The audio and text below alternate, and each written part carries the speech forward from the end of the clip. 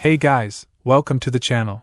As you see in the thumbnail, what if Naruto help Elden Ring gods to save world and harem? Before I start, please do support for more awesome content, and subscribe my channel and like this video. Go support and follow the Neon Zangetsu for writing that awesome fanfic, and also make sure to comment on this story.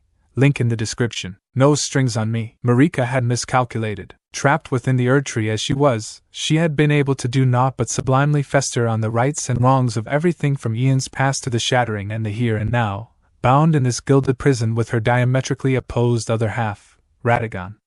It was unpleasant, to say the least. So many mistakes. So many foolish choices that, looking back, she could have avoided. But even now, in this dark other space at the heart of this hated oak, illuminated by nothing more than the shattered remnants of the ring still incurably bound to her body and soul, Marika was not idle. She could feel the pitch and yell of the world through the ring and its shattered remnants, each desperately trying to resolve adherence to the greater will, blast it to the finest ash. And the lingering grace that she had set in motion, she had planned to turn from the greater will, locking the outer god's influence from the lands between and letting its denizens, deities and cryptids flourish and wither under her grace, her order, her reign, not some incorporeal cosmic voice calling for order from beyond the furthest stars. Why, yet seeing her godwin, her sweet boy, butchered at the hands of that feculent stepdaughter run these plants that had forced her rebellion to be a shade more dramatic. Had she acted too quickly? Probably. Most likely. Did she regret it? No. Nay. Never. Not a jot, said she. You try keeping your composure at seeing your perfect firstborn child carved like a pig and see how you feel. Still, her imprisonment had taught her patience beyond that of any saint, and from said patience she had listened to the fragments whisper, both of the state of the world, the lingering feelings of the greater will amid that sublime ordered grace of the golden order, and all that lay therein. Locked as it was beyond the borders of the greater cosmos, there was precious little the greater will could do save pass on its malignant will to the fingers and smolder impotently at how it could not change the damage she had dealt by shattering the Elden Ring. That thought, at least, brought her some small bit of pleasure, even in captivity. Oh, how her dark painted lips curled into an amused smile at the reminder.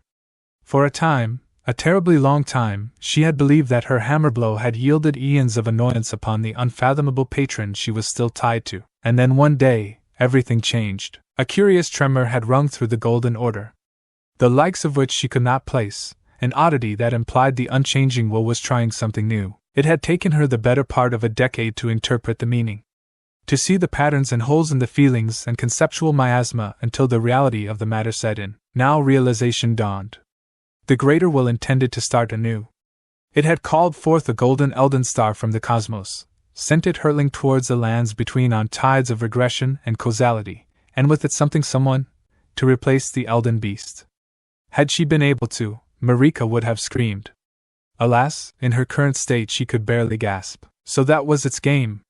Summon something with the strength to rip the fragments of the ring from her body, then use the monstrous golden light to forge a new one, with new rules and realities of the world bereft of that which Marika deigned beautiful and wondrous. It would be death. For her, and everything she'd ever known. She'd raged against the horror of it all. When her mind and confined body finally settled, she began to think of ways to counteract this horrifying prospect, mustering her brilliant mind and boundless guile to set a countermeasure in place. While she tracked the golden star in her mind, Marika came to several conclusions about it, the ring and the lands between. Firstly was that for the awesome power she could sense, it was not omnipotent and thus surmountable.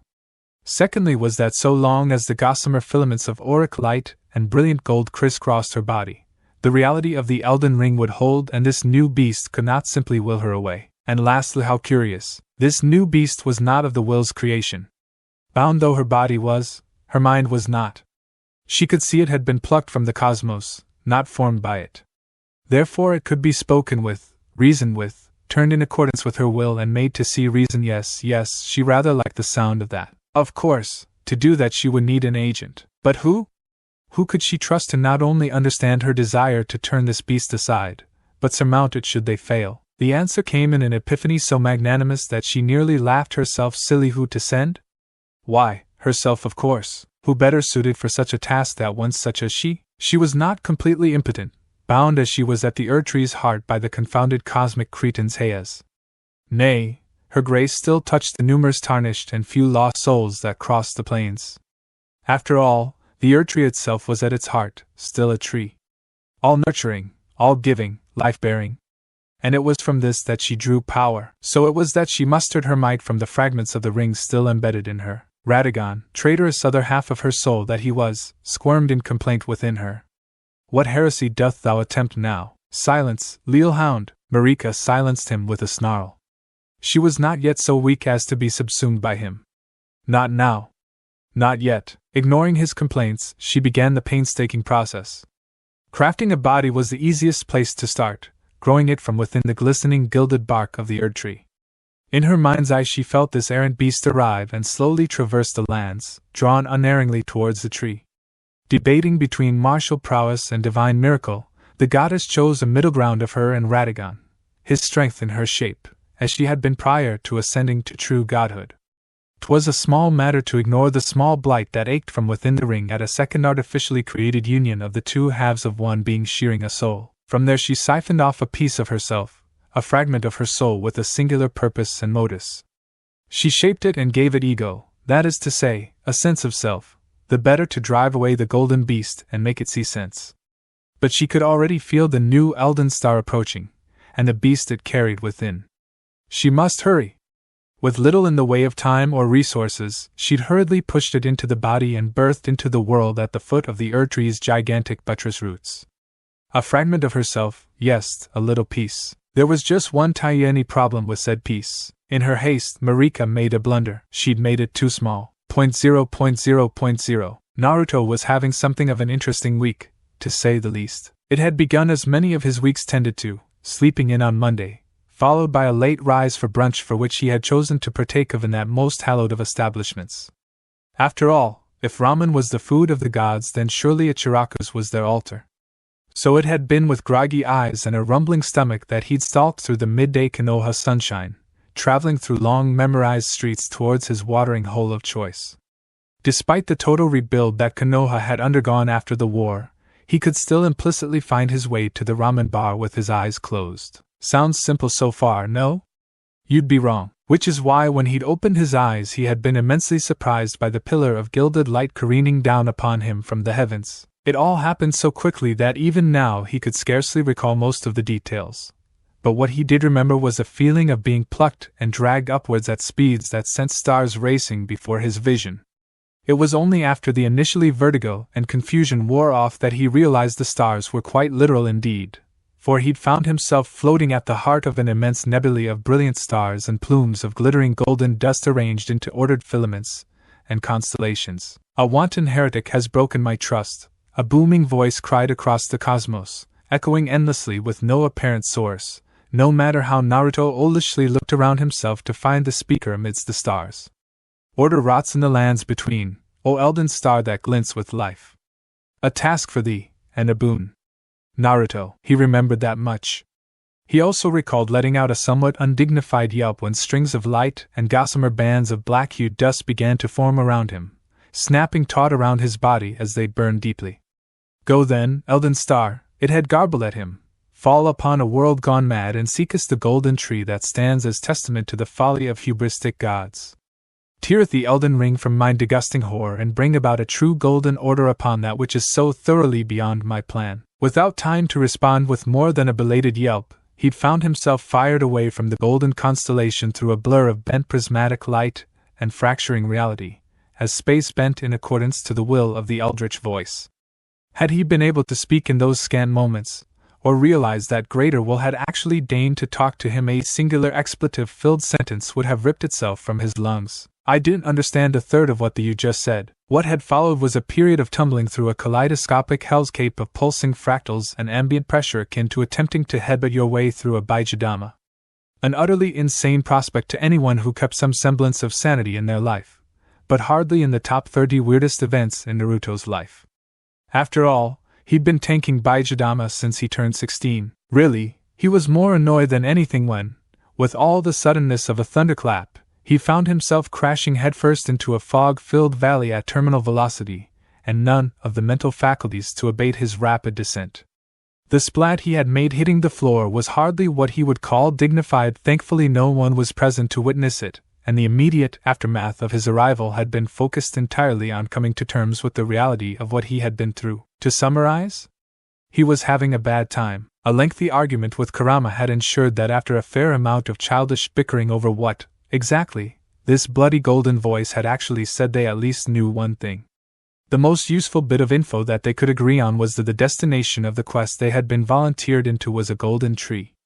Thus, they'd set out to find it to get this whole annoying situation put to bed and go home, preferably before Ichiraku's closed for the evening. It had not taken them very long to catch a glimpse of said prodigal oak, a towering trunk of spun sunlight in the form of a tree splitting the horizon for all to see from hundreds of leagues around.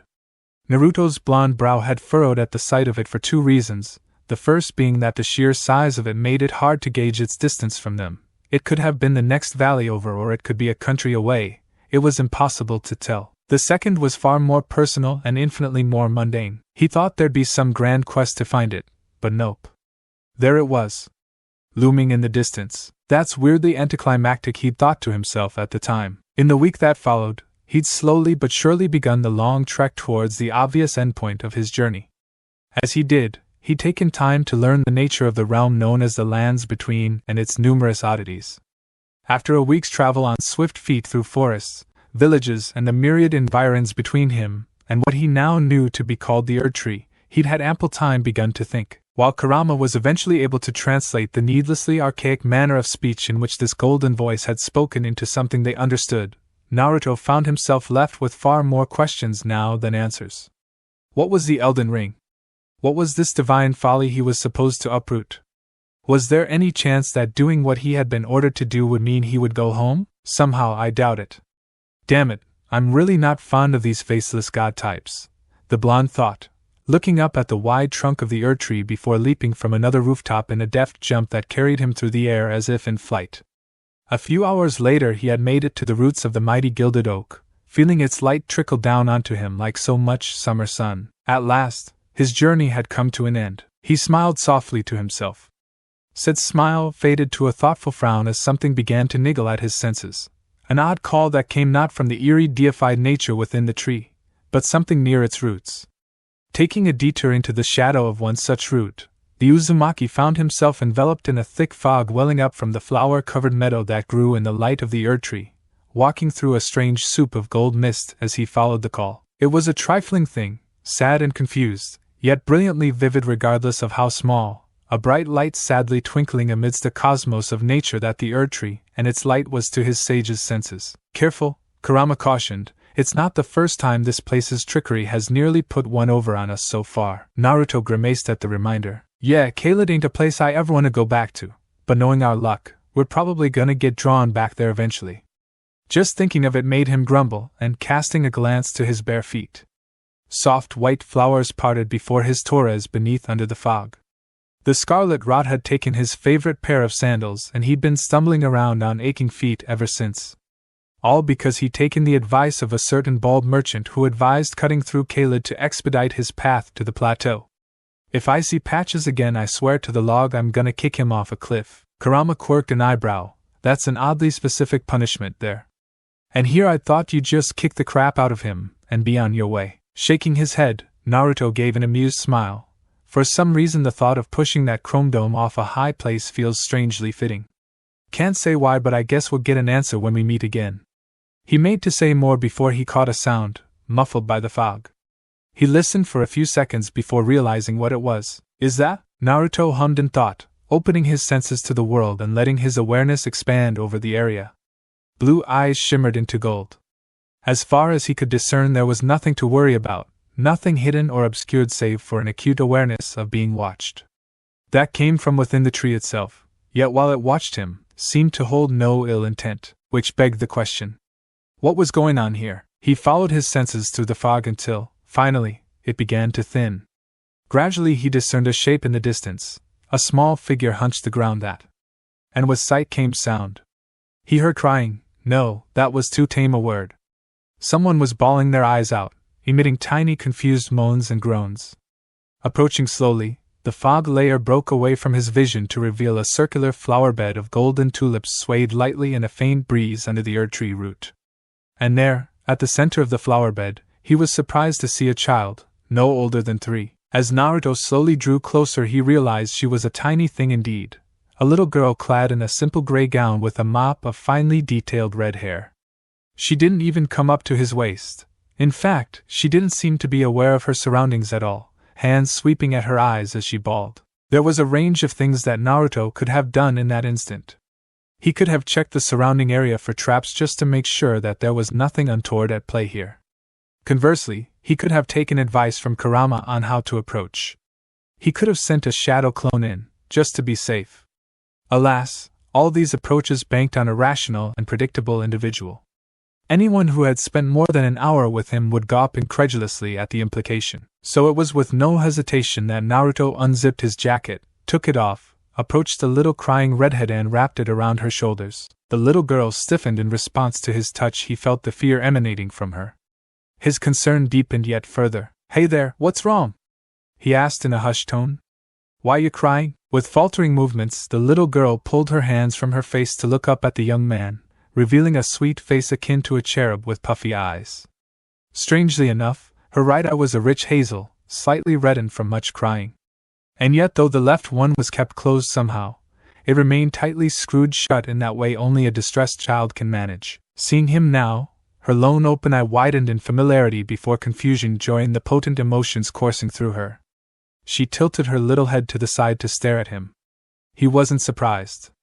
He looked a mess. Now that he donated his jacket to give the little girl to give some semblance of warmth, he was left in little than his trousers and a frayed, bloody t-shirt. Her eye strayed to the marking on his chest, trying to make sense of it, and the markings left there by the golden voice. Well, good luck with that. He didn't know much about it himself. "You lost too, kiddo?" He gazed out into the fog, struggling to make sense of it all. "Wonder where your mom and dad are? What kind of parent leaves a crying kid at the foot of a tree?" The little girl looked up at him, her mind a blank canvas as she tried to interpret the cavalcade of feelings that the young man emitted. A feeling of tranquil calm and safety wafted from his presence. There was something about him, a golden light she could perceive beyond true sight that warmed every fiber of her little body. It reminded her of someone, but she could not place who, for the foggy memories of golden light at the beginning of her existence were as abstract as the fog that surrounded them now. Yet there was something concise amidst the vagaries. Something she had to do. This young man was special, and she was supposed to keep him close, wasn't she? Her head hurt. Oui, for the eldritch forces observing them from within and without, the outcome should have been a rational one. It was not. A child's mind is a wonderful thing. As such, they could not begin to fathom just how simply yet spectacularly she would resolve the paradox. Nodding her head once, dark shroud of hair jostling about her face, the little girl decided exactly what Naruto meant to her. A tiny hand tugged at his sleeve. Once. Twice. Thrice. Pa. Naruto blinked, still looking out into the fog. She pointed at him, grinning. Papa! Kurama absolutely howled with laughter in his head. Naruto's head whipped around with an audible crack. Pa! No. We are not doing this shit. I ain't your dad. I'm too young for that. The little girl touched a finger to her lips. Sure? Kuram's laughter redoubled. Her single hazel eye clouded in curiosity. Shit? She said innocently, the profanity fouling the air around the innocent cinnamon roll. Ah, crud, yeah, that's child-friendly. He waved his arms around in an attempt to swat the curse word from the fouled air. You're a little too young to be saying that word. She giggled and he blinked, clapping his hands to either side of his head. And stop that. I'm too young to be a papa. Shit! She replied happily. Kurama kicked inside the seal, tails thrashing as he cackled. Naruto groaned. You're not going to forget that word, are ya? Not a chance. The little girl giggled and clapped her hands. Shit. Great, not even a minute in, and I'm already a failure as a father. No. He rallied himself. Focus, damn it. I ain't a dad. Much to his chagrin, the child toddler soon presented him with another dilemma. As he looked on aghast, she began to make pleading noises, hopping up and down in place. Slender arms reached for him, her little dress flapping with every hop, his black jacket wrapped around her shoulders like a cloak. Her intentions were all too clear, even if she couldn't quite find the words for it. Little one wanted up, he scowled. Will you listen to me? I'm not. She flinched and whimpered, one hazel eye shining with tears. Idly, he noted the other was sealed with a black mark of some sort. Oh. He knew that look far too well, having seen it a time or two. Surely she wasn't gonna? She was gonna. The child warbled once, threw her head back, and wailed. His heart twisted at the sound. Calm down. I'm not your. No! She bawled even louder. Papa is Papa. She exclaimed it as though it were an immutable fact of the world. Nobody else is Papa.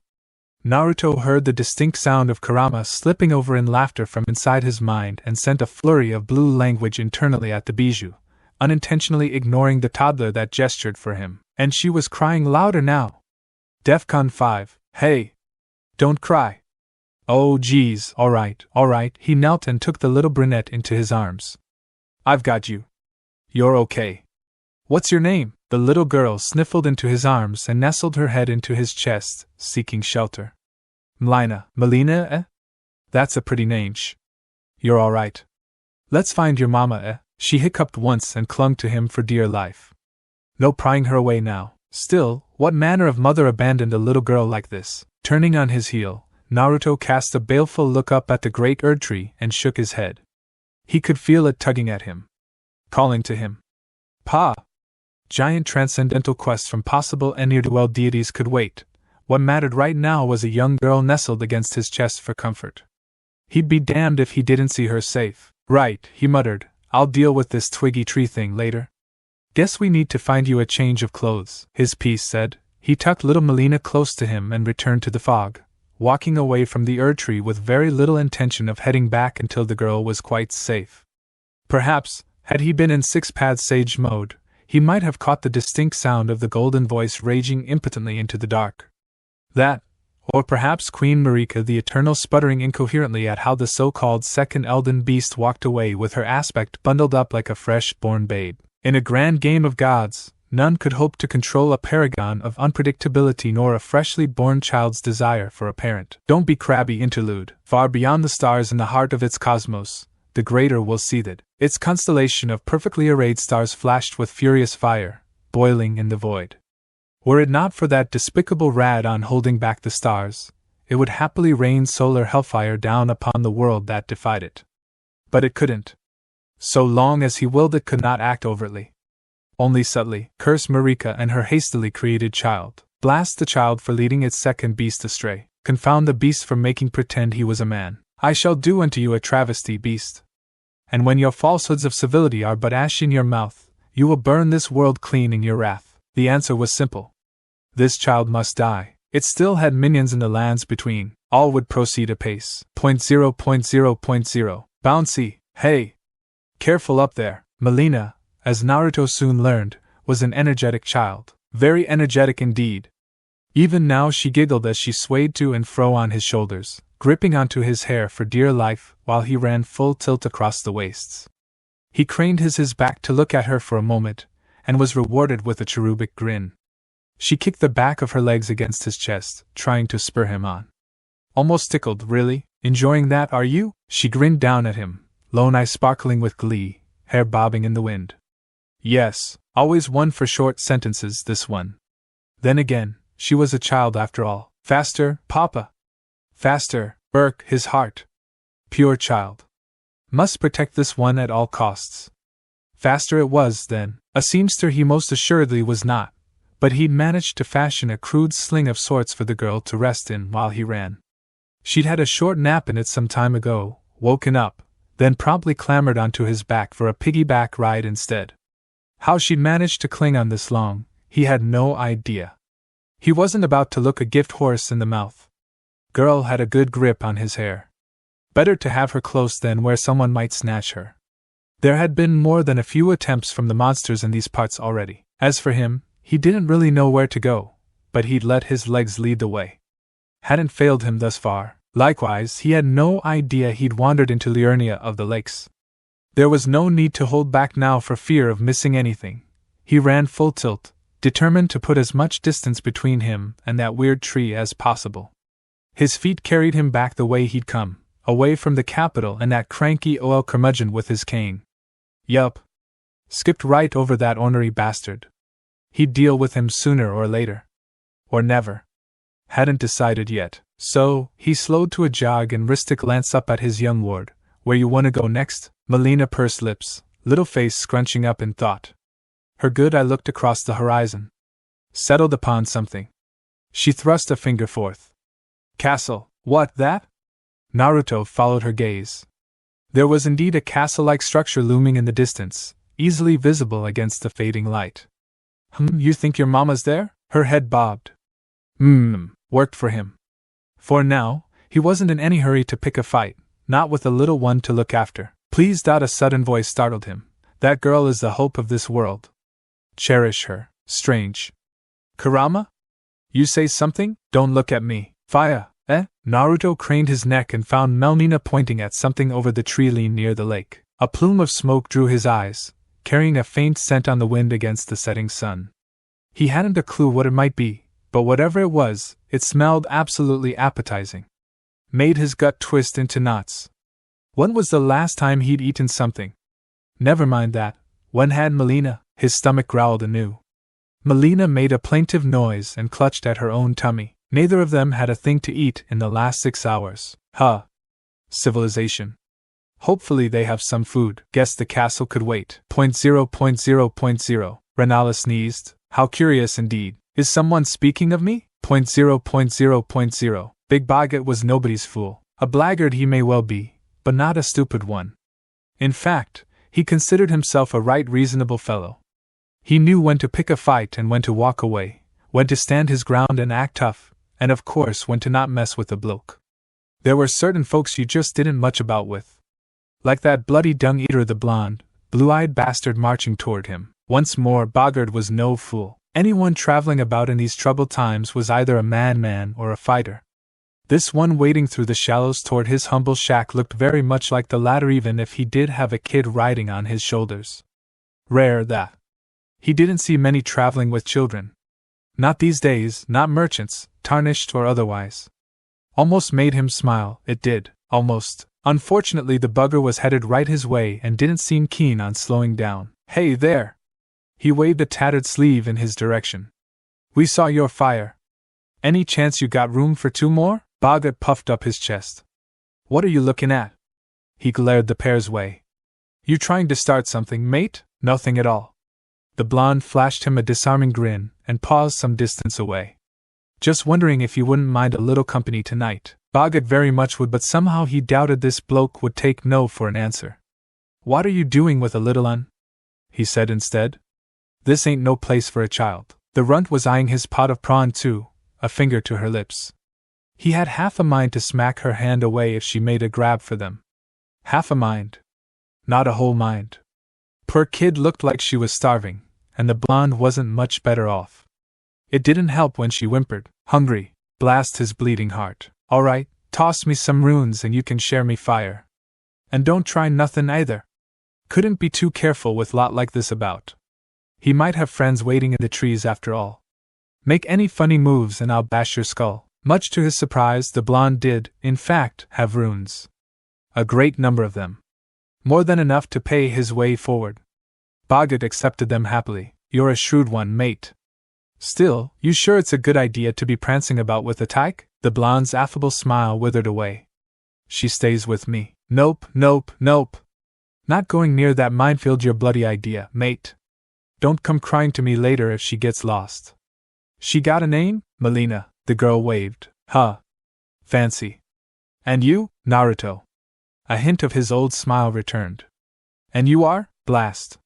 Well, nothing ventured, nothing gained, he supposed. Name yes, Boggart. Braggart? He scowled. Boggart. All right, wasn't trying to be rude. Still the blonde lingered, not willing to approach. He let the little lass clamber off his back, but she didn't stray far from his side. Her lone eye regarded him with curiosity, considering him as one might an interesting animal. Boggart found he didn't much like that either, almost felt if someone were watching him through this little lass, observing him, judging him. You would be correct. A voice like warm honey trickled into his ear. Thou shalt these two the shelter they seek, or I shall be most displeased. A cold shiver shot down his spine. Marika's tits, that almost sounded like the queen herself. Maybe I've had a bit too much prawn today. Oh, piss off. Boggart's nerves couldn't take any more of this stress. What is it now? Why you looking at me like that? The girl Molina touched a finger to her lips, and like any child, repeated what she just heard. Piss? Naruto's face turned thunderous. Wanna run that by me again? Sorry. He held up a gloved hand to stave him off. You want some of me prawn, missy? Freshly cooked it is. She scampered forward as he offered up her prize. Here, hold out your palms. I'll give you some. Molina held up her hands eagerly. All right then. Here. He ladled it atop her fingers. It's yours. Careful now, it's hot. K. Her head bobbed and she granted him a grin. Thank you? Quick as can be, she took a bite. Her entire body went still. Then her eye lit up. A second bite followed the first as she squealed happily. Scood. Naruto tapped the back of her head with one finger.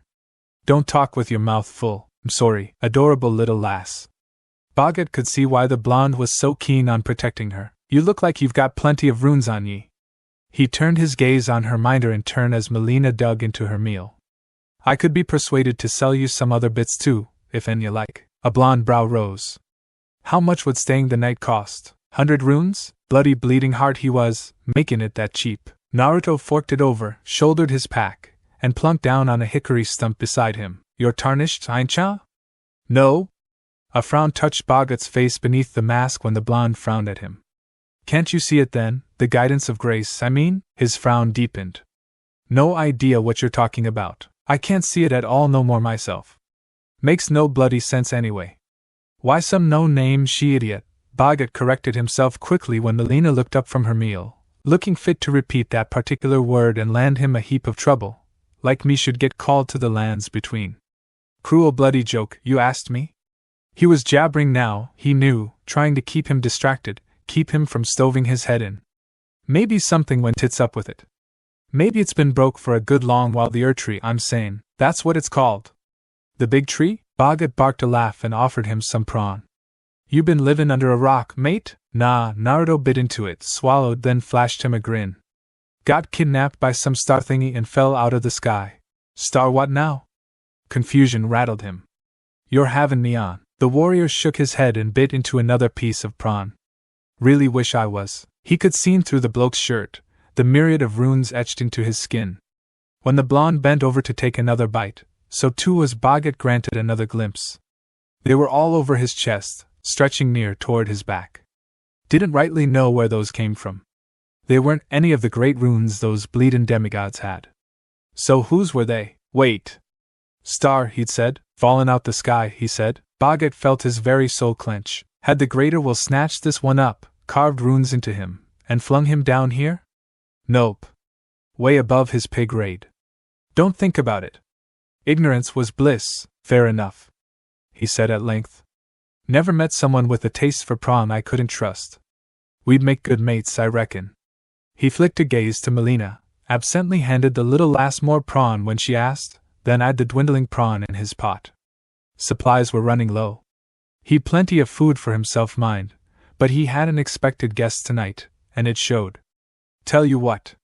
You look like you can handle yourself. Bring me one of those giant lobsters, and you'll have your fill of prawn for life. On the house, Naruto perked up. No strings attached? Nope. I'm a man of me word. Deal. 0.0.0.0. What in the blue hell? Blade gawped openly at what he was seeing, his maw wide and tongue lolling before lifting the binoculars to his face again. There it was again, the sight that had continued to baffle him for the past 10 minutes, since he had spotted the dot on the waterlogged horizon, a young blonde tarnished riding on the back of a giant crayfish with a small redhead on his shoulder. He chuffed at the absurdity of it, and couldn't help but peel back his lips in a lupin grin. My, you seem like quite the amusing fellow. Ranni must be told of this. It's not what a warrior fights with, it's what they fight for that counts. Mother knows best. Bloody hell. You actually did it? Is that doubt I detect? No. Not at all. Boggart cursed himself for the slip and waved his hands quickly to stave off Naruto's scowl.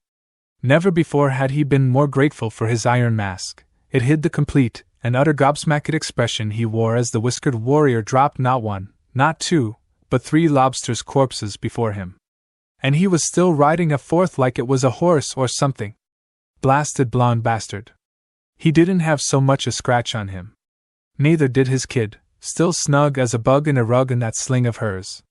What kind of strength did it take to wrangle that many monsters and come away unscathed? He didn't want to know. You wanted one, but we stumbled into these 2 on the way back. Naruto hopped down off his chosen mount, letting it gurgle angrily. Said gurgle stopped abruptly as Molina ran a hand over his claw. Hope you don't mind. Mind? Like hell I do.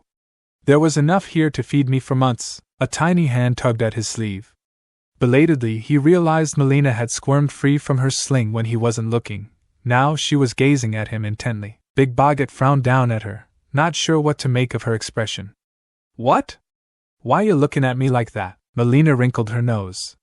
Beamed now. And then. Will the food be ready soon, uncle? Naruto pitched back with a cackle. Boggart absolutely wheezed. Cute little runt. Even in sleep she was just too pure.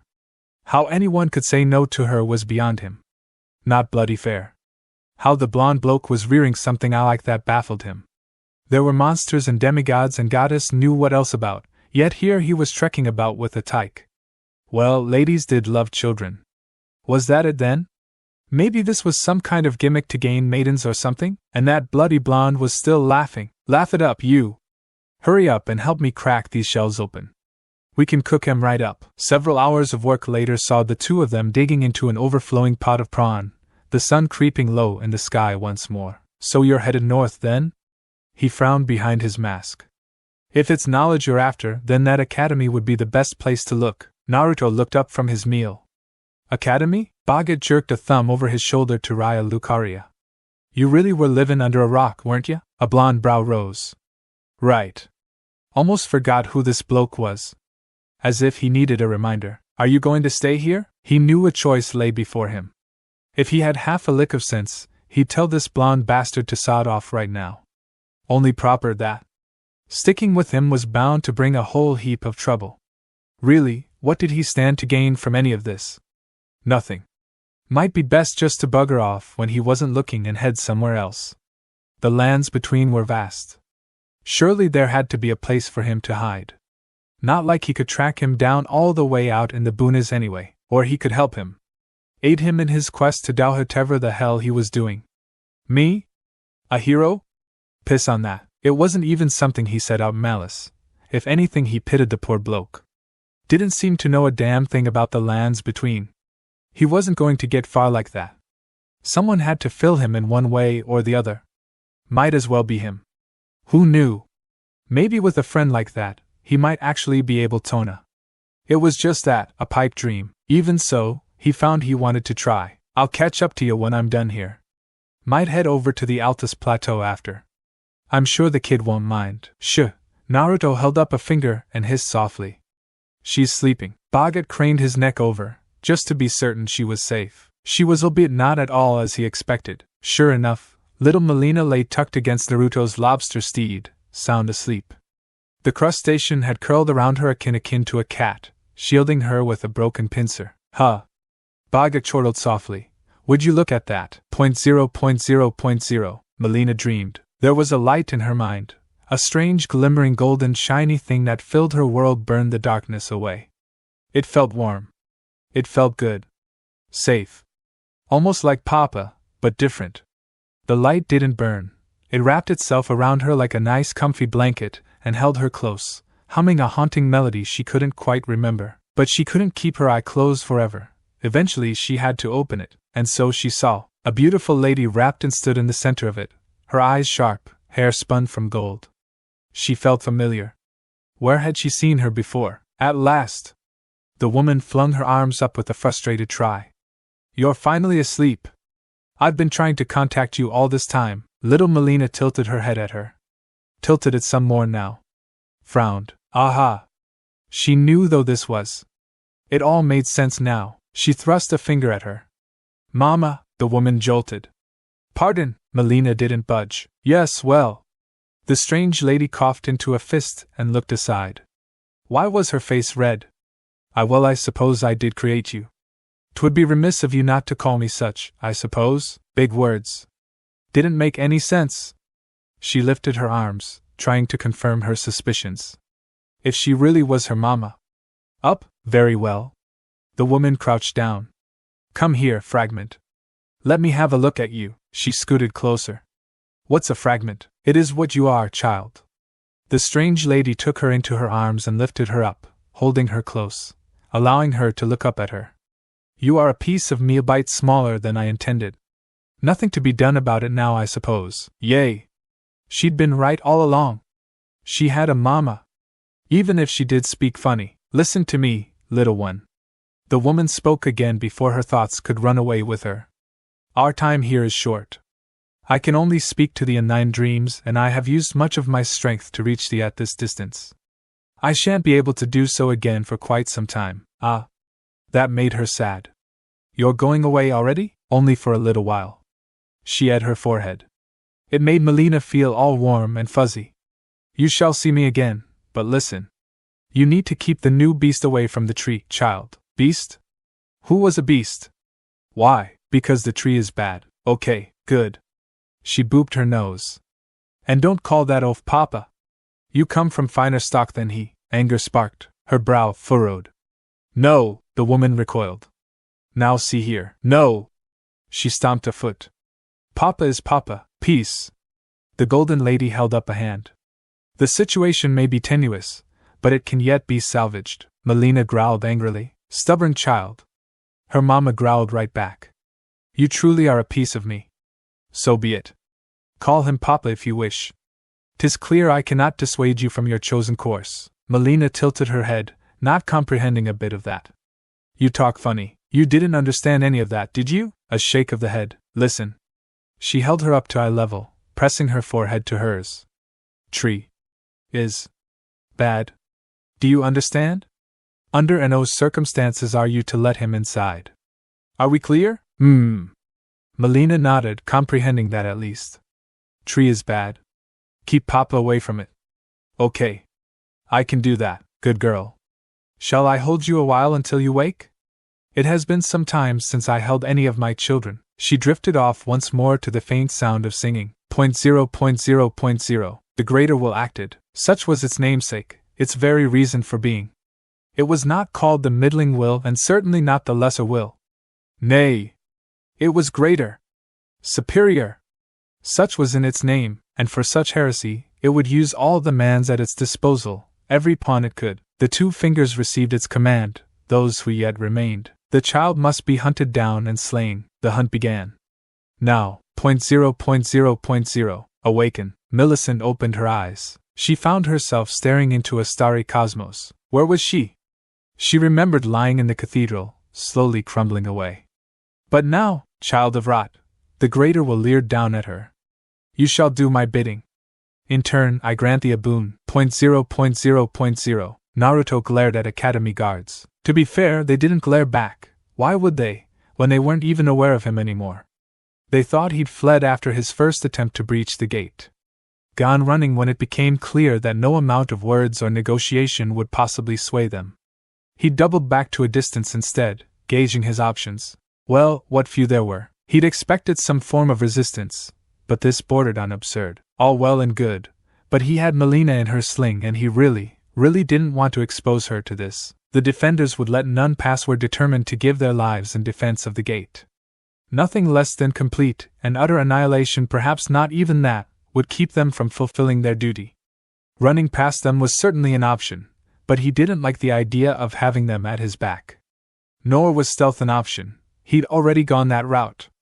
He couldn't even knock them out because they seemed to be under a spell of some sort, one that forced them back to wakefulness the moment he sent them under. But to just kill them because they were in his way, well, that didn't sit right with him, you know? Then settle for half measures. As ever, Kurama came up with a solution before he could.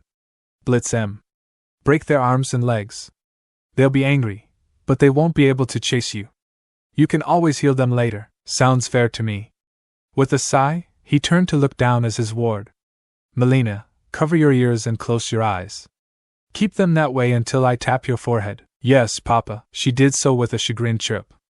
He bound her tightly to his back, making certain she was safe in her harness. From there, he adopted a runner's crouch, hands to the floor, one leg pushed back against the crumbling wall. It would do. His body blazed gold. Eldritch black marks scrawled across his body, causing his back and chest the runes carved within to itch. This felt like overkill. It undoubtedly. The guardians of the gate weren't even remotely prepared for what was coming. On my mark. Ready? Naruto felt his eyes flash red. Set. They burst forward in a singular flash. Go. To call what followed a fight would have been generous. He was not. It was a slaughter. They didn't see him coming, didn't even know he was there, until he landed among them. Blows flew. Bones snapped loudly. Bodies hit the floor.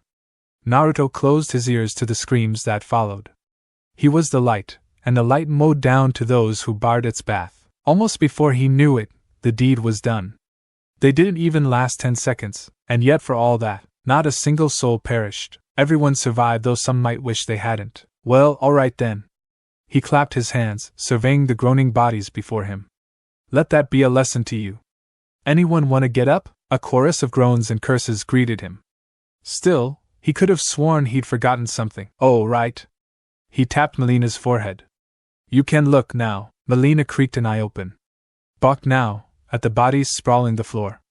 He winced, expecting shock. Fear, at the very least. Papa's amazing, heh. He thumbed his nose, silently glad he'd spared her the sight of such carnage. If you say so. Satisfied with his handiwork, he turned. In sparing the defenders, he unwittingly created a new legend. But that is a story for another time. Before long, he reached the gate proper. There, too, he found his pet bard. Not by might of men but magic. Sealed by a mighty blue barrier that loomed large over the academy, there was no hope of egress.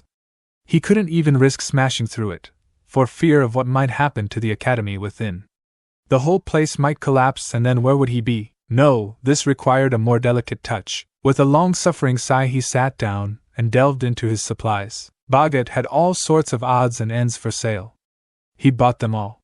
Cleaned him right out. Now he drew forth a large brush and a pot of ink. Sat down. Spread a scroll before him. Dipped the brush into a pot. All right, time to see if this whole Uzumaki sealing business is hereditary or self-taught. He hoped it was the former.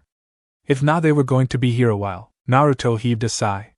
Might want to get comfortable, Mel. His daughter plunked down beside him. K.0.0.0. Something had changed. Rennala raised her head. She felt a ripple in the pond of her mind. It seemed strange to say after so long a time, but there it was. With each passing hour she felt her thoughts returning, sharpening, regaining their former luster. It wasn't an immediate thing rather, but the result of a great deal of time. A curious lessening in her thoughts. As though a pressure were being eased from her skull, poison leached from a wound. She could sense a looming presence nearby, powerful, yet its proximity brought her peace. The closer it came, the more herself she became. Curious, it wasn't something she wanted. Not at first. Ignorance was bliss. There was peace in madness, serenity in insanity. But she had no say in the matter. Eventually she sensed the strength of runes themselves, that familiar burning beacon she'd learned to recognize long ago. Not just any runes, but great runes, a presence growing stronger with each passing moment. And with it, the final fetters fell from her mind. At last she looked about, her mind her own once more. What she beheld caused her stomach to sink. She saw her sweetings crawling upon the ground and for the first time, felt not love, but horror. These were not her dear daughter. These were abominations. Awful legless things made in her madness, in grief-filled sorrow. They looked upon her with dark eyes. Broken little dolls. Rennala recoiled. I'm sorry, my dear. She closed her eyes and raised a hand. It had to go, now. She had created these poor souls through the forbidden rite of rebirth. It was the work of moments to end them. With not a clenching of her fingers she undid the horror she'd made. As one they turned to dust. Nary a sound was made in their passing. Empty robes fluttered to the floor, leaving their candlesticks to fall atop them. Rennala dropped her amber egg, picked up her staff, walked over their remains, and did not look back. There was work to do. She knew not how long this brief pang of sanity might last, only that she must make use of it while she could. The past tugged at her, old memories made manifest once more. She saw ghosts in the halls, specters of her family, happier times rising to haunt her. She grit her teeth against it, and kept walking. Her heart hurt. Radagon. 'Twas all his fault. He would pay for this. She would have recompense. Down through the academy she went, taking the secret paths to avoid the scholars. None challenged her. Perhaps they knew better. Soon enough, she reached the lecture hall. It was there that she found him. A great beast barred her path, a red-cloaked creature with tooth and claw. She knew at a glance the red wolf of Radagon. Her husband's once beloved pet. It growled at her now, gone feral in the absence of its master. Poor creature. It, at least, was blameless in her husband's deceit. She didn't miss the bodies of several scholars strewn about at its feet. Rennala felt no pity for them, half-eaten as they were. The fools had earned what they wrought, but Omith Wolf was looking rather angry. "Dost thou not recognize me?" she called out to it. "You were but a pup whence I saw thee last." Apparently not. It bared its fangs at her, hackles rising in angry defiance. Rennala's staff tapped down. She whispered a familiar cantrip under her breath, one known only to the royal family. The wolf paused, having been trained to recognize such since its earliest days. Its tail twitched. Rennala hummed. "Knoweth me now?" It was like flicking a switch, a happy yip, and then it was upon her. The wolf lunged, but not to attack. Its body struck hers at speed, forcing Rennala to catch the beast to be pushed down to the ground. Even then it was a near thing. Heavy red paws planted on her shoulders in its haste to get at her, and that was it. A rough tongue licked her face, causing her to sputter and fend it off. "I'm happy to see you too, old friend." She laughed. "Let us pay our guest a visit, shall we? 0.0.0.0. Naruto leaned back with a hearty sigh. He'd done it. Well, it looked like he had. Maybe. Hopefully. Hours upon hours of work, pieced together by nothing more than Kurama's advice and his own instinct. Either this would work, or well maybe blow up in his face. Still, nothing ventured, nothing gained. He raised a hand toward the barrier. It fizzled before his very eyes. He hadn't done a damn thing. Why? As he looked on aghast, the gate opened. A tall woman stepped forth, clad in dark robes. Bright eyes gleamed at him from a dangerous visage, her eyes sharp, face framed by long midnight black hair cascading down her back. A great red beast loped behind her with cautious steps, considering them keenly. All of this was lost on him a moment later as the woman in question spoke. "Who are you, good sir?" "Who am I?" His right eye twitched. "Who are you?" "You ruined all my hard work." Melina's reaction proved more poignant. "Doggy." She all but buried her head deep into the russet red fur of the large wolf, little arms and legs clamping her to it like a limpet as she squealed in mirth. The red wolf loosed a happy bark and nosed her face. She latched on even harder, running her hands over its shaggy coat as she babbled like the child she was. The tension shattered, so Naruto dragged the word out in embarrassment, sending an apologetic look at their host. "Melina's kinda fond of animals." "Hush, traveler, 'tis not a problem," the woman laughed, a refined bell-like sound that tinkled the air. "There is no greater joy than witnessing the happiness of a sweeting." "No," Naruto smiled softly. No words needed to be said. If he knew what was to come he might have said otherwise. Zeal. Dawn came like a fitful child. As the sun slowly rose to its zenith in the sky, Liurnia's usual light drizzle was broken for the first time in several days in favor of a clear horizon, and for once, warm weather could be appreciated from the usually drafty academy.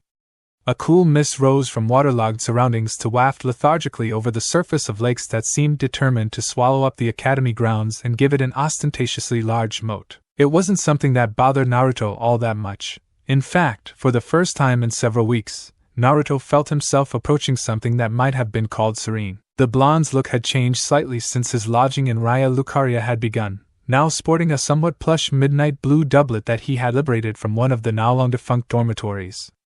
Its body was festooned with light blue filigree and the straps that might have once attached a scholarly mantle. Naruto and Kurama had collectively sighed in relief at being able to find warm and clean clothes preserved by some kind of spell woven into the storage trunks. "Really glad I found the sandals. Weird to think that there are samurai in this land though," the former mused, looking at the tips of his toes wiggling out from the ends of open-toed sandals.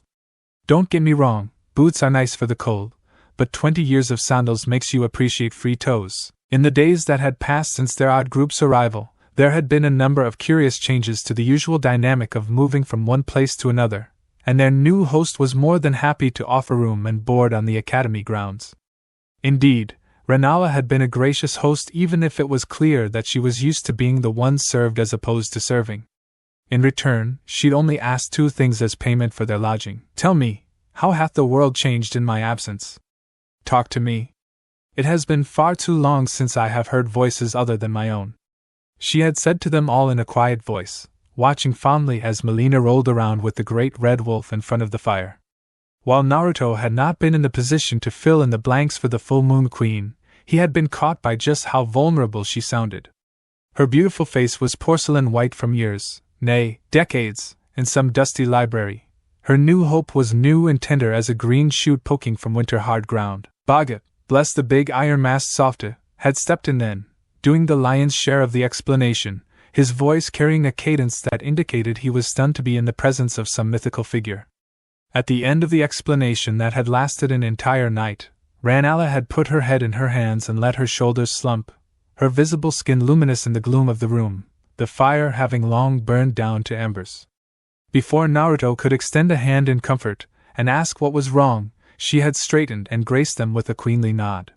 She thanked them for their words and gave them leave to remain in the academy as long as they pleased. Naruto smiled softly, turning a corner towards the central annex to take in the midday glory.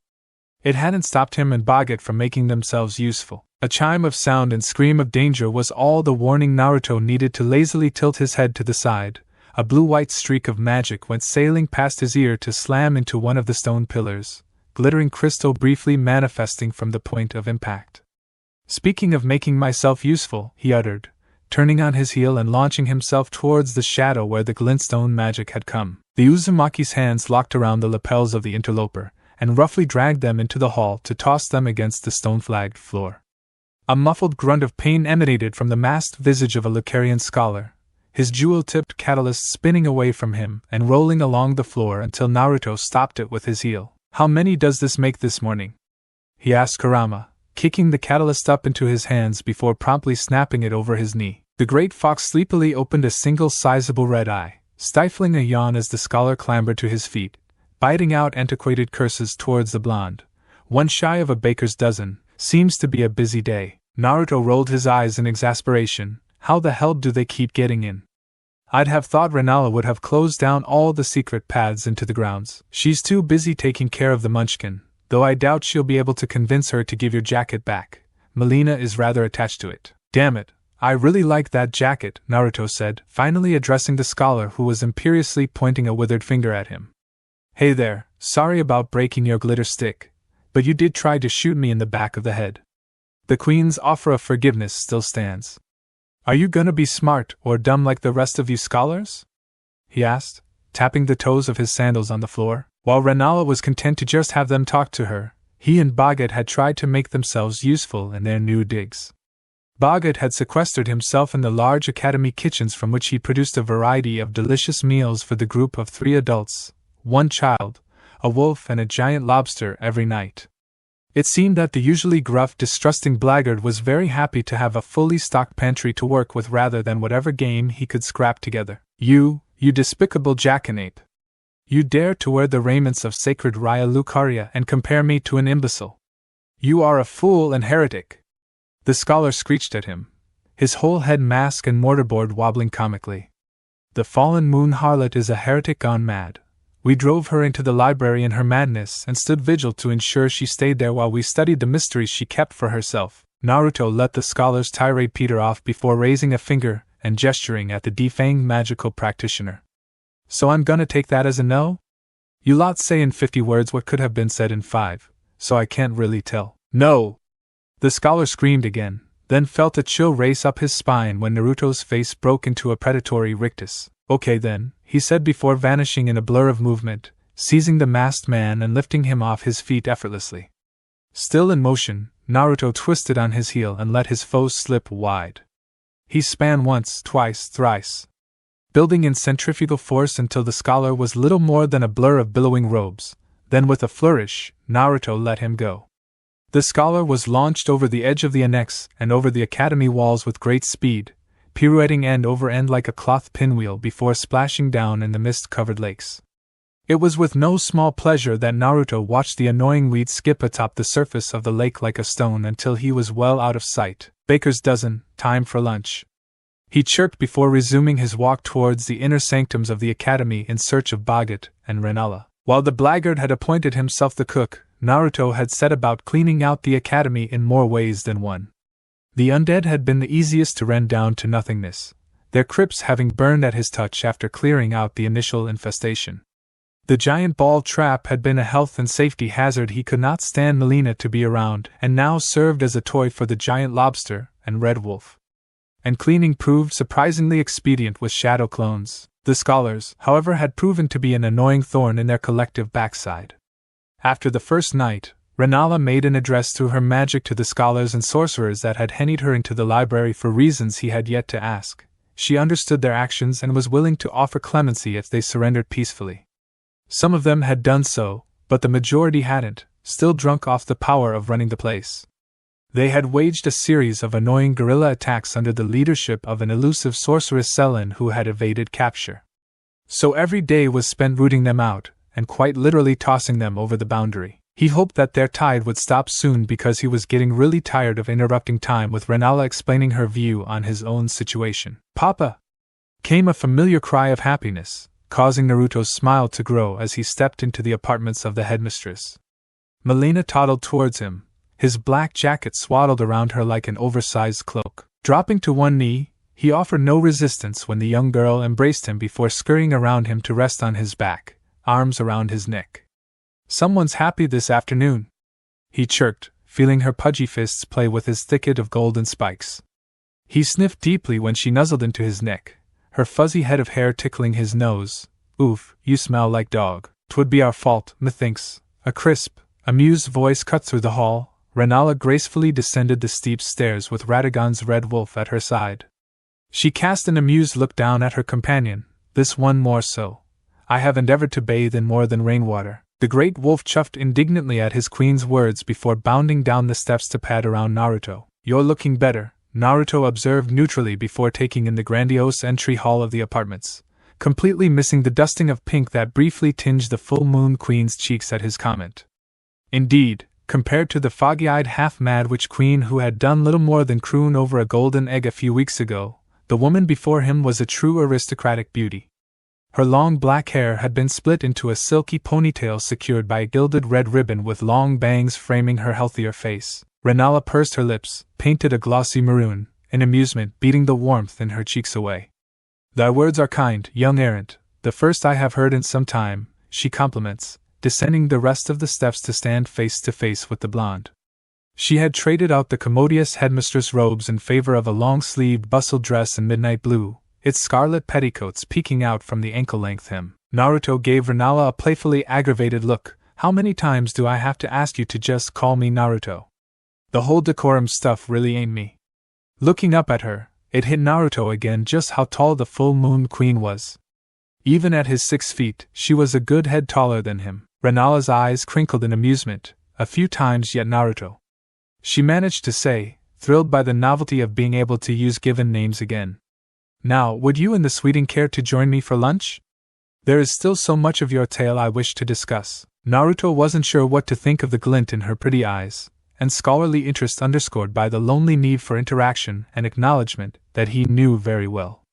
"Of course, I'm starving as is, and I don't think Molina will forgive me if I eat without her," he posited, proven correct when a pair of pudgy fists bonked either side of his head. "Silly papa, we always eat together," Molina stated like it was a fact of the world, drawing amusement and exasperation in equal parts from the adults before Rennala bade him to follow her, the scent of untold culinary delicacies wafting through the doors. 0.0.0.0 Far distant from the steadily warming halls of Raya Lucaria stood a rise, and upon its zenith a thin tower, its entrance glinting in the afternoon sun from the variety of large blue crystals that jutted from the ground.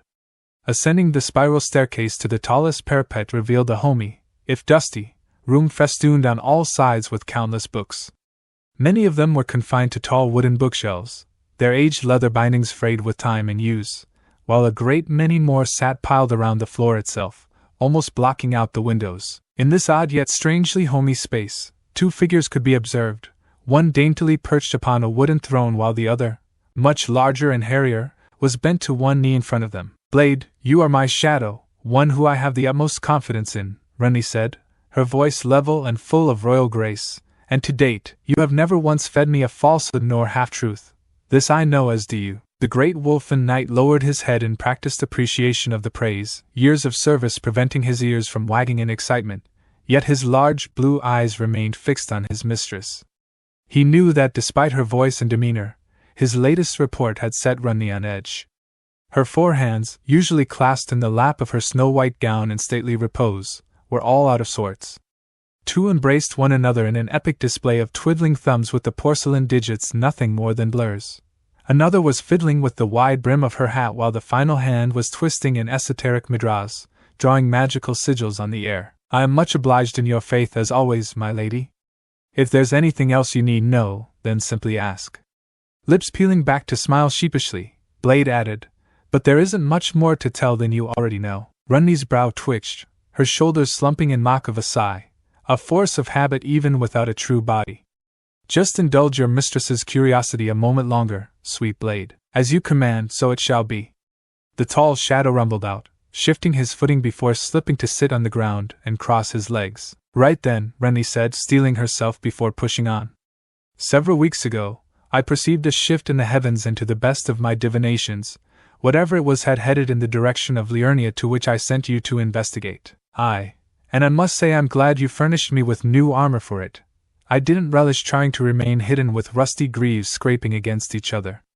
The wolf-headed figure chipped in, drawing a stiff nod of assent from Ranni. "And in that time, you discovered nothing for the first few days and were about to return to me when you spotted something more peculiar than usual," she uttered, reluctant to continue for the idiocy of the rest of the story. "A blonde vagabond, an iron-masked blackguard, and an aspiring maiden tucked into the blonde's sling, all riding atop one of Liurnia's great crustaceans as if it were a housebroken steed." Blade nodded. I'm unsure how the trio managed to wrangle the thing, but it was taken a bit and bridle well enough, as well as I could see through my binoculars anyway." Ranni pressed a set of hands to her temples while the others braced her on the armrests of her wooden throne. "And upon seeing this miraculous transit of hard-shelled beast of burden, you followed it all the way to the walls of Raya Lucaria, where they could not pass the warded gate until it came undone and my mother of all people welcomed them inside." The dull-bodied witch said to him, her eyes full of disbelief, "You're quite sure it was her?" Grinning wolfishly, Blade answered honestly, "Oh yes, she even had your father's great hound at her side. I'd never forget that big red beast." Gathering her thoughts, Ranni fell into silence for several minutes, thinking about the rest of the story, of how apparently the trio, particularly the blonde, had set themselves up in the academy before seeking to rid the grounds of the traitorous former faculty and students of the cornerstone of Lucaria. Miraculous, borderline impossible in fact. The last she had known her mother was beyond help, her mind addled by the emotional damage of her father's returning to Marika, her own death and the mental damage of overusing the great rune in such a state. She still checked in on her mother from time to time. Even if the wards of the academy were deeply annoying to get past, she made sure her mother was at least comfortable in her madness. Yet these newcomers had brought something with them, something that had seemingly done the impossible and seen Rennala the full moon queen return to lucidity. It filled Ranni with joy and an intense, almost paranoid worry. What could do something so miraculous that I had written it off as impossible? Is this the great change I perceived making its way to Liurnia? I trust it to be near my mother, she thought, clasping all four hands together while Blade waited patiently at her feet. Ranni had a complicated relationship with her family, but her mother was one that she had never for an instant stopped loving, and right now something new and powerful lodged next to her. "Is there anything my lady would have me do?"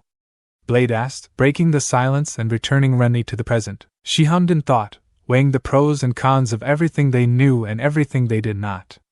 "We are in a critical lack of information, something that we must rectify. Blade, travel to Raya Lucaria and observe this trio and mother.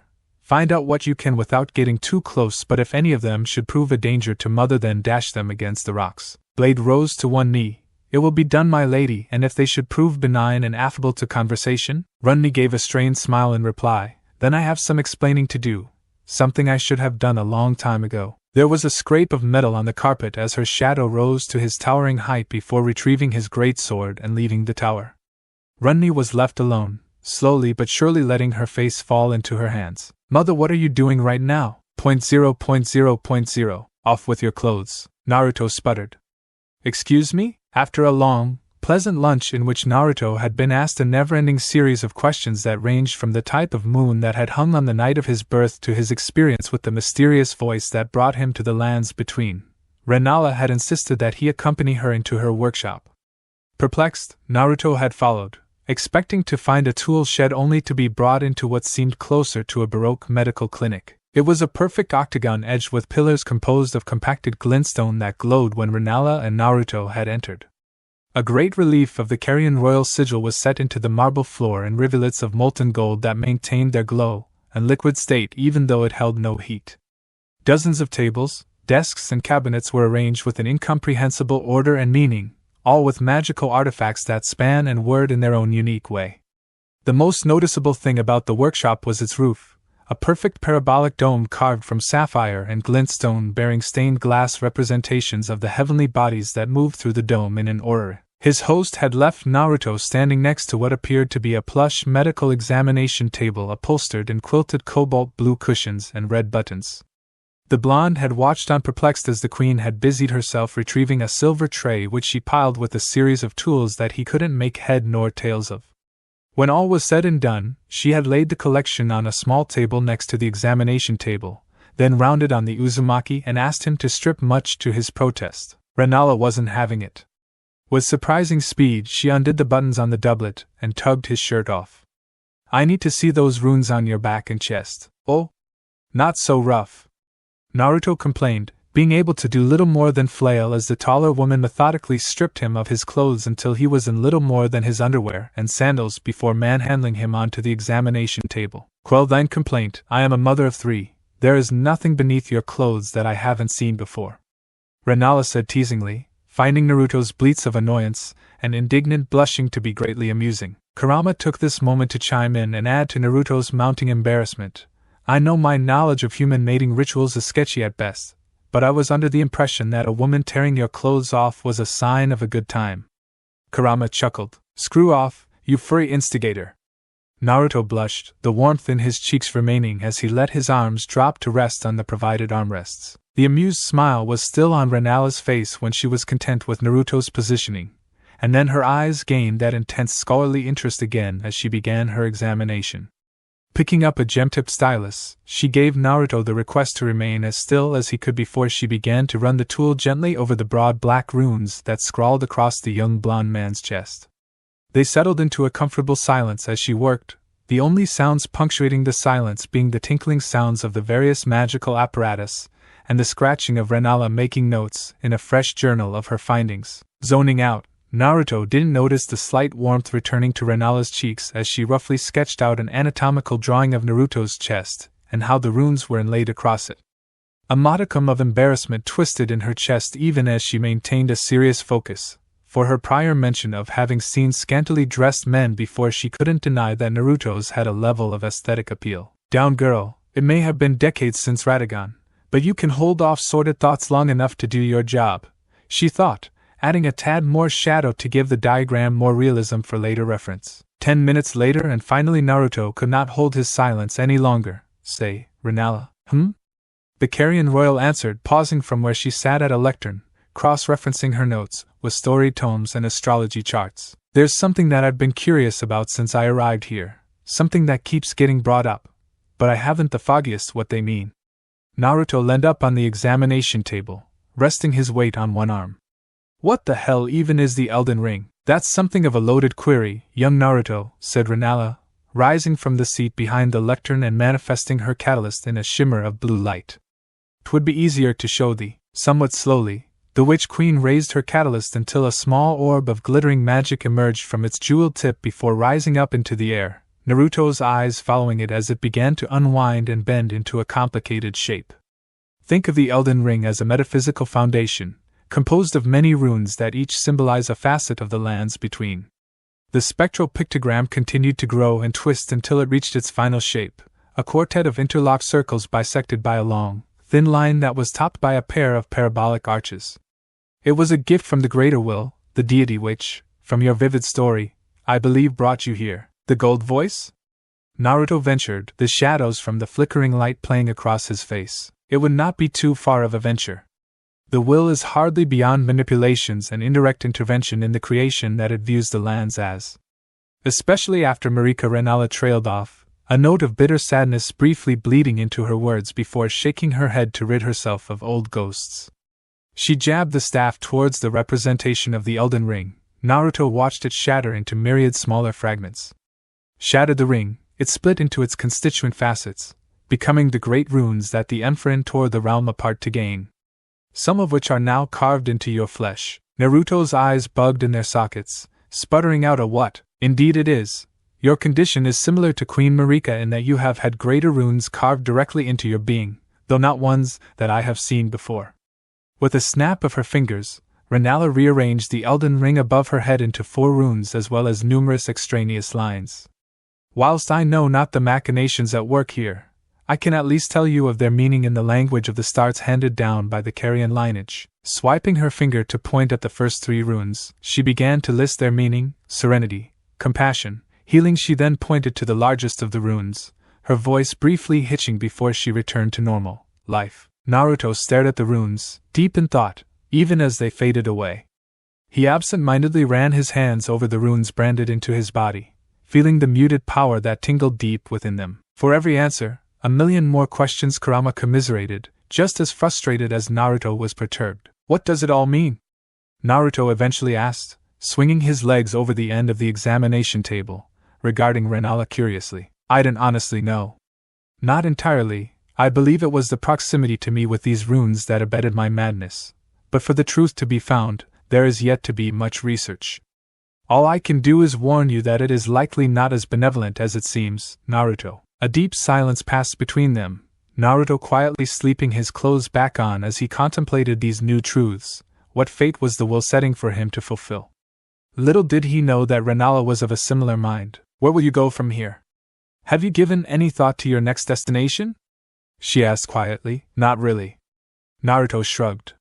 So long as Molina's happy, I'm good. Taking a deep breath, Rennala asked something that she had wanted to ever since the trio had first turned up on her doorstep. Could you not stay a while?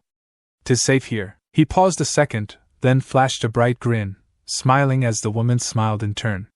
I'd like that. 0.0.0.0. Millicent looked at herself in the mirror, barely recognizing herself. The definable details were still there, the blazing gold eyes and fiery red hair characteristic of those touched by the rot, but she had never been so clean. Instead of her gray and stained red bodice and boots, she was clad in a flowing black and gold chiton with a brooch of the Golden Order holding it closed. She heard a set of steps approach the door to the chamber. The doors opened and a pair of women dressed in the gold and white habit of nuns in service to the Golden Order. The younger of the pair openly sneered at Millicent, while the elder looked at her with neutral reverence. It is time, child. Silently nodding, Millicent followed the pair of sisters through the vaulted corridors of this temple of the Golden Order. The details of her dream with the Greater will remain seared cleanly into her rot-addled mind. Every detail of what the outer god had desired, why it needed her, and what it would give her if she played alone. She had hardly been in any position to refuse the offer, and thus had done as she was bade, traveled on foot to the Altus Plateau to a temple of the Golden Order. When she had seen locked swords and raised shields at her approach, Millicent had contemplated running away, but the cooler heads of the priests had prevailed. They had known she was coming. The words of the Greater will commune to them through the fingers, foretelling of the arrival of a child of rot. Taken within, she had been prepared for the ritual that was required of her. She was bathed in blessed water to burn away any outer corruption of the rot. She grimaced at the memory. Many of the priests here seethed at the very concept of someone touched by another outer god. The sisters in charge of purifying her for the ritual had enjoyed the sounds of her screams as the holy water seared necrotic lesions shut and left Millicent with clean skin for the first time in years. The chiton felt breezy as she stepped through the halls and corridors, the distant sound of muffled bells and hymns permeating the walls that grew louder as they came closer to the central chamber. A dull ache thumped up from her stump of a right arm. The rot was not happy to be so close to them, but the purification and consecrated clothing kept it at bay for now. Passing into the main hall, She nearly faltered at the sight of them, a long hall lined on either side by priests and sisters, each clutching a ceremonial bell and incense burner. The scent of heavy incense punched at the senses, but what caused the redhead to falter was the finger, a trio of them poking crookedly from the desiccated palm that served as an altar. Swallowing thickly, Millicent attempted to stride with purpose down the lines of priests, doing her best to ignore their myriad stares until she was before the fingers, slowly kneeling at the Golden Order's sigil on the floor. For several minutes there was nothing, no movement, or sounds beyond breathing and the shuffling of cloth, and then it began. From the end of the lines, the priests began to slowly ring their bells, one by one down the line. By the time all were taking part, the cathedral-sized main hall was booming with their sound, enough for Millicent to wince in slight pain that was soon swept under the rug by trepidation when the fingers began to move. Slowly, the trio of fingers began to bend back until they were an open hand before veins of a familiar golden light crawled up their lengths.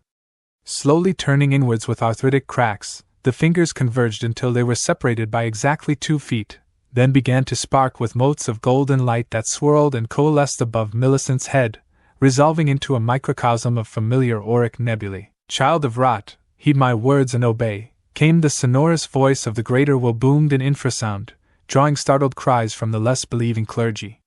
"Name thyself and announce thy reason for hearkening to my will." Momentarily struck dumb by the tremendous pressure pushing down on her, Millicent's voice was barely a whisper yet still carried across the entire cathedral. "I am Millicent, a child of the Rot, and I come to seek a boon from the greater will, for which I shall do thy bidding to achieve." Indeed it was, a boon offered for a service rendered. "Speak then of what you are required to do." The words were well practiced, even if the voice that spoke them was somewhat afraid, the Rot squealing in her guts to run as far away from this thing as possible. An elden beast was called to the lands between to set right the world gone mad, yet it has gone astray and must be made to know its place in the causality of the world. The fingers vibrated ghoulishly as the facsimile stars glittered in what might have been a laugh of approval.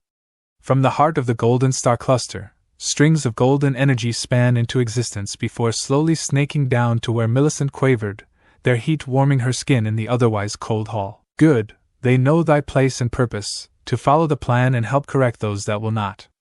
Then speak, Millicent, child of Rot and descendant of a whore's bloodline. What boon do you seek for this service?" Closing her eyes before opening them, Millicent's arms raised up in a pose of reverence, the same pose as Queen Marika on the distant stained glass window, now dark with the evening. "I beg of thee, grant me a body unspoiled, made new and that no rot can blight. I accept any charge or bondage to free myself of being overrun as my ancestors were, so that I may meet them with pure heart and redeemed body." She remained in the pose for some time with the golden threads swirling around her, her stump of a right arm beginning to throb again.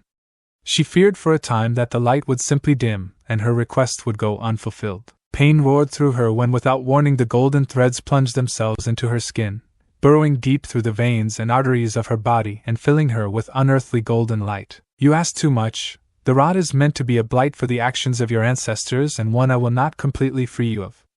Motes of golden light rained down on the screaming redhead, swirling around her in an ever-growing denser cocoon of light. "Yet a boon was asked, so I do unto you the gift of regression and strength. Your body renewed." Millicent's golden eyes looked around wildly before feeling a molten burning at the tip of her stump, strands of golden light and fire manifesting and solidifying into the shape of an arm. Yet the fog, heat and light grew brighter, feeling as if she was growing smaller. No, she was growing smaller. Let regression lead you to the beast, and let the beast bring about the wheels of causality. The accord is made. In a flash of brilliance that rendered the closest priests and sisters blind, Millicent vanished in a tide of sound indescribable to mortals, a perverse apotheosis and transmogrification that would never be written about, a travesty done by a supposedly benevolent god and sent to set things right. It was a calculated risk, but stars above was it bad at maths. 0.0.0.0. Sensation returned to Millicent slowly, pulling her out of the white sensory overload like a photographer slowly closing the aperture on his camera. Tactile and olfactory information pulled itself from the white noise until finally, she could see again, slowly looking around her with wide eyes akin to an owl. She felt tingly, from the ends of her hair to the tips of her fingers and toes. She blinked, then slowly raised her arms in front of her face and stared, confused, and the 2 sets of fingers and thumbs that twitched before her, the flesh pinkened with newness. Unbidden, she let out a high-pitched squeal, not quite terror but neither surprise. She was euphoric. Her arms, they were restored, her body made new, and the ever-present voice of the rot little more than a cowed voice at her core. She jumped up and down in happiness, spinning around and letting her bare feet become caked in mud, something in the back of her mind telling her that she was thigh-deep in water and that something was amiss. She paid it no mind, sloshing through the water and kicking at its surface with a burble of pure excited happiness.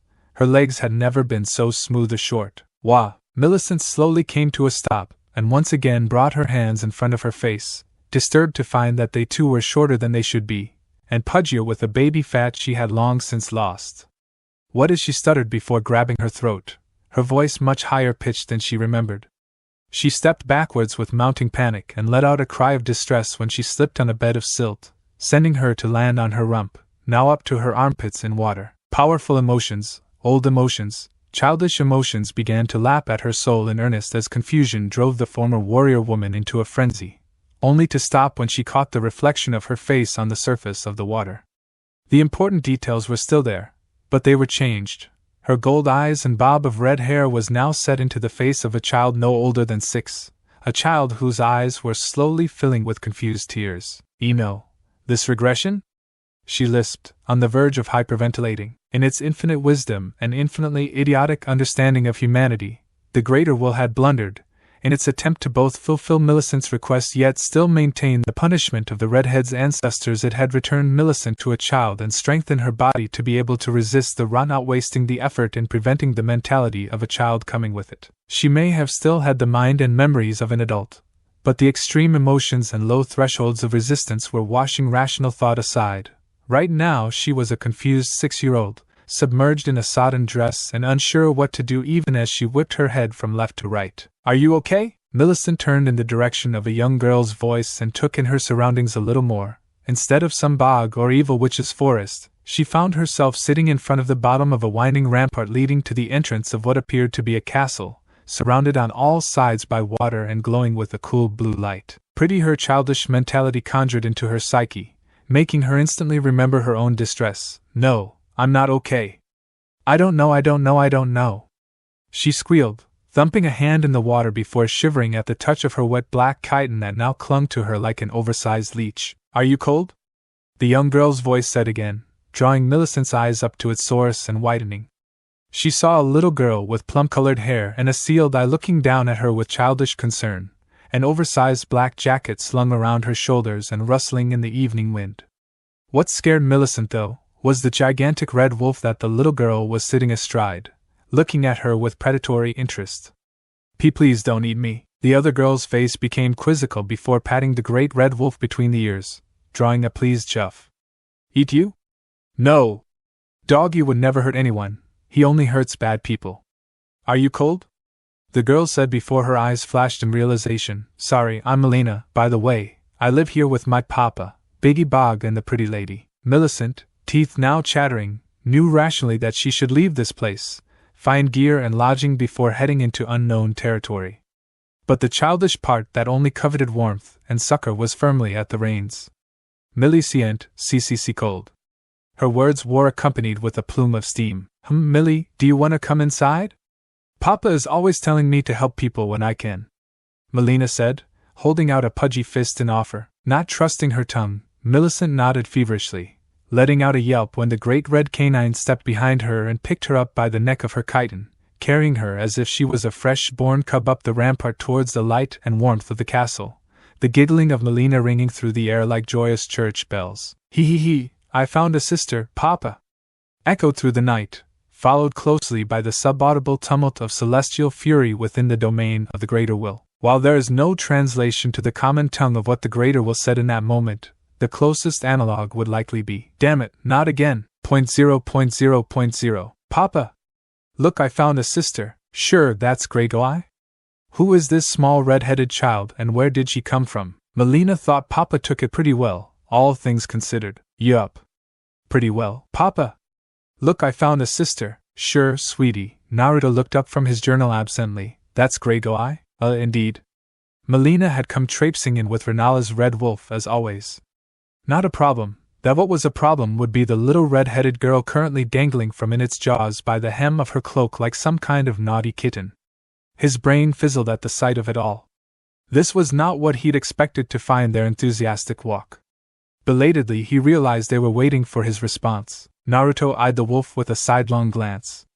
Sit! It obeyed almost immediately and in doing so, dropped its prey. Heh! Good boy. Now then, he closed his journal with a snap, set his mug down, and rose from his chair.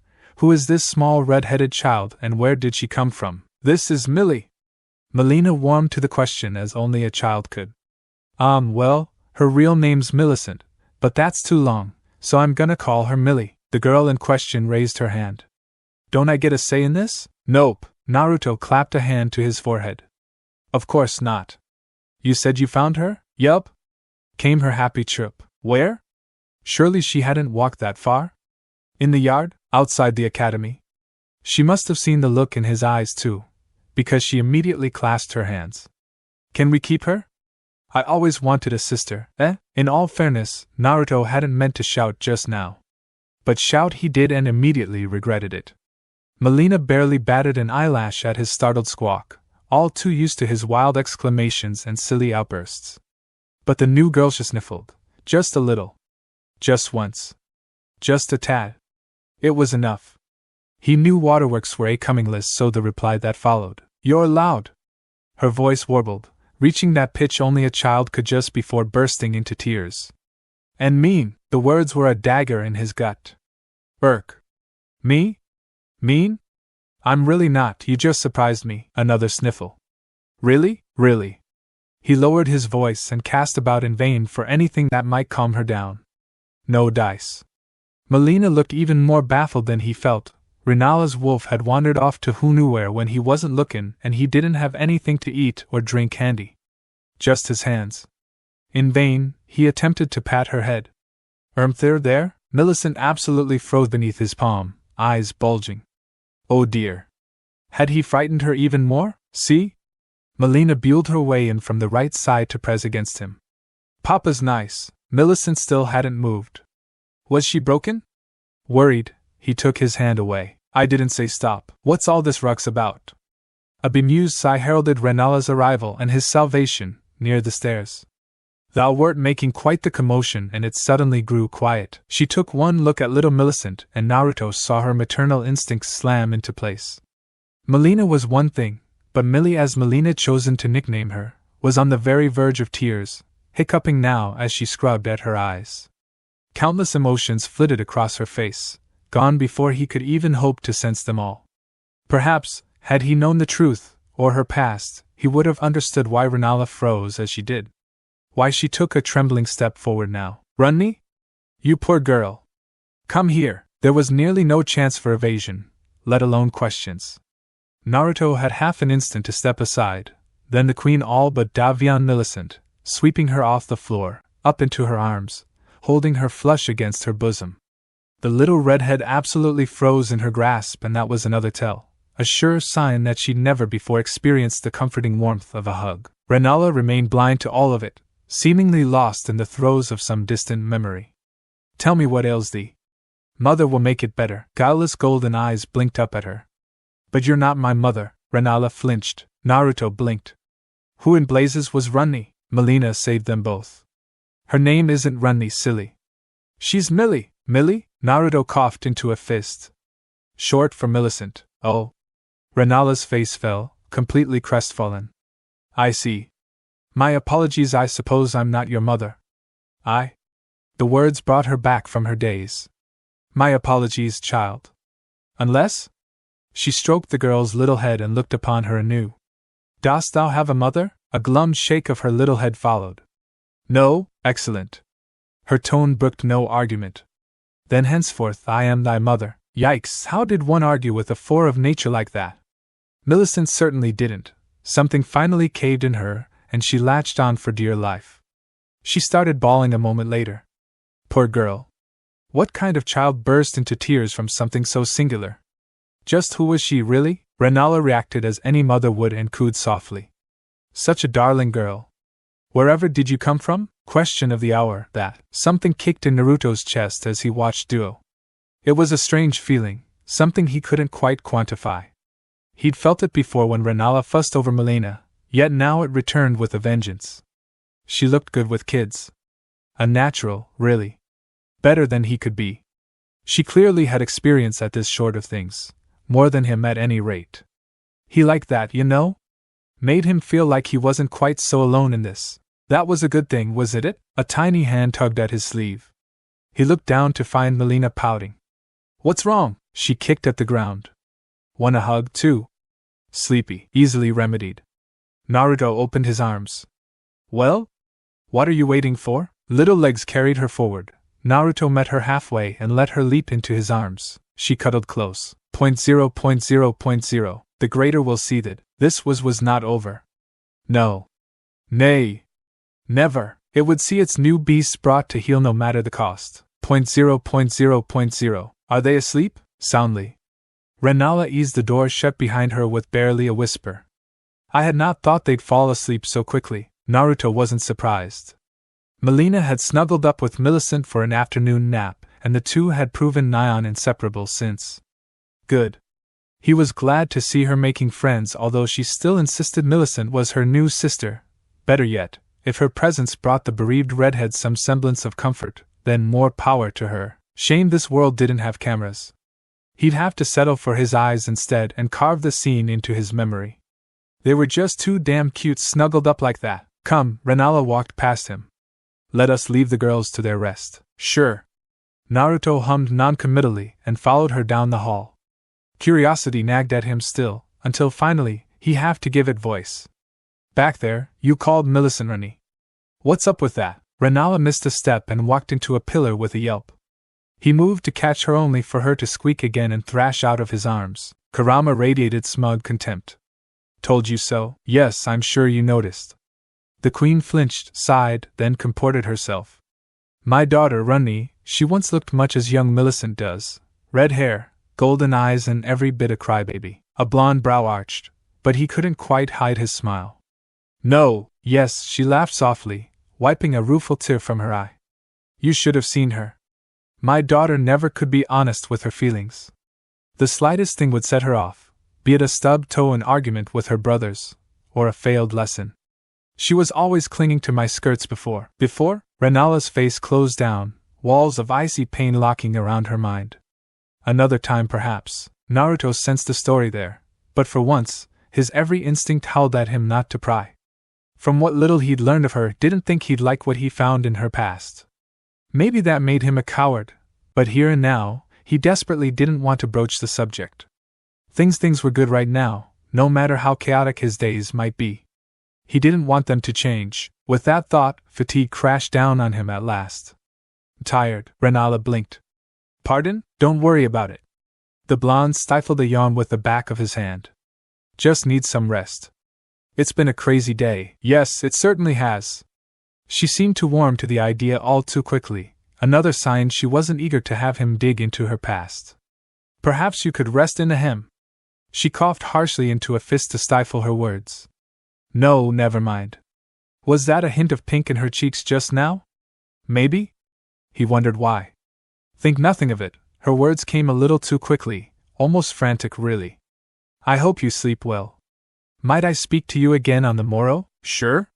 My door's always open. Kurama absolutely cackled in the back of his head, so bold for some reason that turned her Rennala red all over again. Yeah, there are things I must attend to. Fare thee well. Naruto watched her go. Flee, really? His eyes betrayed him and focused on her swinging hips. Was it just him, or was there an extra sway in her hips today? She'd stopped wearing those loose robes long ago for reasons he still didn't understood, instead opting for garments that better emphasized her curve, but he never really noticed until this moment. Here and now, he couldn't bring himself to complain. You're staring. Wano! Treachery. He shook his head to clear it. Treacherous thoughts. Rennala was, well, Rennala. Sure, she acted strange at times and baffled him at others, but she'd proven herself a good hose. More than that, she was good with Molina too, and now little Millie as well. He didn't want to mess that up. He couldn't screw that up. He absolutely mustn't ruin it. Whatever these strange feelings were, whatever they might become, he couldn't let them get in the way of his girls. Your girls, Kurama's reply smacked of smugness. Buzz off. Not like anyone else is going to look after them, Rennala would. Leave it to the old kitsune to poke holes in his argument. Baiga too, if you asked? You could leave them here. Never. The anger he felt, the anguish at the idea of being separated proved visceral, so much so that he found himself taking a quick breath before speaking again. I won't abandon Molina. I promised. And the new girl? Naruto firmed up his jaw. Oh ho? There's your answer then. You've gotten attached, even if you don't want to admit it. Softy, he thumped a wall with his fist in passing. Hush you, Kurama most assuredly didn't. 2 kids and not even married yet. Such a scandal. Whatever will your folks think, he knew the answer. Kushina, if she were still alive, would have been over the moon for little Molina and Millicent. He could just imagine it now, grandbabies. Oh, just look at you two. You're adorable, Minato will. He could just imagine them swinging off Dad's back and shoulders, using his old man as a human jungle gym, laughing their heads off all the while. Well, Molina would certainly do the laughing. Not so sure about Millicent. Still, the point remained. Warmed his heart, it did, even if it made him miss them all the more. I won't give up on them, he decided. Any of them. Don't ask me to, wasn't gonna, he frowned. You were testing me, weren't you? A pause. And then I was. Regardless, you passed. Passed what? Call it curiosity. I wanted to see the strength of your devotion. What now? Therein lay the question. Millicent's surprise arrival aside, he wasn't sure what he wanted right now, beyond sleep. Well, I'm not really in a hurry to do anything, but I feel like I should be doing something. Something that didn't involve sleep, but he'd already reached his room, and the door parted all too easily for him. I just don't know sometimes. Might have something to do with those runes on your back, maybe. He shrugged as he made his way to bed. I can't help but feel we're forgetting something. Or maybe someone? Meh, it's probably nothing. Naruto kicked off his boots, drew back the covers. See, he yawned a little. When you say it like that, it's definitely something. Sleep came quickly. 0.0.0.0. Sellen prided herself on her curiosity. It was a point of some contention amongst many. More than a few would claim that said curiosity had driven her to profane, obscene depths. Fools, the lot of them. It was no sin to be curious, likewise, she held no grudge against Rennala, truly, she didn't. If she'd simply permit her access to the Grand Library, then all would be well. The Carrion Queen was simply in her way, as was this strange consort she'd taken under her wing. Her spies had seen little of the latter before said spies had been silenced by the infernal blonde. They weren't even dead at that, just gone. Ordinarily, she would dare not approach Steamer, so she thought, but she wanted to know, how did he do it? How had he done it? She needed to know. She was a mistress of magic, but this spell or whatever rhyme or reason they were using to expel the sorcerers from the academy baffled her. How had they expunged them so, while keeping them from returning? There must be a way to see it, to learn it, a way into the academy she must know. The need to ascertain the answers gnawed at her, consuming her every waking moment. For in her heart of hearts, Sellen was a scholar, and scholars craved answers to all things. She would not be deterred. Surely there was a way to slip into the academy, now that the barrier was done. Perhaps she could disguise herself? No, an ordinary disguise would never work, he'd see right through her. Aha! She had just the thing. What say you now? Sleep never came easily for Godrick the Grafted. Within the confines of his dilapidated chambers at the heart of Stromvale Castle, the misshapen royal thrashed upon his moldering mattress, his many extraneous limbs twitching nonsensically. Fingers of a dozen hands spasmed in search of something to grip onto in hopes of riding out the storm of horror that raged within that misshapen body, sinews and tendons creaking with a noise that no man should ever have to hear. He let out a whimper, a wordless moan that was neither curse nor apology. Just a pathetic noise uttered from a piteous creature. It had always been like this. Since the beginning, long before he had perverted his body into its grotesque grandeur, Godrick has never slept well. It was another reason why his kin, the golden lineage, had derided his weakness when he had still called the capital home. The blood of Godwin was thin in his veins, they would say. Marika's light illuminated him just enough to make him look pathetic day or night. It hadn't changed with the shattering. The exhilaration and fear that had thundered through his ears had propelled him to make a mad dash to collect the anchor rune.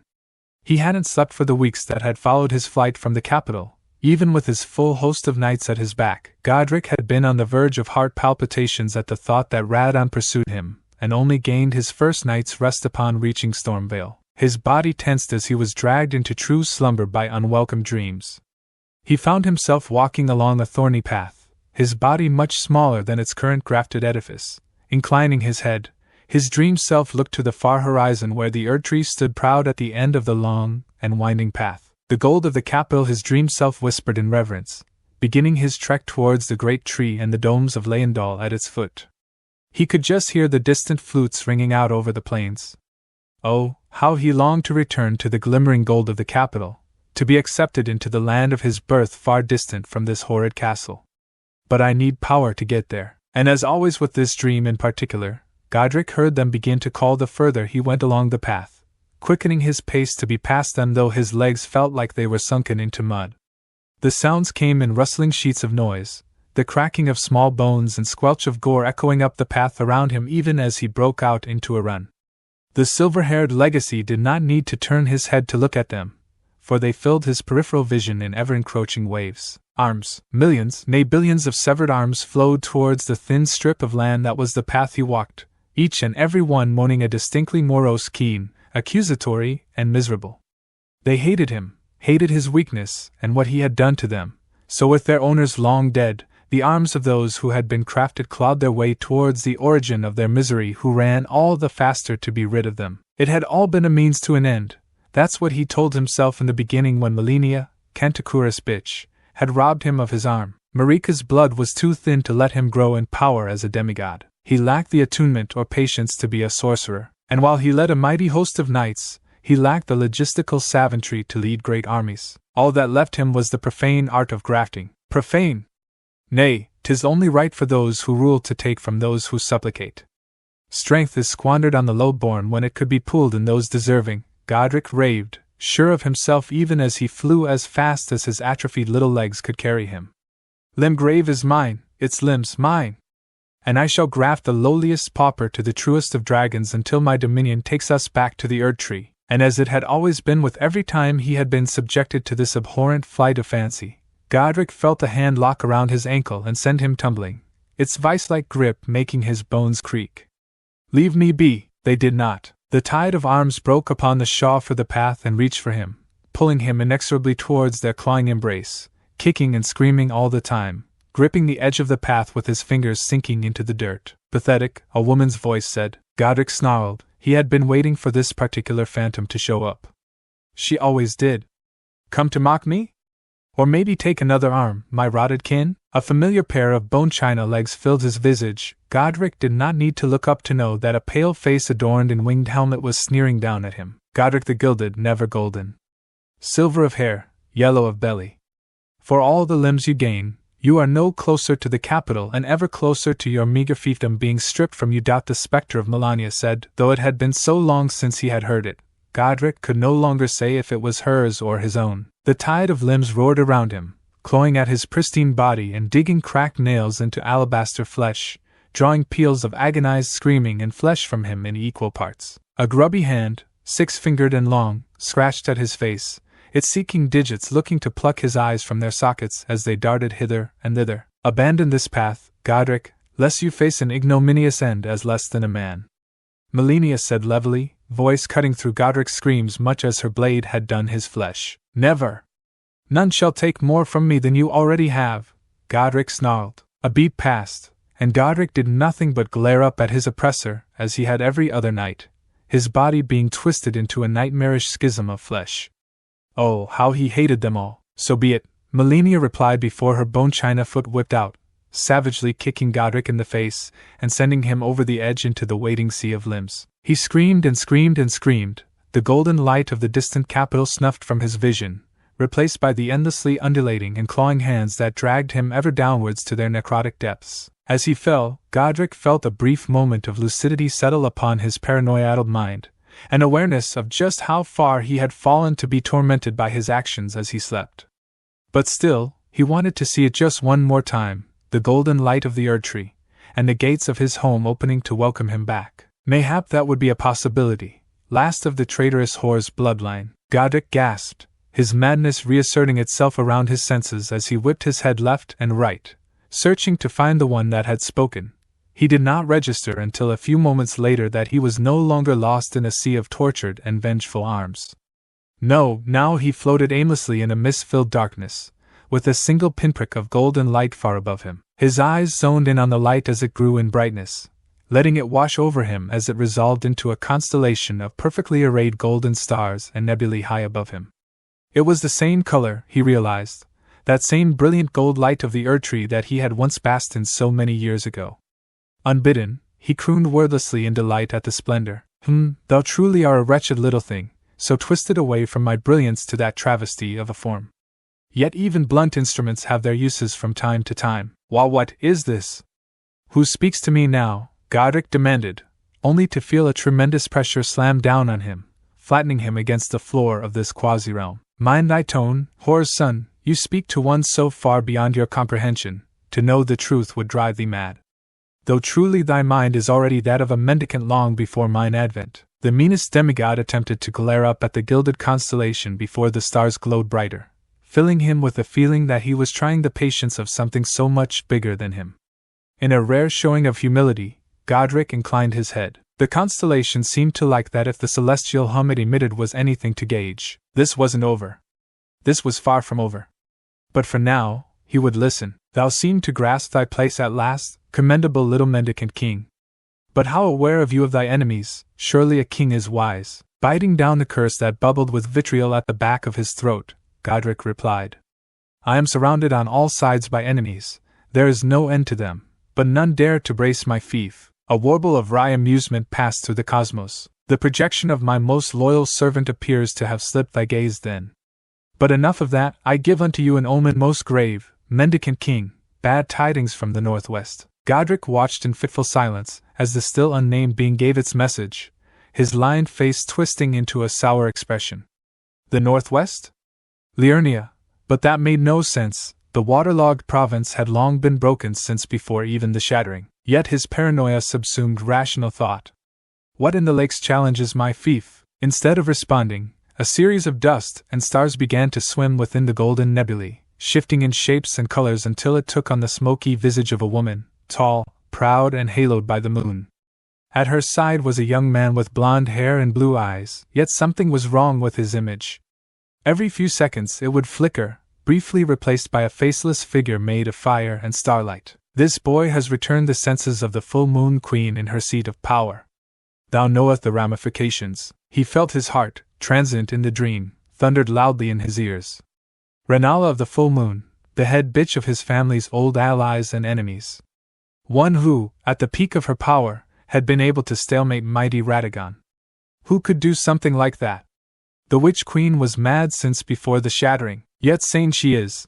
The blonde possesses 4 great runes, a fine prize for any king. Godrick felt hunger in the pit of his stomach, but in his mind, he felt his paranoia coil and spit. With the sense restored, would Korea's queen rebuild her once grand host? Bring it to bear against Stormvale and unseat him? No! He could not permit this.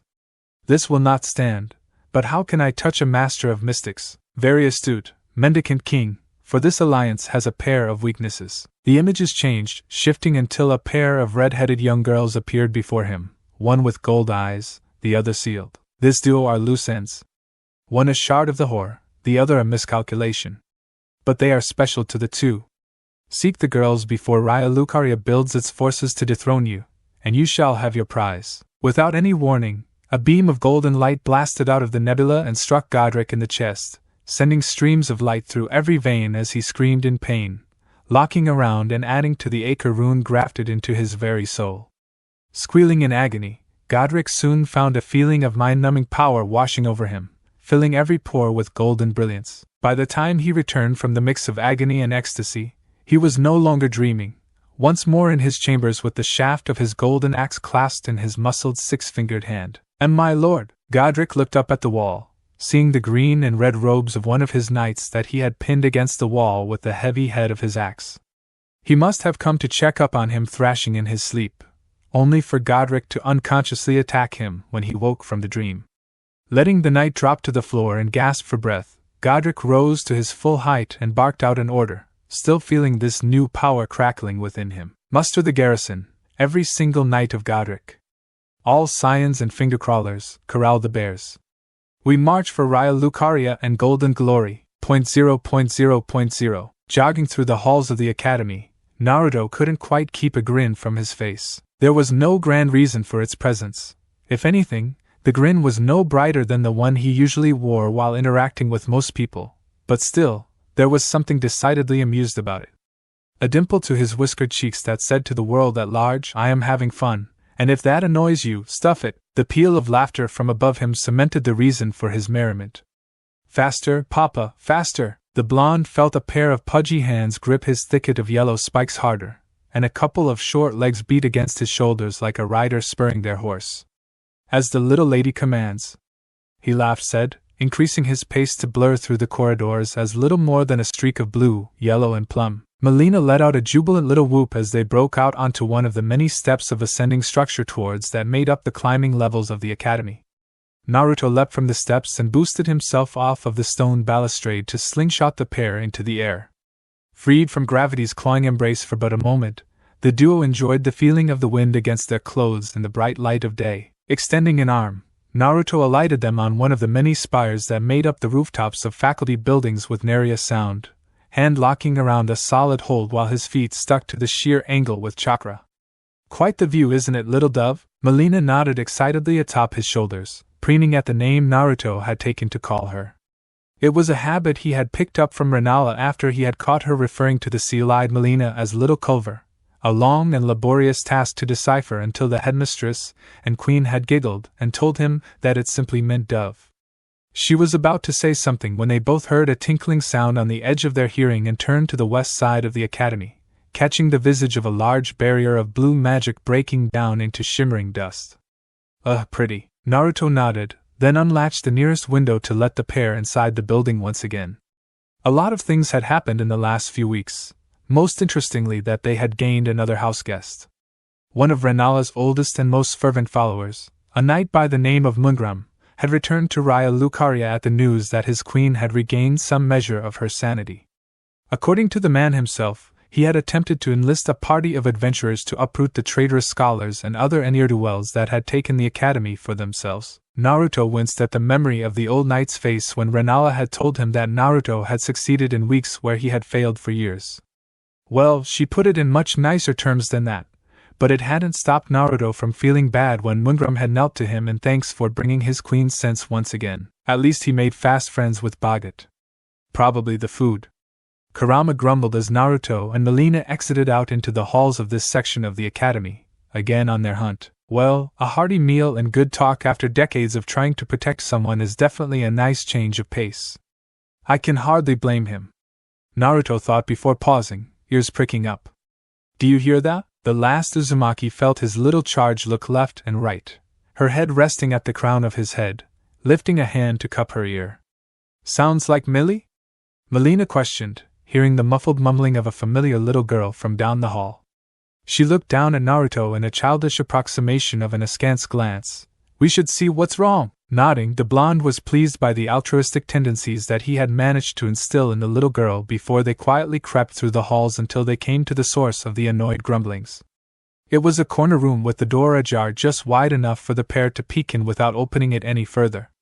They instantly spied Millicent, sitting atop a desk clad in a dark blue dress that fit the little girl well, though it was clear to Naruto by its old creases that the dress had been in storage for a very long time. He noted that the redhead had a book open between her legs and was attempting to write something with a long feather quill, but the tells of her frustration were clear to him. The tips of her fingers were soaked in ink from where she had held the tip of the quill too tightly, the tendons in her hand stood out from the skin of her hand, close to a strain, and her face was screwed up in an annoyed grimace. It was honestly pretty cute to see, but Naruto knew that writing exercises when you weren't in the mood could tick you off something fierce. Empathy filled his chest, prompting him to push the door open. Millicent practically jumped out of her skin, snapping the book shut and inadvertently trapping one of her fingers inside of it. She winced in pain, but her gold eyes were locked on Naruto in embarrassment. Naruto shushed her gently as he approached, holding out a waiting hand expectantly, his meaning clear. Suppressing a pout, Millicent slowly extended her ink-stained hand that had been caught in the book to rest in Naruto's much bigger palm. Blue eyes carefully assessed the little girl's hand. The ink-stained digits were nothing that a damp cloth couldn't fix, but her middle finger was throbbing quite fiercely, and the telltale swelling and darkening of a busted blood vessel under her nail made him frown. Cupping her hand with his other palm, Naruto lifted the trio of limbs up to Millicent's mouth. Blow on them to make it feel better, he instructed in a calm voice, amused when he felt his shoulder-bound passenger lean forwards to watch in rapt attention. Come on, Rennala might be the sorcerer, but it doesn't mean I can't work a little magic for someone who needs it. He encouraged the gold-eyed girl. Looking between the young adult and similarly aged little girl that rode him like a pony, Millicent raised an eyebrow before throwing caution to the wind and blowing lightly on the cupped hands. Her eyes widened when Naruto's hands began to glow with cool mint-colored light, sending a feeling of cool relief through her throbbing finger and making her sigh pleasantly. It lasted for a few seconds before Naruto drew his hands away from the now healed finger. Better?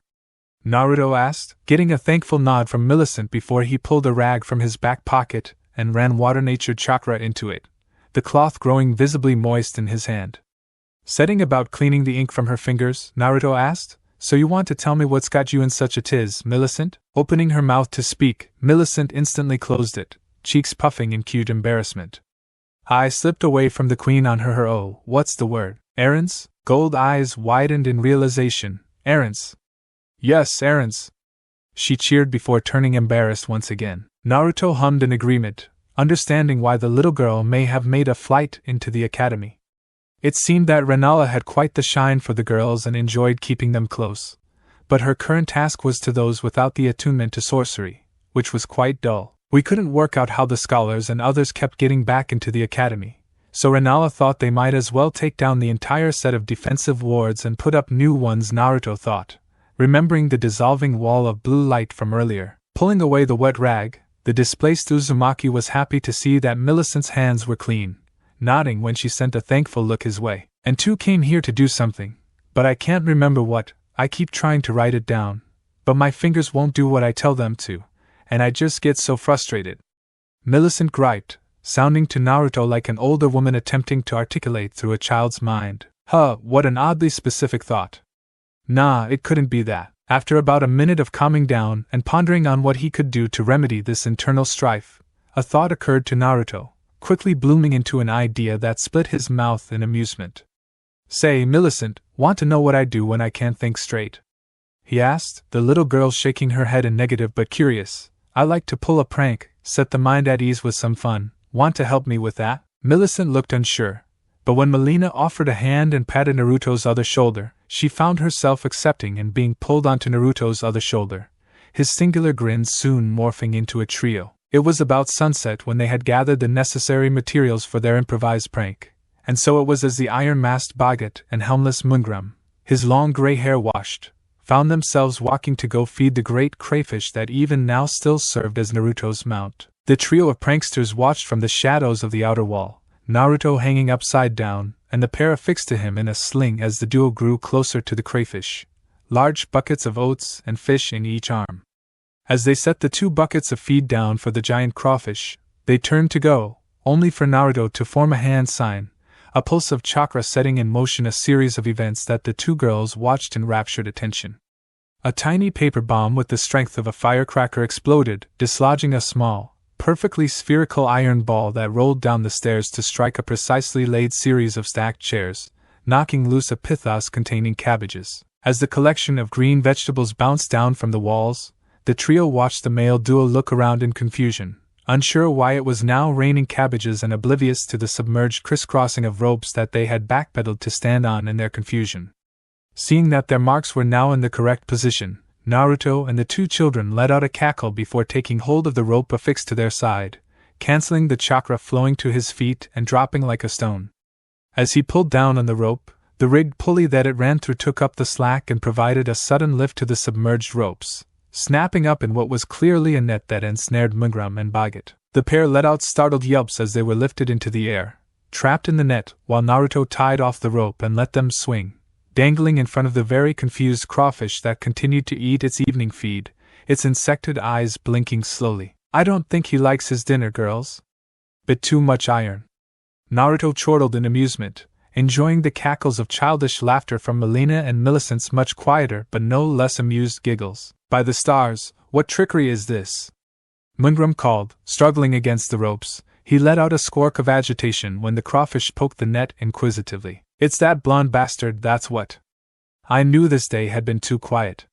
Bloody bad omen when that one is out and about, skulking cantankerously towards his devilish deeds. Boggart replied. Mundrum's trapped leg flailed and unintentionally kicked Boggart in the side of his iron mask. Oh!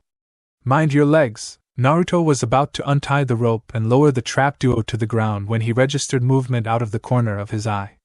A glimmering blue sword whizzed into view, spinning in a perfect arc to cut the rope and free the duo before returning from whence it had come in one fluid motion.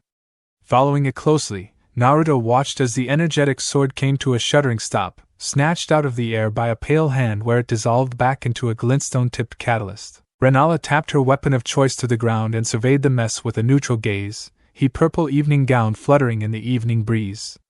Spying the trio of pranksters, she tapped the staff's tip to the floor once, and her faithful red wolf trotted into the yard to approach them. I think that is quite enough tomfoolery for one day. You sweetings best get to your chambers for the night, she said slowly. The wolf gave a chuff of assent before padding over to the two young girls and picking the both of them up by the scruffs of their dresses, lifting them away and out of sight, leaving just Naruto to look sheepishly at his host. Rennala tooted once and planted a fist against her hip. I would have words with thee, Naruto winced. All right? Did I do something wrong? Not as such, no. I merely wished to talk. The pair of Mundrum and Boggart made strangled noises of offense, but Naruto paid them no mind, silently falling into step with Rennala, who turned and began to slowly walk through the tiered stairs of the academy. A cool evening breeze rustled past them as they walked, idly discussing the nature of the little prank that Naruto and the kids had pulled. She wasn't angry as such, just a little ruffled that their absence for the majority of the day was over something so trifling. Naruto caught himself looking at Rennala as she led the way, eyes lingering on the sway of her hips in that silky purple evening gown, the wind turning that silky material into a sea of stars that he found himself drawn to. She turned to face Naruto by the time that they had reached the doors to the headmistress's apartments, her body caught in half-profile, revealing a full-length view of Rennala's figure from the tips of her inky black hair to toned legs showing through the gown. A lump formed at the back of Naruto's throat, aware that he was staring. Much as he wished he could write it off as just some inopportune lighting or wind making him feel embarrassed, deep down, he had to admit something to himself. He liked Rennala. He found her quiet moments and beauty very attractive. And despite how often he had derided the people of the lands between for speaking nonsensically, he found it quite hard to express his slowly building feelings for the full moon queen. Rennala smirked, her painted lips curling in amusement, and unsaid caught you lingering unsaid in the air as she led him inside and up the stairs towards her personal chambers. I don't think I've ever seen her room before, he thought. His steps needed to be swift to keep up with the tall woman's stride. They soon came to a pair of tall oaken doors that Rennala pushed open. Taking a moment to survey the room, Naruto found it to be very fitting for Rennala, a wide open expanse that was cluttered on one side with dozens of bookshelves and a large vanity mirror, the fading light of sunset pouring into the room from expansive panoramic windows and a balcony. Walking along the wall, Naruto paused, noticing a large poster sitting pride of place in the center of the wall, its canvas yellowed and aged but its occupants still visible. 5 figures, 2 seated on thrones and 3 standing behind. A giant of a man in lion-themed armor with a jovial smile poking out from his red hair. A regal man with a beard and crown, his face serious but stance relaxed. A young girl with red hair and golden eyes. And seated in a pair of thrones, a tall red-headed man in armor and kilt while the other was Rennala? Oh, that old thing. Rennala said, setting down her catalyst by the bed to join him in front of the painting. 'Tis something commissioned many scores ago, long before the shattering, both of the ring, and she trailed off, heavy emotion swimming in her face. Naruto grimaced before his face softened, extending a hand to touch Rennala on the shoulder. But she pulled away too quickly. Come, I have something to give you, the woman said, bustling over to a desk where a long wooden box sat waiting. As Naruto slowly crossed the room to join her, he saw that it was affixed with a brass latch that Rennala brushed undone then stepped back. Lifting a hand, Naruto slid his thumb into the groove of the long wooden box and was presented with resistance. No one has opened this thing for ages, he realized, bringing a second hand to bear, bracing the lid and slowly prizing it up with the tortured whine of age-hardened dust and solid hinges rendered immobile from centuries of disuse. At last, with a distinct pop, the lid came open and revealed its treasure for all to see. A strange feeling washed over Naruto, emanating from the box, something familiar yet alien to what he knew, tickling his memories as his eyes adjusted to the gloom. It was a sword, but not just any sword. It was an odachi. Perhaps 5.5 feet in length, the curved weapon had a long, two-handed handle wrapped in long white bandages of linen over a black, flower-shaped guard. It rested in a similarly adorned sheath with two brass fittings at its fulcrum from which a sheath was connected, resting undisturbed upon the velvet it was sunk into. Rennala broke the silence as he stared at the sheathed weapon. The stories thou hast told me of thy homeland paint a picture of something wonderful, so different from the lands between, and as thee did, I could not help but recall this old thing. The two shared a stare before Naruto gently lifted the long blade from its resting place. That odd foreboding yet comforting feeling vibrated up his arm before he rested his thumb beneath the guard and, after a moment, popped it open an inch. A silent wind whispered out from the blade, revealed to be as black as a starless night with a name written on it in kanji. Kaimon. Naruto stared at the small section of the blade for a moment, compelled to draw its entire length from the sheath before thinking better of it, and resetting it within the sheath, letting out a breath he did not know he had been holding in. Where the heck did something like this even come from? It's not like any of the swords I've seen samurai here wield. Many centuries ago, when there was still a channel between Liurnia and the seas, a ship ran aground with nary a soul aboard save for the poor beggar that lashed himself to the wheel. In the hold was nothing but this sword, many who called it cursed. As the greatest sorcerers in the land, it was given to the stewards of Korea for safekeeping. Rennala explained, taking a seat on her bed. I felt it appropriate to give to one so far removed from his own world. But why give it to me? I'm no swordsman, that was always more of Sasuke's deal. Naruto wondered, holding the sheathed odachi in his offhand.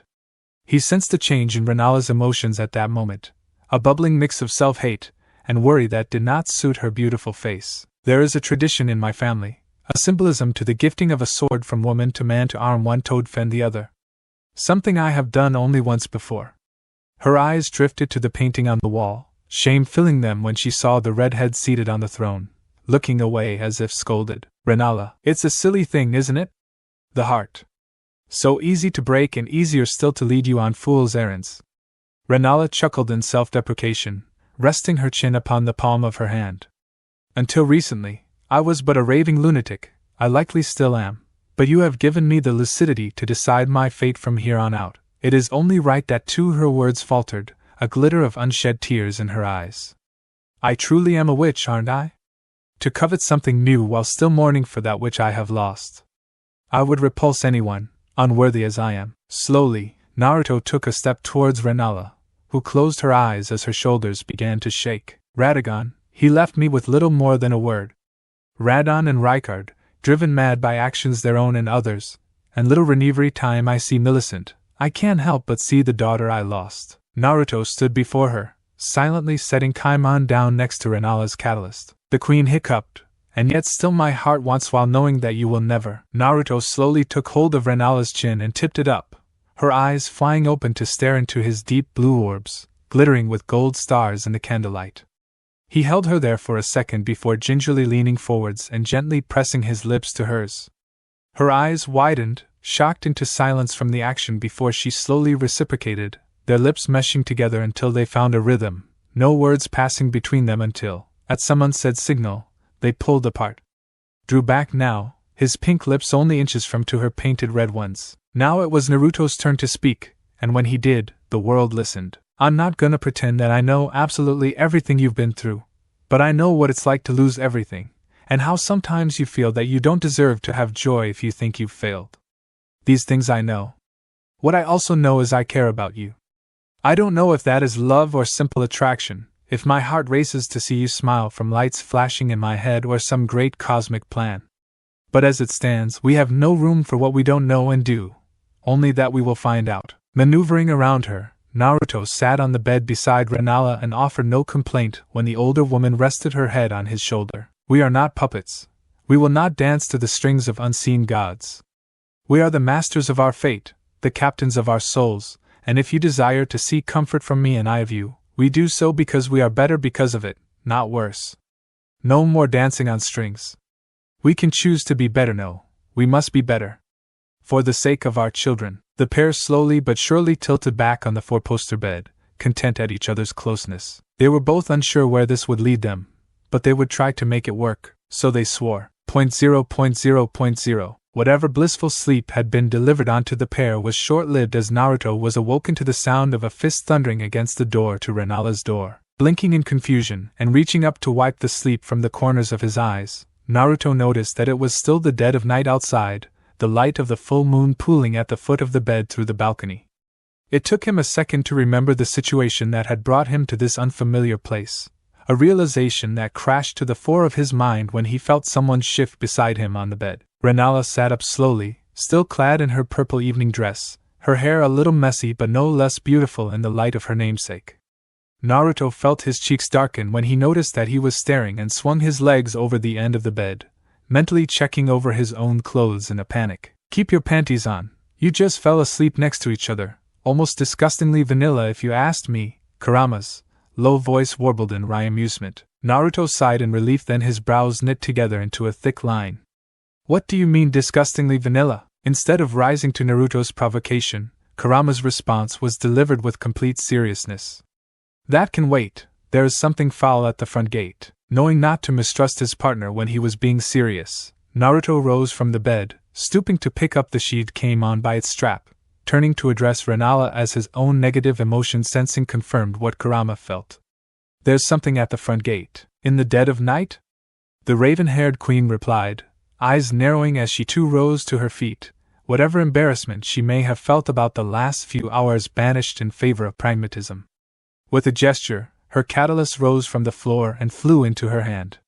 Not wasting any time, the pair strode to the chamber door and opened it, revealing a frantic Mungram who was only half-dressed, his clothes a mess of mail and cloth. Probably hadn't had time to pull his clothes on in a hurry to get here. What ails ye, loyal Mungram? Rennala asked in a clipped voice. Knights at the gate, my queen. A host of them by my measure. Mungram wheezed out, his breath coming in shallow gasps. He must have run from the gatehouse all the way to the top of the academy to tell them. I tried to find Sir Naruto, Beardo. His eyes alighted on the blonde who stood behind the tall queen. I see. Naruto ignored the urge to look at his shoes at the telling note in the old knight's words, but Rennala took it in stride. What do these knights seek? Rennala took the moment that Mungram used to catch his breath to wave her hand through the air, looking progressively more annoyed, then muttered about taking the defensive wards down under her breath. They're asking for your presence as well as the immediate surrender of what they demand. And what are they asking for? Naruto asked, feeling a cloying anticipation crawl up from the small of his back. Mungram grimaced, the children. For a fraction of an instant, less than a shadow of a moment, Naruto caught something in the corner of Rennala's eyes, framed in half-profile from where he stood. Fury. Abject, righteous and insane fury. It was gone as soon as it had appeared, but Naruto had seen it. He was much the same. He felt his hands snap into fists, and killing intent flowing off him in waves. And it was only the taller woman's following words that got him back on track. Mungram, Rennala ordered, strengthening up to her full height over the elderly knight. Find Boggart and the Sweetings and see them to the shelter beneath the main lecture hall. If anything comes through that is not us, cut it to scarlet and crimson. I would know the identity of mine foes by the stains you leave on their clothes. Naruto felt a blonde brow rise to his hairline at the steely order, looking at Rennala even as Mungram snapped off a sharp blow and sprinted off into the academy. Are you okay?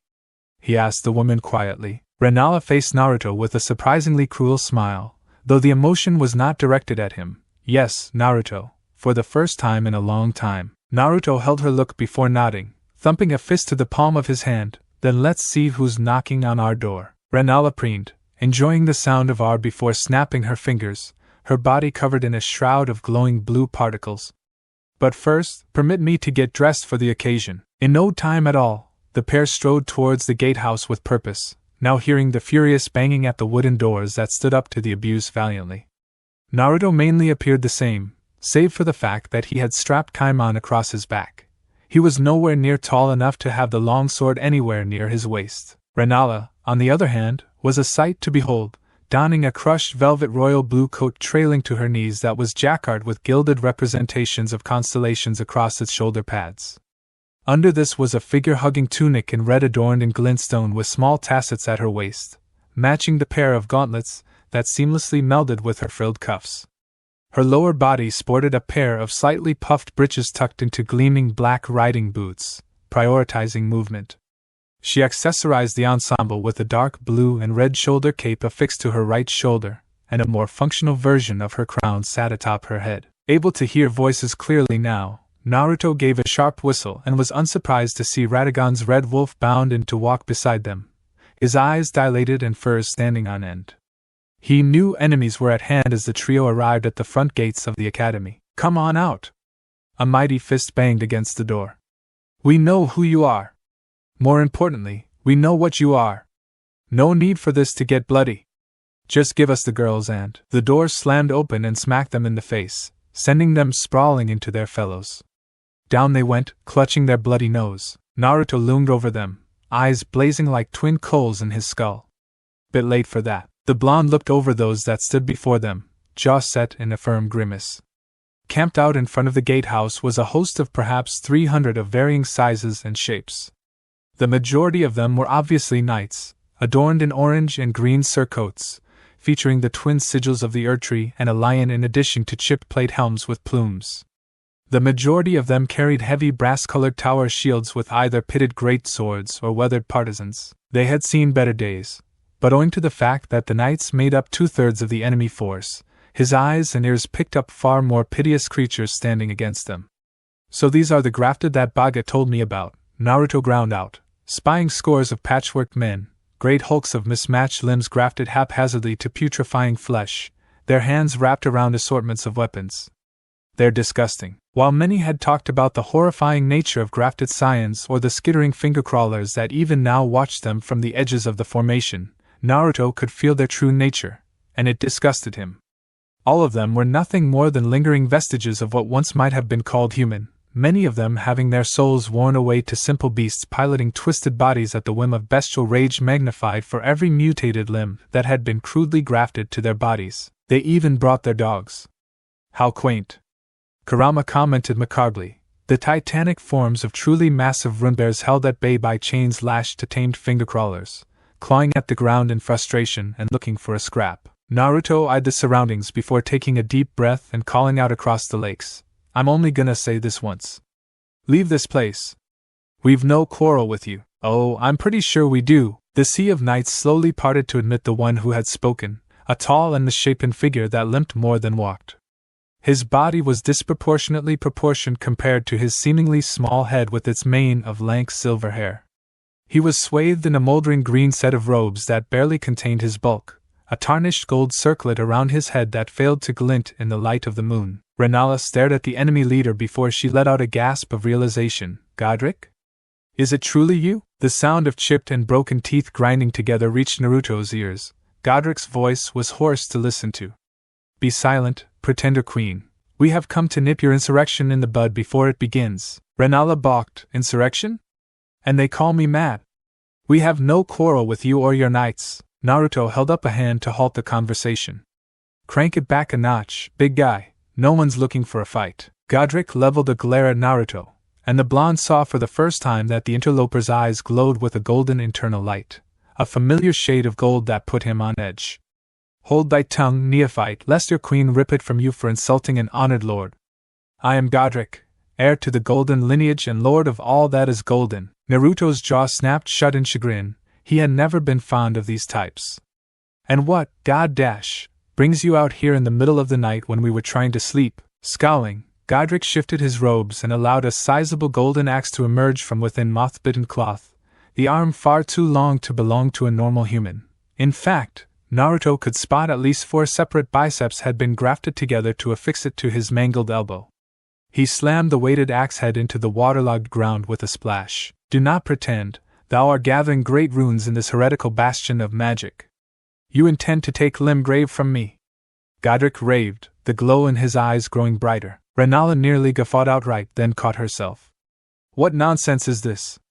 I would never do such a thing. No, no, no, no, no. The misshapen man stomped his feet like some towering toddler. You don't get to speak, witch. I am the blood of your betters. Give unto me the 5 great runes and the children, and I might consider letting you walk away. He ended with a leering chuckle that instinctively made Naruto step in front of Rennala. Do you have things handled here? He asked, not turning to face the carrion queen. I'm gonna teach tall, green and gormless here some manners. Her reply was quick as it was without pity. Worry not for me. I only ask that you return in one piece. Naruto grinned. He launched himself forwards with such force that the ground cratered under him, a shockwave blasting in his wake as he threw himself at the crowned cretin. Drawing his fist back, Naruto thrust it forwards in a blindingly fast straight punch, hoping to catch the legacy of Godfrey in the chest. The thin-blooded demigod widened his eyes and, with a dexterity that Naruto did not think he possessed, managed to maneuver the weighted head of his golden axe into the path of Naruto's fist at the last possible moment. Naruto's punch struck with the force of a charging bull, sinking into the gilded steel of the axe and driving its heft into Godrick. The meanest demigod was obviously unprepared for such a ferocious attack and doubled over around the hit before physics asserted itself, sending him blasting backwards at breakneck velocity. He knocked several dozen of his knights and scions flying into the air as he pirouetted backwards through the air, flying over the shallow lake's surface. Snarling, he attempted to right himself in the air, but Naruto was already upon him again, sprinting across the surface of the water faster than Godrick flew. He leapt again into the air above the demigod and delivered a kick to the jaw that propelled Godrick further away from the academy and towards the ruins of a sunken building. The silver-haired scion collided with the moss-covered edifice at terminal velocity, reducing it to shards of jagged masonry and timber. His flight barely slowed. Naruto did not let up on this initial assault, determined to get the green-clad enemy as far away from the walls and, thus, the children as possible. Appearing below the axe-wielding wheel of cloth, Naruto let a Rasengan swirl into life in his hand, the vortex of chakra glowing before thrusting it at the still airborne opponent. Much to his surprise, Godrick twisted in the air and divested himself of his moldy green cloak, which flapped before Naruto's eyes and obscured his view. Molding chakra inside his lungs quickly, Naruto spat out a bullet of air that ripped the cloak to shreds, only for there to be no sight of his opponent. Hearing a mighty yell, Naruto reacted and faced the noise, his Rasengan catching the blade of Godrick's golden axe and grinding against it for a moment before the spiraling sphere detonated, knocking his enemy away to skip across the water like a stone. Sandal-clad feet touched down upon the surface of the water and stood atop it while Godrick landed in an unceremonious heap amidst the mud and water. As his opponent got to his feet, using the golden axe to lever himself up like a cane, Naruto got his first full glimpse at Godrick's body. His body was a patchwork of many different types of flesh and muscle, with legs like tree trunks and a chest as broad as Naruto was tall. He could clearly distinguish the crude stitches and iron staples that affixed Godrick's neck to the body, the flesh of the head and chest, 2 completely different colors. Then there were the arms. At least a dozen of them grafted across the man's shoulders and back with more connected to his elbows. Watch one of them taken from a different person but all of them armed. Some held great swords or smaller axes, others had flails and hammers, and one even held some form of whip. And in the center of it all was the glowing concentric circles of a great rune in the heart of his chest. Godrick sneered at Naruto, gasping for air. Compared to the blonde who was breathing evenly, he looked a right mess, but the golden light in his eyes was growing stronger, the pulse from the rune quicker. How dare you strike me? I bid thee kneel, gobshite. Naruto grimaced before cracking his neck. You're no lord of mine. To be honest, it hurts to even look at you. Sucking in air through his teeth, Godrick took hold of the heft of his axe with both primary arms and once again slammed it into the ground. Forefathers one and all, bear witness, he exclaimed, and to Naruto's surprise, a small vortex of golden light and energy began to fountain from the axe head, pushing back the water. Cracking his neck in response, Naruto felt the comforting feeling of chakra circulate through his coils before forming a Rasengan in each hand and ran towards Godrick. He was confident that he could win without a scratch but got the feeling this abomination would go kicking and screaming. 0.0.0.0 Far distant from the developing situation at Raya Lucaria, Ranni the witch sat in deep thought, her 4 mannequins' hands steepled and tapping out a hollow tune against one another. She had been slowly listening to reports from Blade these last few days about his observing her mother, and the blonde interloper that had apparently restored her mother's sanity. Truly? Ranni tilted her head. He's taken in a second child, you say? You did well to report this, mind shadow, she thought to herself, dimly aware of her surroundings. Her shadow and servant's stories of the goings-on in her old home painted a bizarre but not entirely unappealing image. She found herself curious, but curiosity was tempered by caution. What manner of man had mother taken into her home? She wanted to see. She wanted to know. She felt a familiar tug at the back of her conscience that she knew to be Blade calling upon her to deliver a report. Offering no resistance, she allowed a portion of her caution to be drawn along the line of sorcery until she was sure that she was in 2 places at once. In her mind's eye, she could all but see the statuesque form of her great wolfen servant looking quite comical, holding up her doll to his face to speak, but that humor quickly faded upon seeing the worried look on the lupin maw. Sweet Blade? She questioned. Why do you call upon me at this hour? Has something happened? A great many things and none of them good, Blade replied, his tone tense. She could make out his ears flapping in a fight or flight response. Speak then, and tell me of the calamity that I fear you hold for me. The wolf man's face grimaced. Godrick the Grafted has laid siege to Raya Lucaria with his entire host, at least 5 scores from what I can see. Ranni shot bolt upright in her little wooden throne. What business does that ignominious kin of mine have attacking? Speak plainly, sweet Blade. I need details. She barked in a rare, unladylike decisiveness. Chuffing at the order, Blade answered as concisely as he could. Haven't the faintest clue what possessed the Lord of Grafting, but their forces laid siege at midnight. They've yet to breach the castle walls, nor will they any time soon if the blonde and your mother have anything to say about it. My mother is on the field, aye, and making mincemeat of Godrick's knights with your father's blasted red hound. The blonde faces Godrick one-on-one, but it's hard to see what is going on. From trailed off, looking over his shoulder as a boom shook his surroundings. From what? Ranni watched the armored wolf give the lupin analog for a sheepish grin. From all the explosions when they clash. Taking a deep, if unneeded, breath to steady her thoughts and emotions, Ranni ran through her options before finally concluding on what she wanted to do.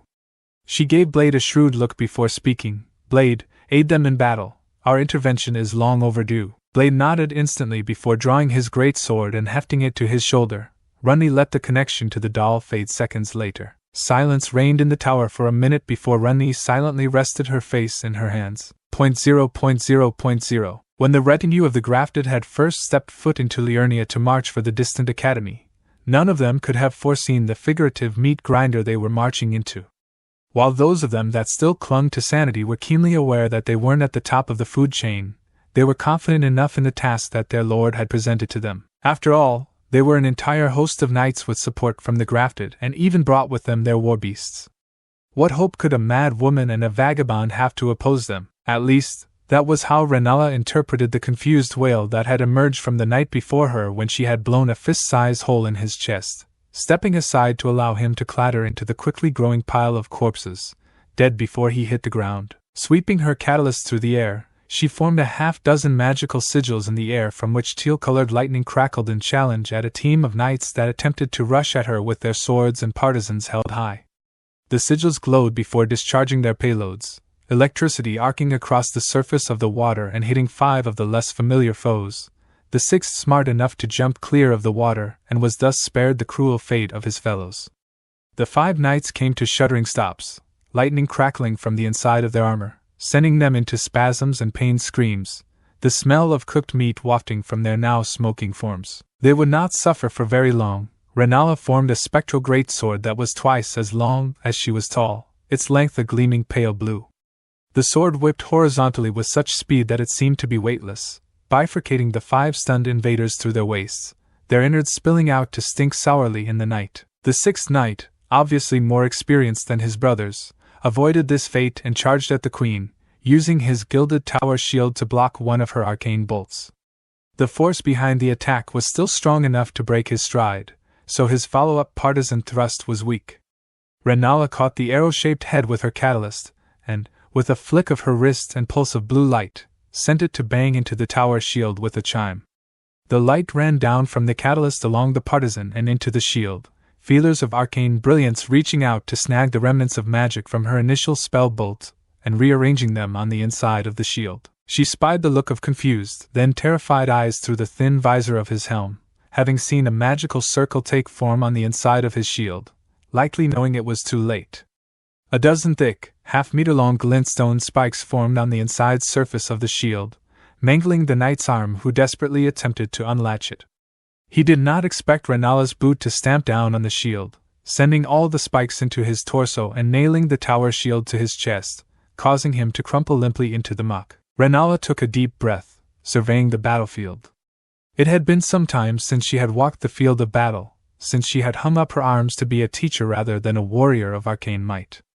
She knew she was diminished compared to the young woman from so long ago, but as the queen looked into the scared faces of these knights and the way they shook, she knew something to be true. They are no warriors of Radagon. I did not fall to the Erdtree once, nor will these vagabonds make me consider the prospect again, she thought, eyeing a grafted scion that stepped forwards. Throw down your arms, witch queen! We seek supplication, not bloodshed! The scion yelled, surprisingly composed given his otherwise mad body. Blue eyes narrowed to flinty chips of ice. The nerve of this thing! A distant explosion drew her attention. Far away, in the heart of the lakes, she could see great towers of water exploding upwards like geysers, glints of gold and blue in their heart. Naruto battled with Godrick, and from her measure, he was giving the ill-bred little CRR a proper thrashing. To protect the children, their home, her, Rennala felt her blood warm at the sight, more so at what followed. With an icy face and boiling blood, she took a step off the entry rampart onto the surface of the lake, walking atop the water, not unlike the miraculous ability of the distant shinobi. You come to my home with friction and strife. You demand supplication to your beggar of a lord and ask I hand over those children who seek succor in my halls. Rennala stepped forwards, and the enemy stepped back in trepidation, her catalyst snapping to a ready stance at her side. And yet now as we resist, as my guardian gives your lord a drubbing that his mother should have given him long ago, as I rend your fellows to mulch, now you ask for no bloodshed. Raising the catalyst before her face, she fixed the multitude with a deadly stare. On my name as Rennala, full moon queen of Korea, headmistress of Raya Lucaria and greatest foe of Radagon of the Golden Order, hear my words. A large white magical circle emerged from her feet, glowing brightly and giving Rennala an unearthly quality. None of you shall leave this place alive. That was enough for many of the more cowardly members of the retinue. They threw down their weapons and turned on their heels, beating a speedy retreat across the lakes with their tails between their legs. A red blur caught them before they had any time to notice, let alone react. A spectral golden sword corkscrewed along the lines of fleeing troops, a furred sickle threshing wheat. Limbs and head went flying to sink into the water and muck by the time the blur stilled enough for the host to see the red wolf of Radagon leaning down to bite the throat out of a now legless brother. The wolf looked up at the group, gore and odor dripping from its long fangs, before giving a chilling howl and launched a barrage of glintstone comets into their back line. The wolf was more a sheepdog than a wolf in that instant, running down any of the regiment that dared run and driving what was left towards Rennala like lambs to the slaughter. The scions let out fearful roars as reality set in, clanking their shields and announcing their curses. Finger-crawlers and rune-bears were slipped from their reins and charged at the queen, intent on ripping her to pieces. Come, old sworn dragon! Rennala intoned, driving the bladed tip of her catalyst into the magic circle at her feet. A tide of white-blue motes of light surged around her before taking the form of a large spectral dragon that roared in challenge at the sprinting enemies. It charged to meet them, the muscles of its sinewy neck and tail whipping left and right to send knights and scions away in broken masses of flesh and metal. 2 rune-bears attempted to claw and bite at the dragon, but their attacks did very little to its semi-corporeal nature, though the same could not be said for them when in a show of surprising speed, the dragon's clawed hand struck out to pick up one of the bears while pinning the other under its foot. The bear roared at the dragon valiantly but was silenced when the dragon's own deafening roar overpowered it, then locked its jaws around its upper body and bit it clean in half, the other half falling to crush a finger-crawler. Seeing its fellow so utterly destroyed, the other rune-bear under the dragon's foot let out a mournful call and redoubled its efforts to escape the spectral reptile's hold. Its efforts would be for naught. The dragon opened its mouth and breathed scolding blue fire down upon the bear, cooking it instantly and angled the stream to cremate anything before it. Rennala took no pleasure in the death of the beasts, but she certainly enjoyed driving glintstone comets into the hearts and brains of every single grafted that shambled in her direction. Jumping into the air, she glided over the battlefield, raining down lunar hellfire upon the knights and other abominations that Godrick had brought to her home. Some brave or foolish souls attempted to snipe her from the air with arrows, but she either swatted them aside or briefly let her body dissolve into mist to let them pass through her. "Ye who think that you can take more from me than I have already lost, quail under my moon!" Rennala shouted, high above the battlefield, raising her catalyst above her head and channeling the totality of her magic. Far above her formed a dense orb of magic, quickly solidifying into the pitted surface of the moon. Sweeping her arm down, the man-sized representation of Luna fell upon the battlefield with a terrifying slowness, just long enough to make those still alive think that they may have had a chance to outrun it. When it hit the ground, the entire battlefield was enveloped in a blast of white light. 0.0.0.0. The cavern shook above Sellen as she sprinted through it. Oh dear. She was fairly certain the entire academy must have been felt that last attack. Sellen winced. Nope. Not getting involved in that madness. Whoever those fools were, they'd serve as an adequate distraction, but she wanted no part in that insanity. Initially, she had watched on with idle curiosity as the band of knights had trekked across the lakes towards the academy, wondering what could bring them there.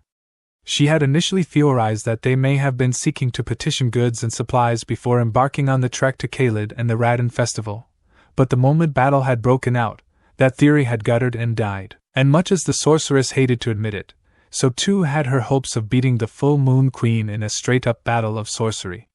At least I was able to glimpse the power of the blonde interloper. Now all I have to do is work out how his sorceries function. Ugh, prospective Sellen. One prize at a time. She still maintained her desire to understand just what the mystery behind Naruto and his abilities was, but the fact that both the distraction and the fact that Rennala had taken down the wards was too good a prospect to pass up. She was too proud to admit that it was greed that spurred her sprint through the secret tunnels and the cistern beneath the academy, determined to make her way to the main library and plunder its secrets, while still undefended. This was her best chance to do so, and it would be foolish not to take it. The sound of fierce combat was all but muted by the time her masked form came to the large oaken doors to the library, bracing both arms against them to press them open. "Oh, the mysteries you hoarded for yourself, you maddened old bint!" Sellen seethed, walking into the towering rows of books. There was so many to choose from, so much stockpiled knowledge that she was found herself spoiled for choice. It's not fair at all. Passing from one shelf to another, she picked several books before tossing them to the floor, not satisfied as there was always something better. If she was going to bring back a trophy, then it would be something extraordinary. But the issue was that all knowledge was sacred. Hidden eyes caught a glint in the shadows, and Sellen paused, entirely taken off guard. A dull glow emanated from the far corner of the library, markedly different from the glintstone she was used to. This light was an orange gold. Approaching the glow with cautious steps, the sorceress lifted her hands to remove her helmet, revealing a narrow, pretty face with icy blue eyes and a bob cut of feathered black hair. "What have you hidden here for me to find?" Sellen whispered, crouching low. Whatever it was had been haphazardly shoved into the bottommost rung of one of the many bookshelves and covered with a dusty gray cloth, but its light glowed through the threadbare material, glowing brighter the closer she got to it. Pulling it aside, Sellen let out a shocked gasp at the sight of a familiar golden egg of crystal. It was Rennala's great rune, but what on earth was it doing here? Common sense told the aspirant sorceress that this made no sense, that she should simply leave the egg where it lay and seek some other prize. Alas, greed again forced her hand. Slowly she reached up and picked up the great rune to inspect it, holding it up to the light to see how it refracted the world through its surface. To think that this was a crystallization of a very rule of the world.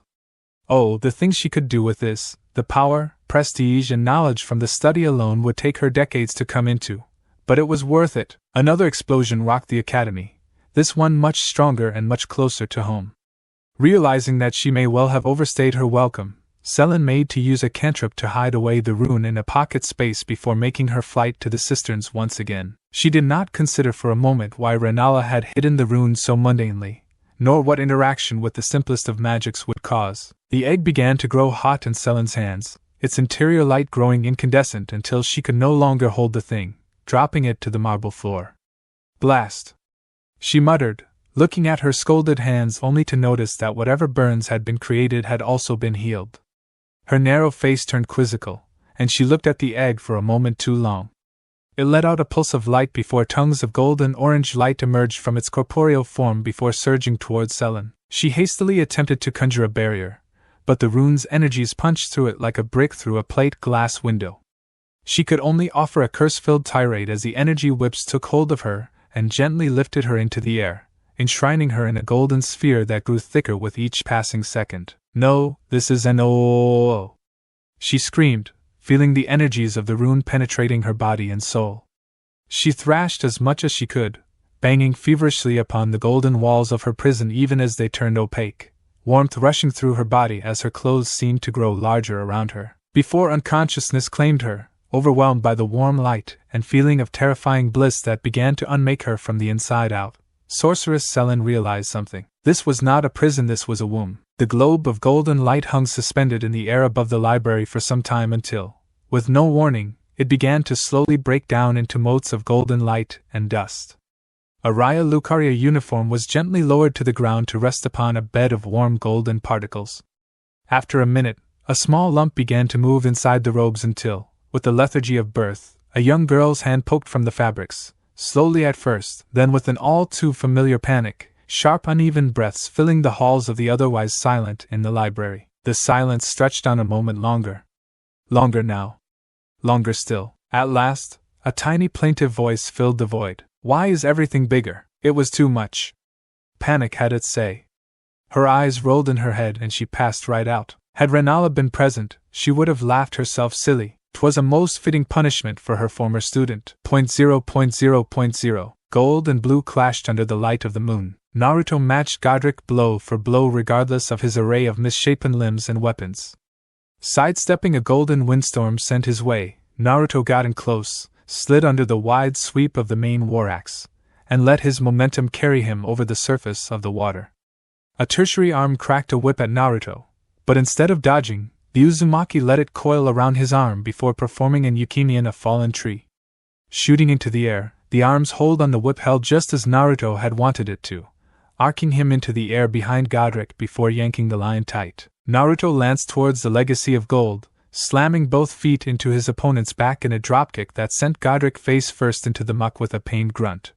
Not content with grounding the enemy, Naruto took hold of the whip-bearing arm and yanked it, overextending it until it was taut, then using his foot to stamp on the elbow, breaking it with a wet crunch. A warhammer swung at his midsection, so he disengaged and backflipped to get distance from Godrick, who stood back up with a roar. The axe came down in an overhead strike that sent another golden typhoon at Naruto. The blonde drove his fist into the coagulation of wind and knocked it aside, sending it into the lake. A beat of silence passed between the two, one gasping for air while the other remained silent and stony-faced. "Where's the love of the fight?" Godrick demanded, reaching up to pluck the broken arm from his back in a bloody pop. Grimacing, Naruto did not reply because, in all honesty, his foe didn't deserve it. Regardless of his physical strength and confusing physiology, Godrick simply lacked the strength and speed to actually be a threat to Naruto. And while with each passing second, the demigod seemed to grow in power, there was still a literal ocean of difference between him and Naruto in terms of power. "What's to love about taking out the trash?" Naruto remarked, drawing a furious scowl from Godrick. "Blackguard. I am the lord of all that is golden, yet you stand before me with hair of such wondrous gold and offer resistance. Insufferable, unforgivable. First, you threatened to invade me, and now you resist me. Oh, forsake." Naruto gripped his face, keeping his temper in check. "Get your 15 generations inbred head out of your troll's ass. Who the hell told you that we were gonna attack you? I didn't even know who you were until tonight. More lies. Ignorant that you stand before a lord yet still offering naught but lies and filth. Tell me, boy, was your mother's slid stuffed with mud? 'Cause you strike me as one born from it." Naruto's fist thundered into the side of Godrick's temple with such ferocity that it shattered the Grafted's crown, his body rolling backwards before coming to a stop against a fallen tree. His eyes glowed red gold with slit pupils, incensed for a moment, on the verge of letting go of his restraint. He still had answers to get. A Rasengan formed in Naruto's hand before it quickly turned white, 3 additional Rasengans begging to orbit around it. Godrick got to his feet, his face swollen and broken. He coughed up globs of blood that he caught with his hand and looked at, though Naruto noticed something off about it. Holding up his hand, Godrick flashed Naruto a sardonic smile. Missing most of his teeth, his blood was no longer red but a dark gold. See then, cur, the order doth bless me with the mark of kingship. My blood thickens to be closer to the eternal. Naruto's eyes widened, seeing the increasing golden pulse of light from the rune on Godrick's chest. He knew this feeling. You met the golden voice? That's what sent you here. Blasphemy. I am my own lord, none commands me. Godrick spat, shouldering his axe with a wince. I was informed of your treachery by the most glittering gold. And I shall take all that I can to get back to the capital and the light of the Erd Tree. Godrick pointed the end of his axe at Naruto, who looked at him askance. Then just go there, you damn creep. I would not sit upon the throne of Elden Lord without the strength to. More like your ass wouldn't fit in the seat. Naruto shook his head. Do you think your people are gonna take well to your ugly ass ruling over them, knowing that at any second you're gonna rip off an arm or a leg and stick it where the sun don't shine? Godrick snarled before his glowing gold eyes gained a perverse glint to them. Of course not your body, on the other hand. Naruto glared. What? Jesus, that will do just fine. He hefted the axe into both hands, running his six-fingered left arm along its length with a toothless smile, a golden body already encrusted with great runes, fit to sit upon the throne. I will have it! Godrick raved, madness shining through the paranoia, beginning to stomp towards Naruto with the axe held out in front of him. I'll hold it in trust for you, little pissant. Such an honor to graft my head in place of yours. He bounded forwards now with the lope of a beast, frothing at the mouth with white foam and golden blood. Naruto raised his hand to meet the beast, not a man, in a cross, but was beholden to something new entering the fray. At the moment that Godrick made his lunge, a figure leapt into the air above him from the destroyed remnants of a tower, their body illuminated by the light of the moon. Tall, broad, armored, and above all else, a wolf's head. The wolfman howled valiantly and swung his great Zweihander down in a front flip arc that landed squarely at the elbow joint of Godrick's arm where the armor was at its weakest. Godrick roared in pained confusion, dropping his axe and looking in maddened shock at the interloper. The wolfman did not stop, leaning his entire weight against the sword until, with a sickening crunch, it lopped the elongated limb clean off. Seeing his chance, Naruto rushed in and thrust his arm forwards, a chakra arm extending from his right hand to carry the planetary Rasengan into the heart of Godrick's chest. The spheres ground against the agonized creature, twisting his hardy troll flesh like a baker mixing a cake, blood both red and gold fountaining from the impact point. Naruto pushed. The trio of Rasengans were sucked into their parent before it expanded and enveloped Godrick's entire body in a tunneling beam of blue-silver power that picked up Godrick with no resistance, carving a 70-meter smooth trench into the lakebed. Letting out a breath, Naruto strengthened up to face the wolfman, who let out an appreciative whistle at the blonde's attack. Turning to face him, the wolfman held up a hand in placation, palms out. Peace, friend, I'm no foe of yours. I got that when you lopped off his arm, but you made quite the entrance, Naruto replied, eyeing the golden axe under the water, still clutched in the severed six-fingered hand. Well, you seem to have the situation well in hand, if you'll pardon the pun. The other man wolf? Chuffed. He fixed the shorter man with a lupin smile. Name's Blade. You could say I'm an old friend of the family. Nodding in acceptance for now, Naruto turned back to the end of the trench, where an indistinct lump began to pull itself from the muck. Surely he couldn't have survived that? Blade questioned, shouldering his Zweihander. I was sure that you could fit what was left of him into a tinderbox. Assholes are either stubborn or soft. This guy is definitely the former. Naruto quipped, but his eyes were anything but amused. I don't think it's entirely his idea to keep getting back up. Blade gave a confused sideways look as they both watched the lump stand up straight. Godrick ways it wasn't pretty. All of his arms were either broken or missing. One of his legs was snapped against its own axis while the other shook under his weight. His chest was nothing but a deep corkscrew of torn flesh and bone, the great rune glinting from the center of the whole. Most disturbing of all was his face, rather the lack of one. The force of the twisting tempest that Naruto had thrown him through had succeeded in completely degloving the skin from Godrick's face, leaving nothing but a bloody red skull that oozed rivulets of golden blood and had a pair of glowing gold eyes, like stars dipped in pools of pitch. Lurderdo all thatish Gulild Naruto winced at the ghoulish display, but his eyes locked in on the great rune at the heart of his chest. he could see feelers of golden light reaching out from its depths to line Godrick's body, plucking and pulling ruined limbs to move even though they were little more than mulch and bone chits. Dancing to the whims of an unseen puppeteer. What's the play? Blade asked, readying his sword. Naruto held out his hand to stop Blade before reaching up and grabbing the hilt of Kaimon strapped to his back. I'm going to cut his strings, he said with a resigned air. Popping the odachi, Naruto slowly drew it from its sheath and felt once again that unnatural yet familiar feeling waft from its black blade. Out of the corner of his eye, he could see Blade shiver despite the fact it was a warm night, the source quite obviously in his hand. Naruto held the blade aloft and noted idly that it did not reflect the light of the moon and, on a whim, let his chakra run into it. The edge came alive in his hand, vibrating in his, and as an aura of blackness rose from Kaimon's blade, like thick ink flowing through the clearest water. He was no swordsman, but with an unearthly sureness, he knew this was the tool for the job. He stepped forwards, begging to walk towards his suffering yet mad foe, strolling before upping it to a jog, then a run before it was a full-blown sprint. Thrusting Kaimon, its edge facing the stars, Naruto plunged the sword to the hilt into Godrick's chest, causing glowing gold blood to fountain from the wound. Naruto looked up into the creature's old and felt the echo of pity for Godrick that his life could have led him to such a deplorable state. Then with both hands, Naruto lifted the blade upwards to part flesh like paper and, in one fluid motion, split Godrick in two. The lipless mouth opened and closed several times, and his opponent attempted to reach for Naruto, fingers not but bones. Naruto did not resist, feeling that for the first time in a long time, Godrick's mind was at ease. He felt the bony tips touch to his head before coming away to bring something in front of his quickly dulling eyes. The blonde realized what it was. Glinting in the light of the moon were strands of his sunny blonde hair. Gold. Godrick let the golden strands slip from his fingers and toppled backwards, pitching into the lake, eyes no longer seeing. Naruto gently exhaled and gazed upon his fallen foe.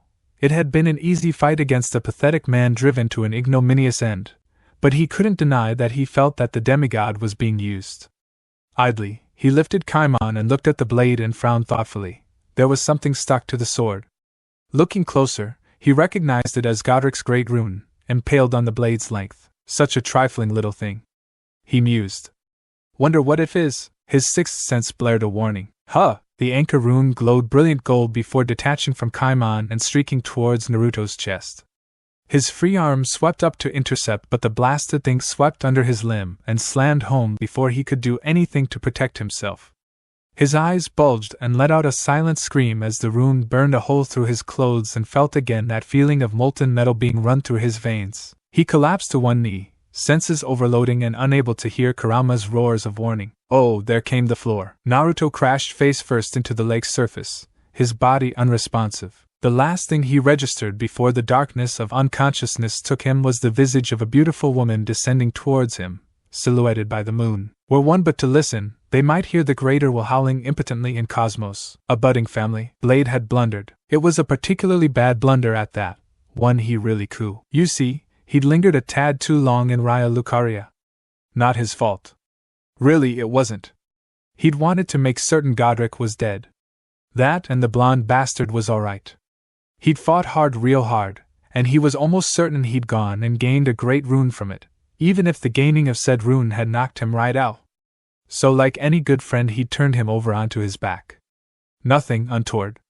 Just enough to make sure he didn't wind up drowning in the shallow waters of the bay. Unfortunately, in doing so, he'd glimpsed the other great runes glowing on the boy's back. He'd contemplated telling Ranni of this latest discovery before the moon descended and everything went sideways, which brought Blade to the here and now, the present moment in which he found himself staring down an angry carrion queen. So yes.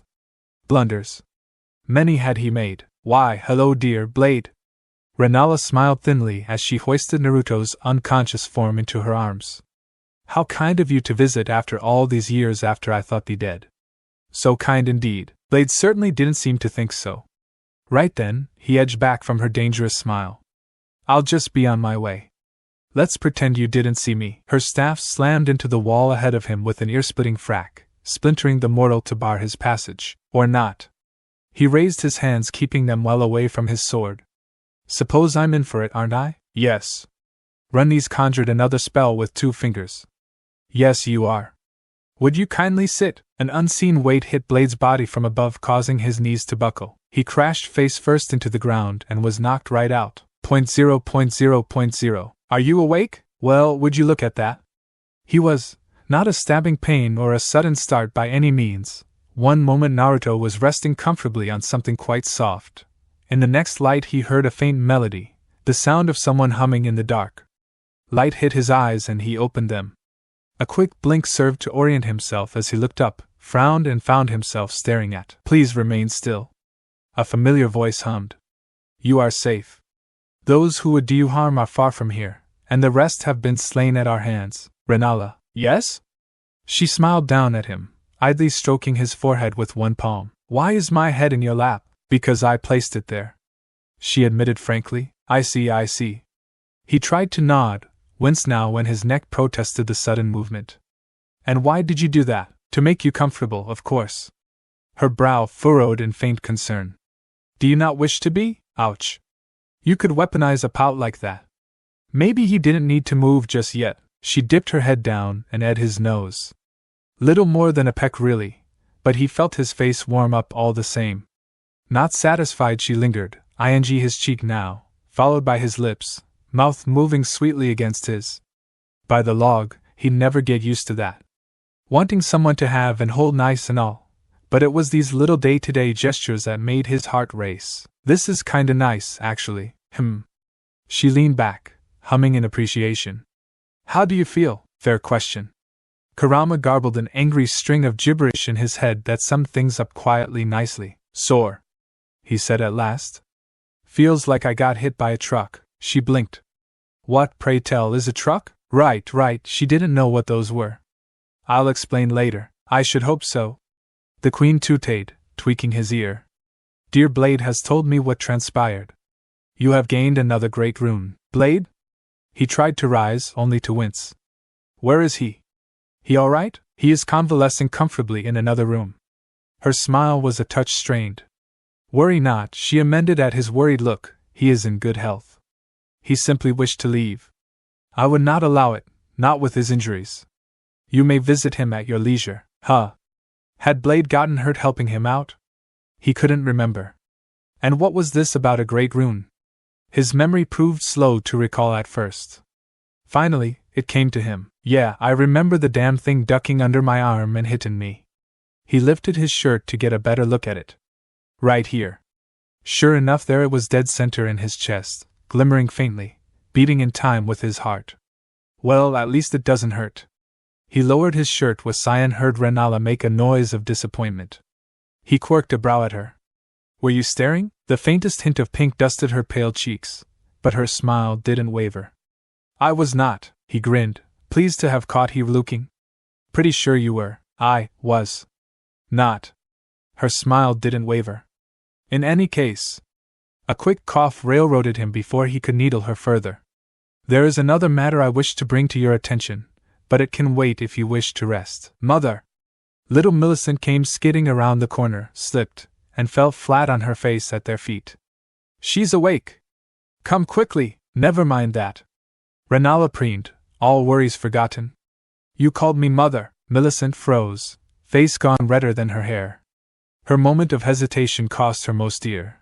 In an instant Rennala swept an arm down to scoop her up, planting her beside them. What? Naruto chuckled under his breath. Did we adopt another kid while I was out? Rennala's pivoted toward him, expression quite quizzical. How did you know? His face fell into a deadpan to surpass all deadpans.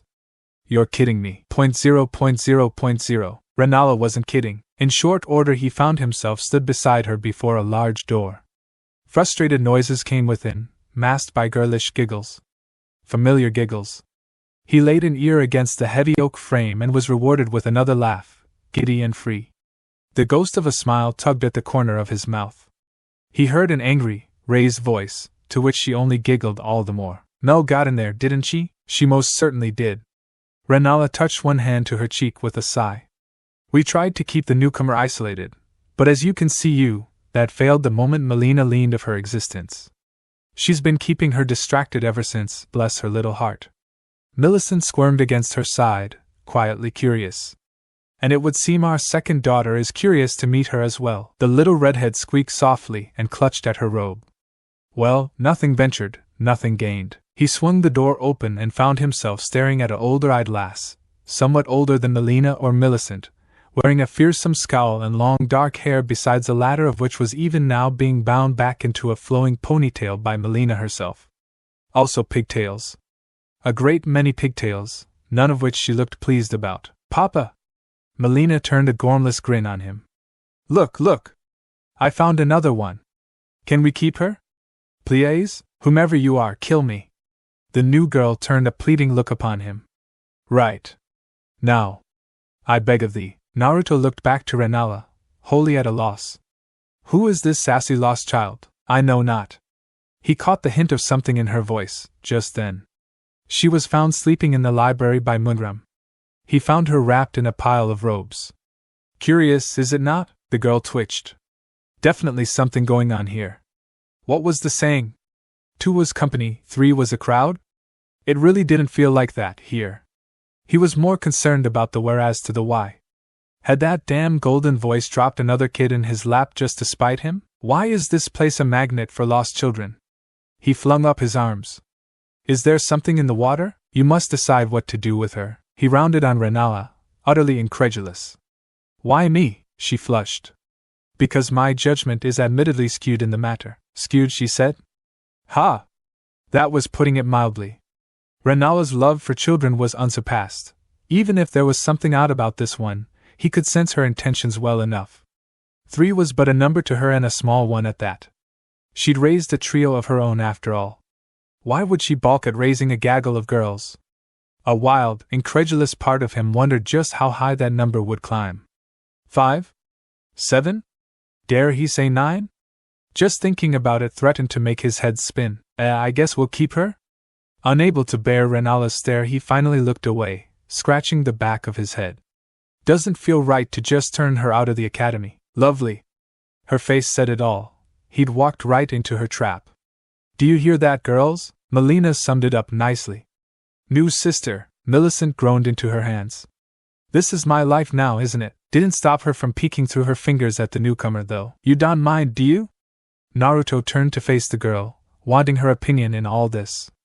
"I mean, it doesn't look like you've got anywhere to go. Don't suppose you've got a name?" He expected some manner of anger, protest at the very least. None came. Not a word, not a tantrum, not a jot. Beneath their expectant gazes, the newcomer fidgeted restlessly, staring at her toes. As they looked on, her face turned positively pink. "Sellen, if it pleases you." Molina jumped onto her back and held tight with a giggle. "Hello, Sell. Say my name properly, you little urcho. What's the use?" Naruto patted her head. She flushed deeper still. "Welcome to the family, Sellen. 0.0.0.0. Well, this was humiliating. Somewhere in Sellen's grand plan she hadn't accounted for this. Being bounced on Rennala's knee like the child she now was. What made it worse was that she'd retained most of her faculties. Oh yes, she was well aware of her plight, and the spectacular blunder she'd made. For the life of her she didn't know how to get out of this, nay, if it was even possible. Preserving her cover was paramount. The blonde man, scary, might not suspect her, but she was almost certain someone would, and if they did, "I know who thou art." Sellen stiffened, as Rennala whispered in her ear, "And I must say, I'm rather enjoying thy comeuppance." The carrion queen hummed, rubbing the small of her back. "Didst thou think to fool me?" Her mouth opened and closed like a guppy. Rennala preened. There's the Selenine mouth, so sure she knows more than her teachers, so surprised when they prove her wrong. WWHY the facade then. Of this childish bliss. Sellen grumbled. "Thou art a brat, Sellen, but one I am proud of.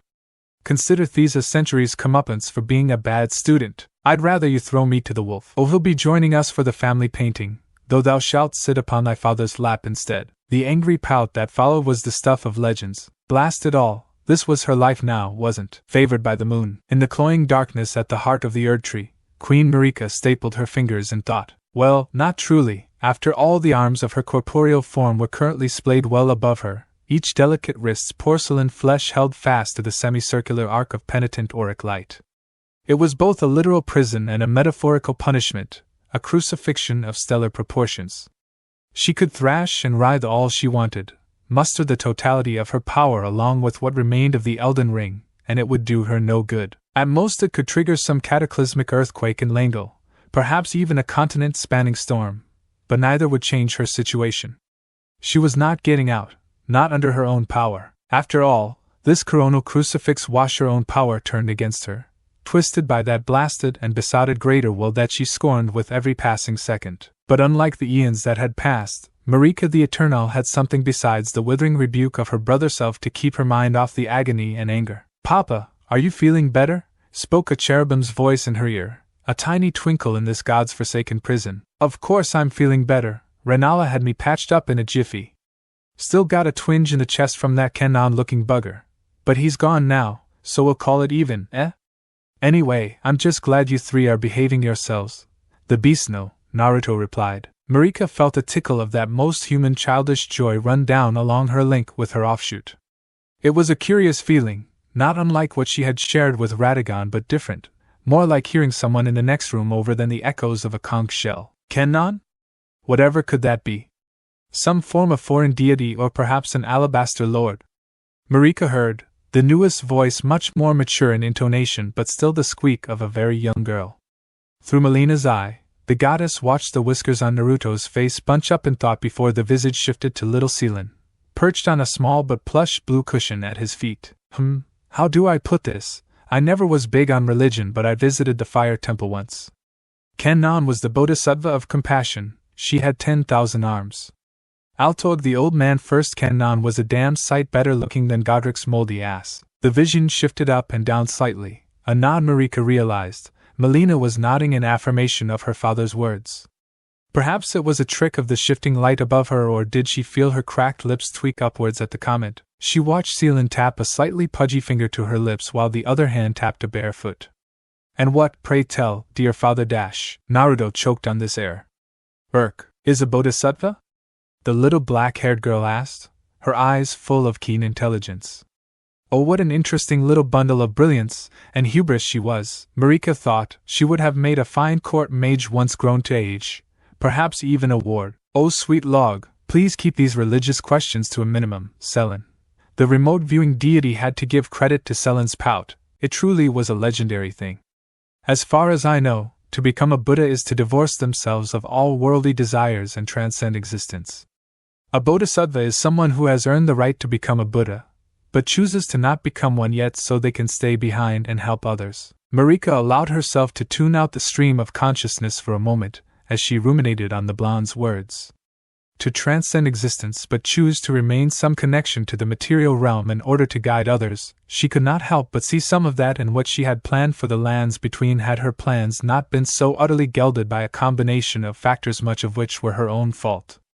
If she were to visit the errant Elden Beast's home, would she be regarded as a bodhisattva of grace? Her face soured when Radagon spoke tersely from deep within her. "Don't be so lofty, Marika.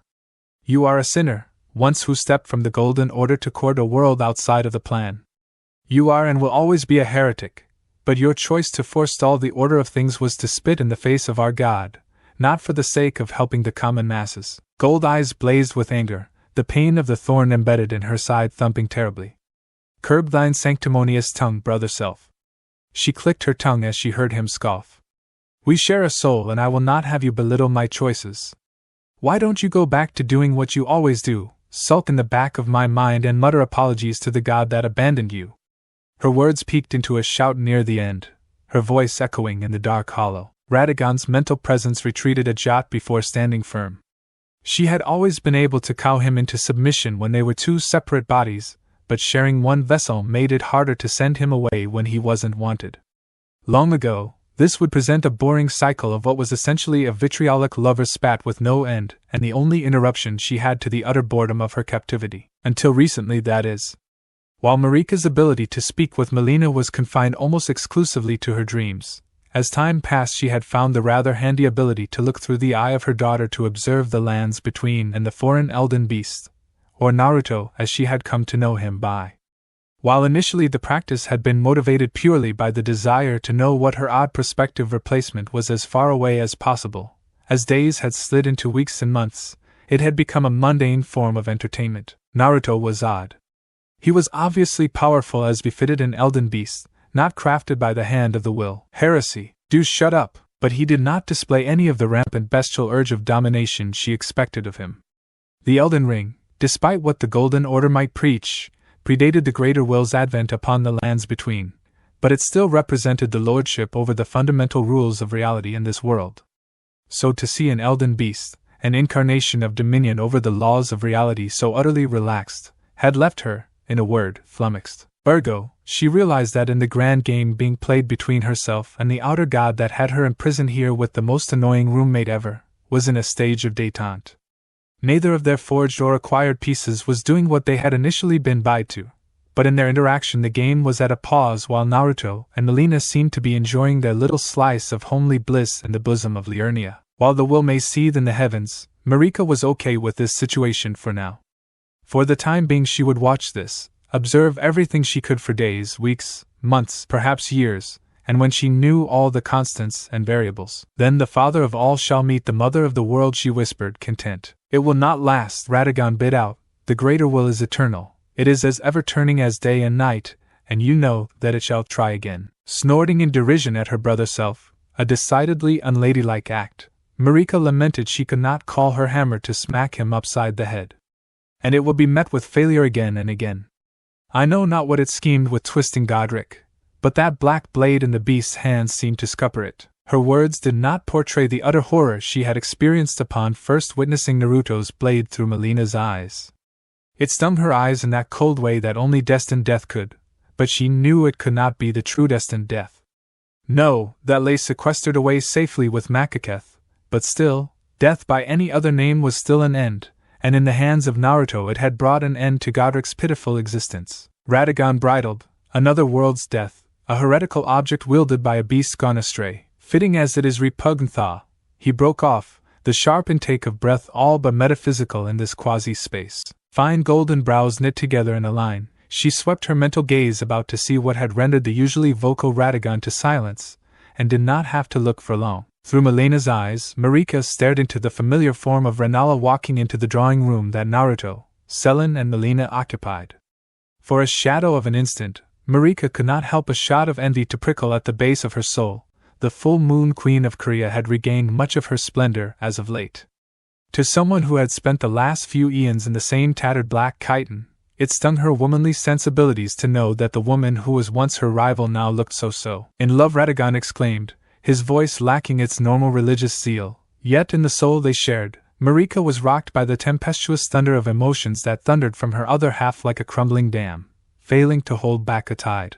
Rennala. Marika paused, introspectively gazing at her brother self, feeling the bittersweet melancholy that crossed into her mind when he saw Naruto walk into sight. She watched, observing how the tall Carrion Queen and this Elden Outlander interacted. The relaxed refinement and bell-like laughter that Rennala exuded, the banal invictus of a courting couple's day. Looking down into the mist-filled depths beneath her, her eyes sliding closed while the stream of consciousness continued to play before her mind. She had some regrets in her life, and while stealing Radagon away from Rennala had not been one of them, what was this bittersweet sorrow in her shared soul if not regret for making her brother do something he regretted? Does it hurt you, Radagon? She asked, her voice for once carrying none of the righteous fury, instead an earnest empathy, to see her court another? Radagon did not reply, continuing to watch his ex-wife hand Millicent to Naruto as Molina clambered onto his shoulders like a spider monkey. When the duo linked arms and dragged a grumbling Sellen along with them, Marika was surprised to feel Radagon retreat from her mind, his mighty fire dimming to a small but genuine ember. I just want her to be happy. 7 words, and Marika the Eternal was rendered silent. 0.0.0.0. The greater will was many things. Alas, it was also very much a sore loser in just about everything. Rally. One was clearly not enough. Against one the beast had endured. Now, it would be overwhelmed. Direct intervention is necessary. It concluded in its infinite finite wisdom, and so it acted. Not once. Not twice. Nor thrice. Nay, it recruited more, undermine and distract. Subvert and destroy. Pawns within many pawns, plots within plots. 0.0.0.0. Old loyalties tugged at Loretta. I could help you, child. I can save them. All of them. You have but to let me in. She touched a hand to her helm, waking from her mid-morning nap. Had she heard a voice just now? Nay, surely not. 0.0.0.0, Malenia dreamed. Perhaps dream wasn't the right word. Dreaming implied happiness. She felt no such happiness in these dreams. These were nightmares. These dark specters were both her past, her present, her future. She saw her every mistake, her every misdeed laid out for her in startling clarity. All of it. Her ever fumble, her every flaw. Mother. Miquella. Kaled. Her search, her endless search as she destroyed all who came near her. Friend or foe, it mattered not. She didn't care for them. She did not dare allow herself to care, and in her callousness, a world was brought to ruin. All fell before her, even her half-brother Radon. Gentle Radon, who once taught her swordplay when no one else would go near her. Noble Radon, who sought to guide her on her perilous path, only to be forced to take up arms against her. Noble Radon, who in his infinite mercy did not finish her off when he should and instead let her stand once more. Rotten Radon, whom she furiously blighted in a fit of childish spite, blooming upon her defeat. Vengeful Radon, whose voice haunted her nightmares now. You are a plague, she recoiled. Stop, everything you touch rots. Please stop, you have soiled the lands between. Someone make it stop. Golden light cut through the darkness of her dreams. How far you have fallen, little child of Radagon. Woe betide thee. With wakefulness came loneliness, and with it, bitter realization. Malenia still possessed some small semblance of her wits, just enough to know what this was, enough to resist. I serve only one. She sat up in her chair and scowled through sightless eyes. The laconic reply. And you are not him. Begone, pretender. I have no need of you. You serve no one, fool. You pine for one who cares not for you, a life that is no longer yours, a rotten shell of your former self. She refused to believe such, for to doubt meant death. Lies. What say you to a trade, then? You would barter with one such as me? A low chuckle pervaded the dry air. How desperate you are. Then I shall show you. The greater will lack teeth to gnash. But it growled at her all the same. Behold. Look upon your brother, your family. See what they have become. See the life you have wasted, waiting for naught. See what you failed to save. Perhaps then you will be willing to accept the gift I offer. Light burned sight into Malenia's sightless eyes. In an instant, she saw it all, and she screamed. 0.0.0.0. Naruto found himself feeling incredibly relaxed. For the first few moments after his awakening, he couldn't quite place why. Slowly opening his eyes, he found himself looking up at the wooden edifice of a four-poster bed, the inner side of its dark wood canopy carved with the intricate lines of constellations and stellar movements in faded but still pretty silver filigree. He was surrounded by a pleasant liquid coolness of dark silk sheets that pooled around his body like dark water, but there was also a warmth he couldn't place. The sound of soft, gentle breathing caused his ears to perk up and take stock of his other senses. So that's why. A small smile adorning his face when he found a cascade of glossy black hair tickling his shoulder. Rennala slept softly in the mid-morning light, her tall, graceful body adorned in a modest long-sleeved nightgown, arms gently wrapped around his waist as she continued to gently inhale and exhale. Blue eyes regarded the exotic creature nestled against him, slowly reaching out a hand to tuck a stray lock of long black hair behind her ear and likewise feeling a thrill of innocent delight when she turned her face towards his hand, seeking its warmth. This was a nice change of pace, while still somewhat foreign to him. Ever since the scuttled assault on the castle, Naruto had taken to sleeping in the same bed as his host, and he could honestly say it was one of the better decisions in his colorful life. They had yet to go quite that far with one another, but the mundane intimacy of being able to sleep cuddled up to someone who you were slowly blooming feelings for was a delight to wake up to. Still, comfortable as he was, he knew they couldn't laze out about forever. Time to wake up, he said with a smile. Much as I would love to lounge here all day in bed, I think the girls might lead a revolt against Boggart and Mundrum if we leave them alone for too long. I suppose they would, wouldn't they? Groaning in discontent, Rennala's eyelids fluttered open and met Naruto's gaze. Purely on reflex she leaned up and planted a smile on his cheek, one he reciprocated. Wouldst that be such a travesty? I can't think of much better than making sure the silk is kept warm, and you have quickly become my favorite heating element.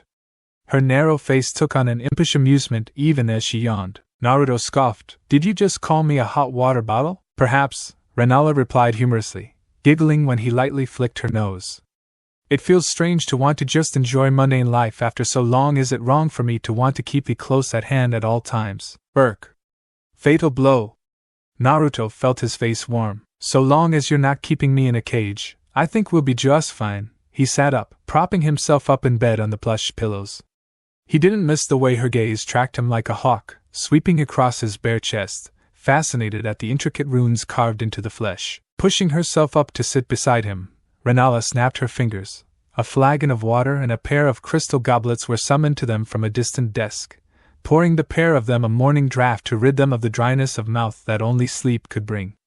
Do you have anything planned today? She asked, still looking for a reason to stay in bed with her paramour-to-be. Running a hand through his hair, Naruto frowned thoughtfully. Well, I do have something in mind, sort of a display for the girls to have some fun. I've got some clones working on the fireworks since last night. Rennala blinked. What is a firework? Now it was his grin that gained an impish quality.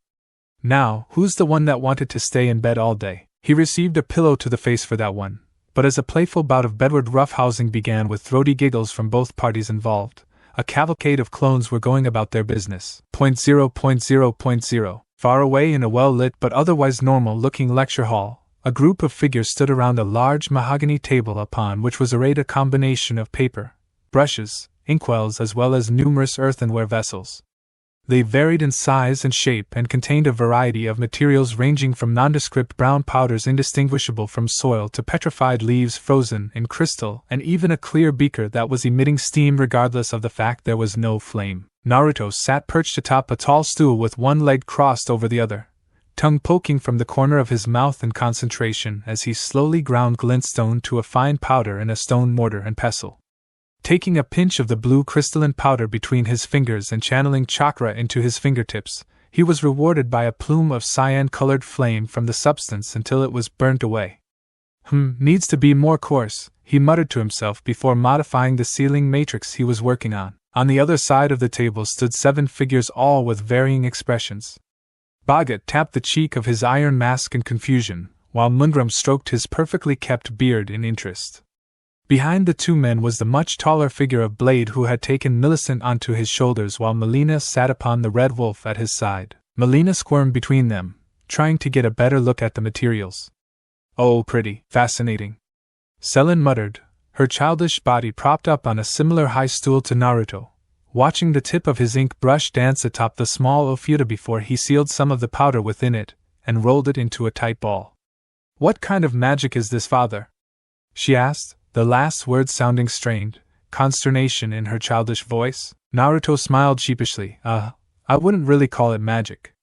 Just trying to make a firework is all. A firework? Nodding, Naruto pointed at the growing pile of paper balls slowly filling the container to his left.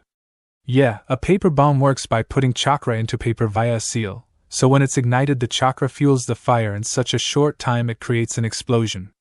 If you seal certain substances to burn inside of those tags, then when they burn, the substances burn as well, changing the nature and appearance of the explosion.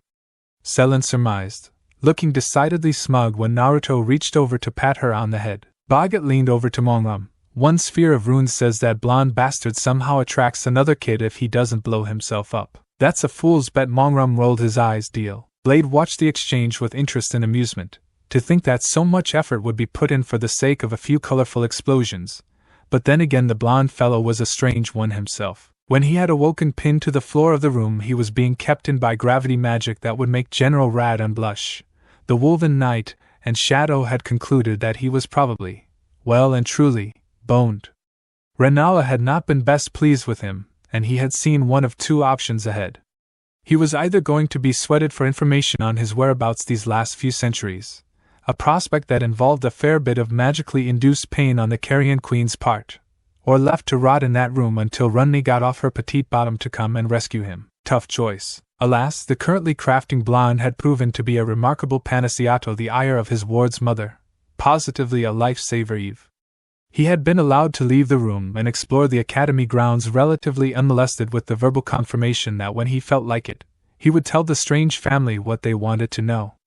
And it was a prospect he was dreading, because who knew what would happen to Rennala's touchy mental state if what he knew came to light? Still, Naruto had allotted him a veritable stay of execution to try and work out what to say, and for that he would one day repay. Unless something unprecedented happened, but what were the chances of that? Surely fate wasn't that much of a bitch. 0.0.0.0 Far distant from Marenia, in the ruins of the now truly abandoned Stormville Castle, a towering figure sat in the shadows. His an imposing figure, massive even when seated on the cracked stone floor, his body wreathed in burlap rags and a gnarled cane leaning against the nearby wall. His face was a frightful thing to behold, lank gray hair betwixt a crown of jagged horns and bloodshot eyes pressed closed in monk-like prayer. Morgott the fell omen prayed. He sat in silence, his repose solemn and faith absolute, a true servant of the Golden Order despite being the second child of the traitorous Eternal. This last year he had taken to a simple but dutiful task, to wait upon the ruins of Stormvale as a beachhead against any foul tarnish that climbed from the muck of obscurity, beating them down before they could even take their first step towards the potential of becoming the Elden Lord, evading the contemptuous gaggle of his grafted kin. But as of late that had changed. Stormvale sat empty, its lord long gone, its knights scattered to with wind and what remained put to the sword by the fell omen. It was his place now, and he found it fitting, a ramshackle temple for an omen to pray to its one true God. O greater will that dwells in the heavens, that gifts these lands with gold and order. I am but your humble servant, doing what I can to scupper my traitorous kin's actions, the sins they have wrought. He prayed, his voice serious, faith unshakable. What is thy bidding, O greater will? There is much eskew in the lands between. I would know thy plan so it would be done. It was a common prayer for Morgott. He said it 3 times a day, at sunrise, noon and sunset, perfectly ordered. It had been one of the only things that had kept him sane in the sewers so long ago. Usually he knew there would be no reply, for even in the presence of the fingers where he would be sneered at by the true ordained clergy of the Golden Order, it was usually only in his dreams that he heard the voice of the Golden Will. Fell omen born of sin, child of the Hor Eternal, follower of the Golden Order, hearken and attend. Morgott's eyes snapped open, eyes frantic and looking around before violently throwing himself to the floor, his horns cracking the stone as his face slammed into the masonry, utterly prostrate. O greater will, I am here, I am but an omen but attend I do. A feeling of grand satisfaction washed over Morgott, a celestial hum ringing in his mind. As you should, my honored servant, the only one to see sense in this world gone wrong. Why do you call to me? He frowned at the question, nose blowing out clouds of dust from the floor he would not raise his head from. I seek guidance, greater will. I feel I should assist in the taming of the beast gone awry. Things don't seem to be going to plan. Morgott was aware of the broad strokes of what his god had done, summoned an elden beast to the lands between, for reasons he could not fathom, to replace his mother, and taketh the Elden Ring. Pain lanced through his head, the focus of the will beaming ire directly into his cranium. You doubt my omnipotence to do as I desire. No, Morgott shook his head, pain ringing in his ears. Never. I simply wish to understand so I can better carry out your will. The will paused, caught in thought as it considered the speck of dust that Morgott was to it. You have long proven yourself a faithful servant, remaining true to the Golden Order and to me long after the rest of your family fell to the idiocy of flesh and personal desires.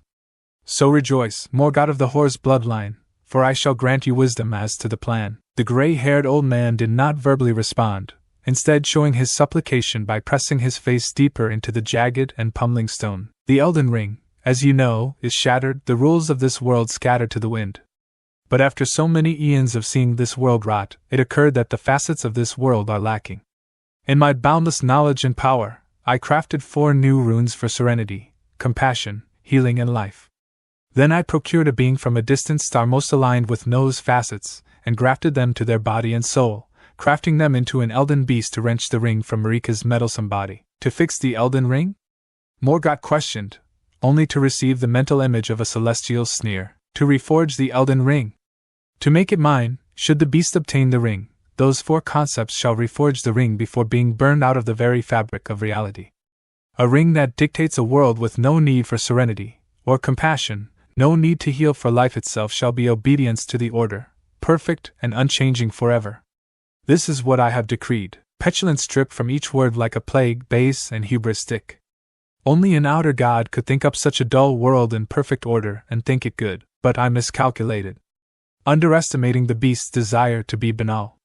I have sought ways to bring it to heel, but with each attempt, It has only grown more bonds that prevent it from doing what I brought it here to do. Morgott's face thinned, devoid of all emotion. Is that why Godrick finally met his end? The Mendicant Lord was a means to an end. He was never meant to win, he was supposed to die. I twisted his greater rune much as I twisted Marika's power to imprison her. He was to die, then my will made manifest would meld with the beast and via that rune, burn out his humanity, replacing it with nothing more than the desire to claim the ring. Sadly, for reasons I cannot fathom, he severed my hold on the anchor rune using his blade of destined death from a foreign land. A most alarming development indeed, but at least the burlap-clad demigod could take solace in knowing that the blackguard of Stormvale had passed on, even if his final job was as much a failure as his life. Then what do you need of your servant?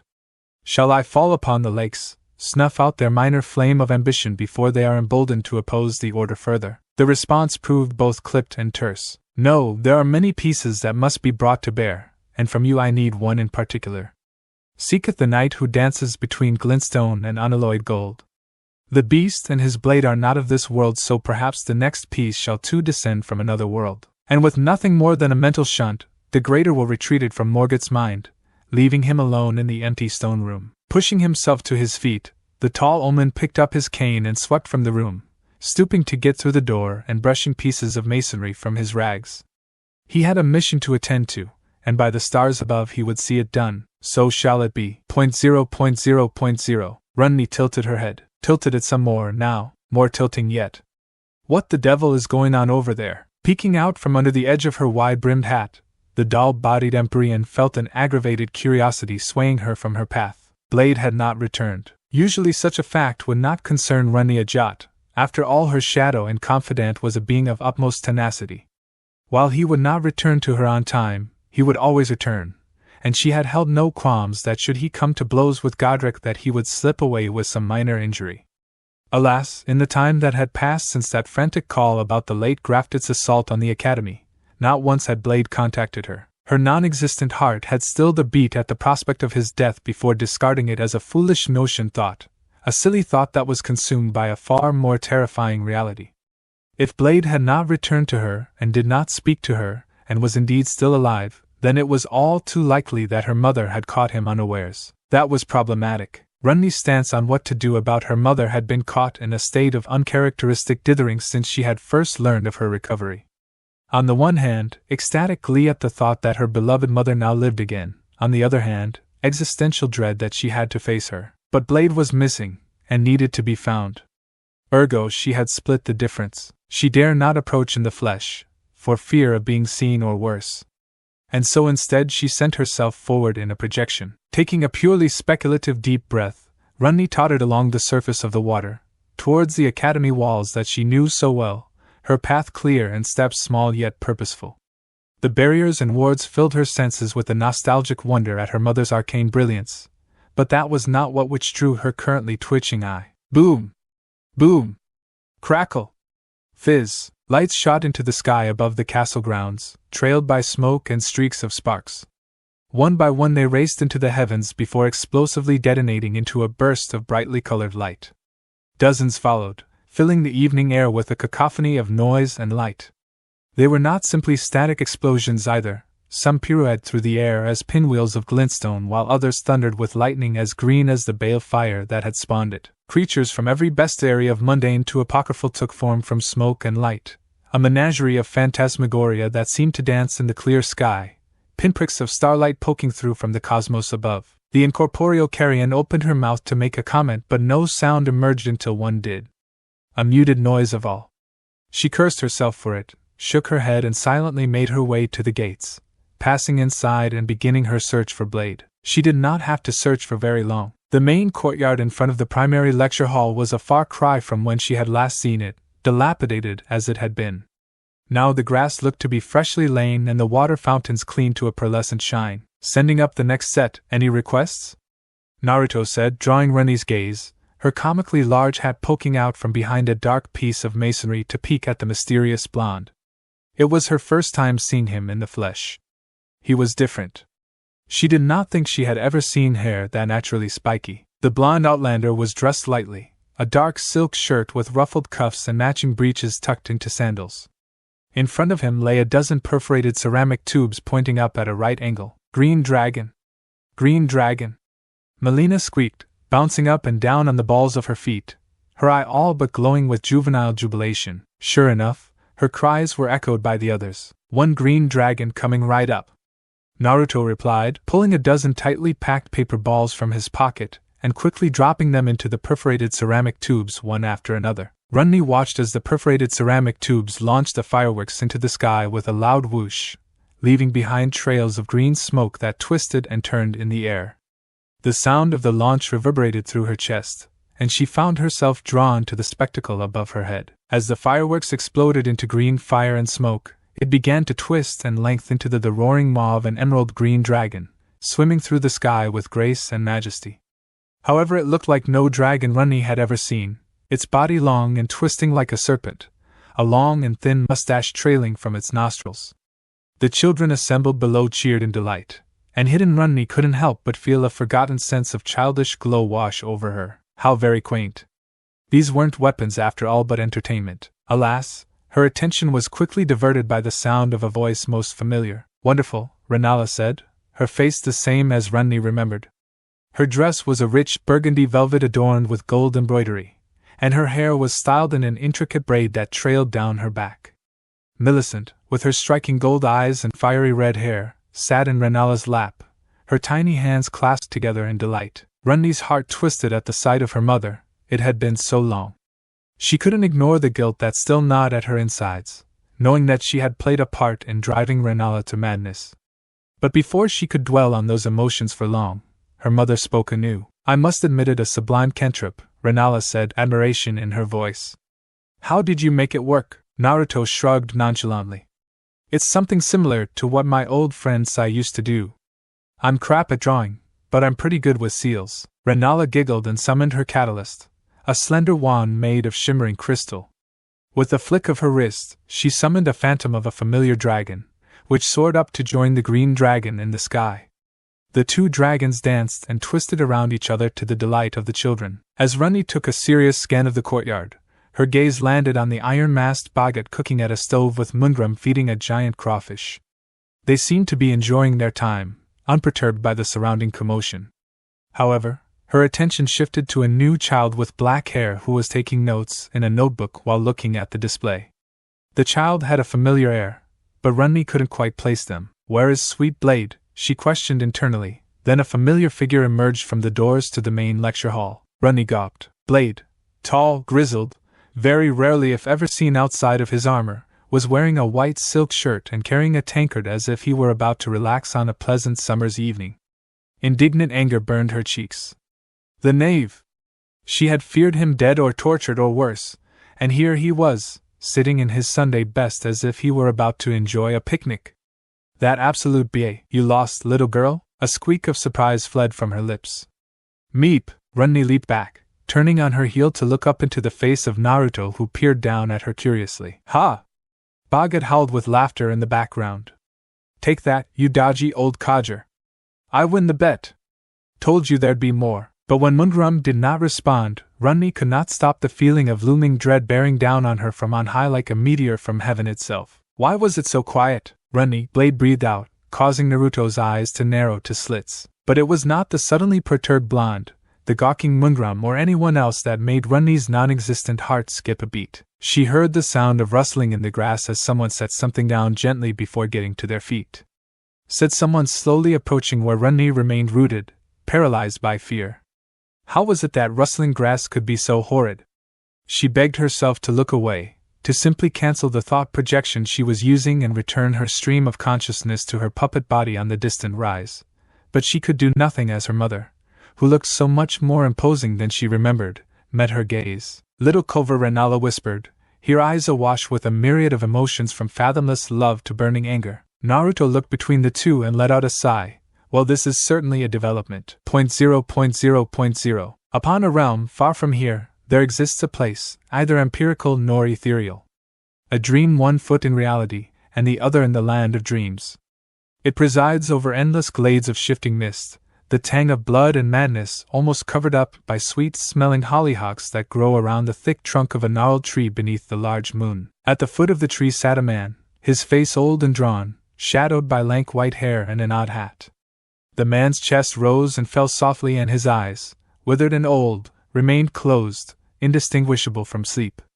But he was not at rest. He never slept, only slipped in and out. Lapses in consciousness where he could forget the pain of his miserable captivity. But still there was the ache of an old body, a mocking reminder that while never aging, he was forever old. Above him the moon dimmed, a cloud passing in front of it, a cloud that was not vapor and dream but rather dust and order, one that grew brighter until it was a nebulae of perfectly arrayed golden stars, its presence warming the old man's older bones.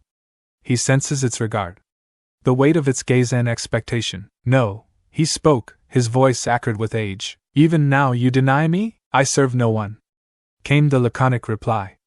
Begone, outer god. It was not the first time the old man had been visited by the nebulae, but he had been here long enough to recognize the ilk of the eldritch fact that this one spoke was a novel difference. But still, he would not serve. You serve no one, fool. You pine for one who cares not for you, a life that is no longer yours, imprisoned by an outer goddess who cast you aside long ago. It is my sin to bear, a stewardship I despise but carry out all the same. But hate it you do, and I know you wish it to end, to leave this place once and for all. The old man shifted uneasily in his chair, thin fingers steepling in thought. Aye, this is a rotten dream. It stinks of blood and madness. I long for freedom, but what is freedom to one who cannot use it? And even if I could leave, another would take my place, and I will not have my final act be damnation on another. The outer god hummed, dispersing the clouds over the glades to peer at this foreign world in morbid interest. The old man tooted in disgust. What say you a last mission then, soldier courted by the moon? Glowering at the manifestation, the old man spat sharply. I am no soldier. Indeed you are not. You are something far more noble, and thus I appealed to that nobility. There is another in my world, a beast that courts the queen of the moon.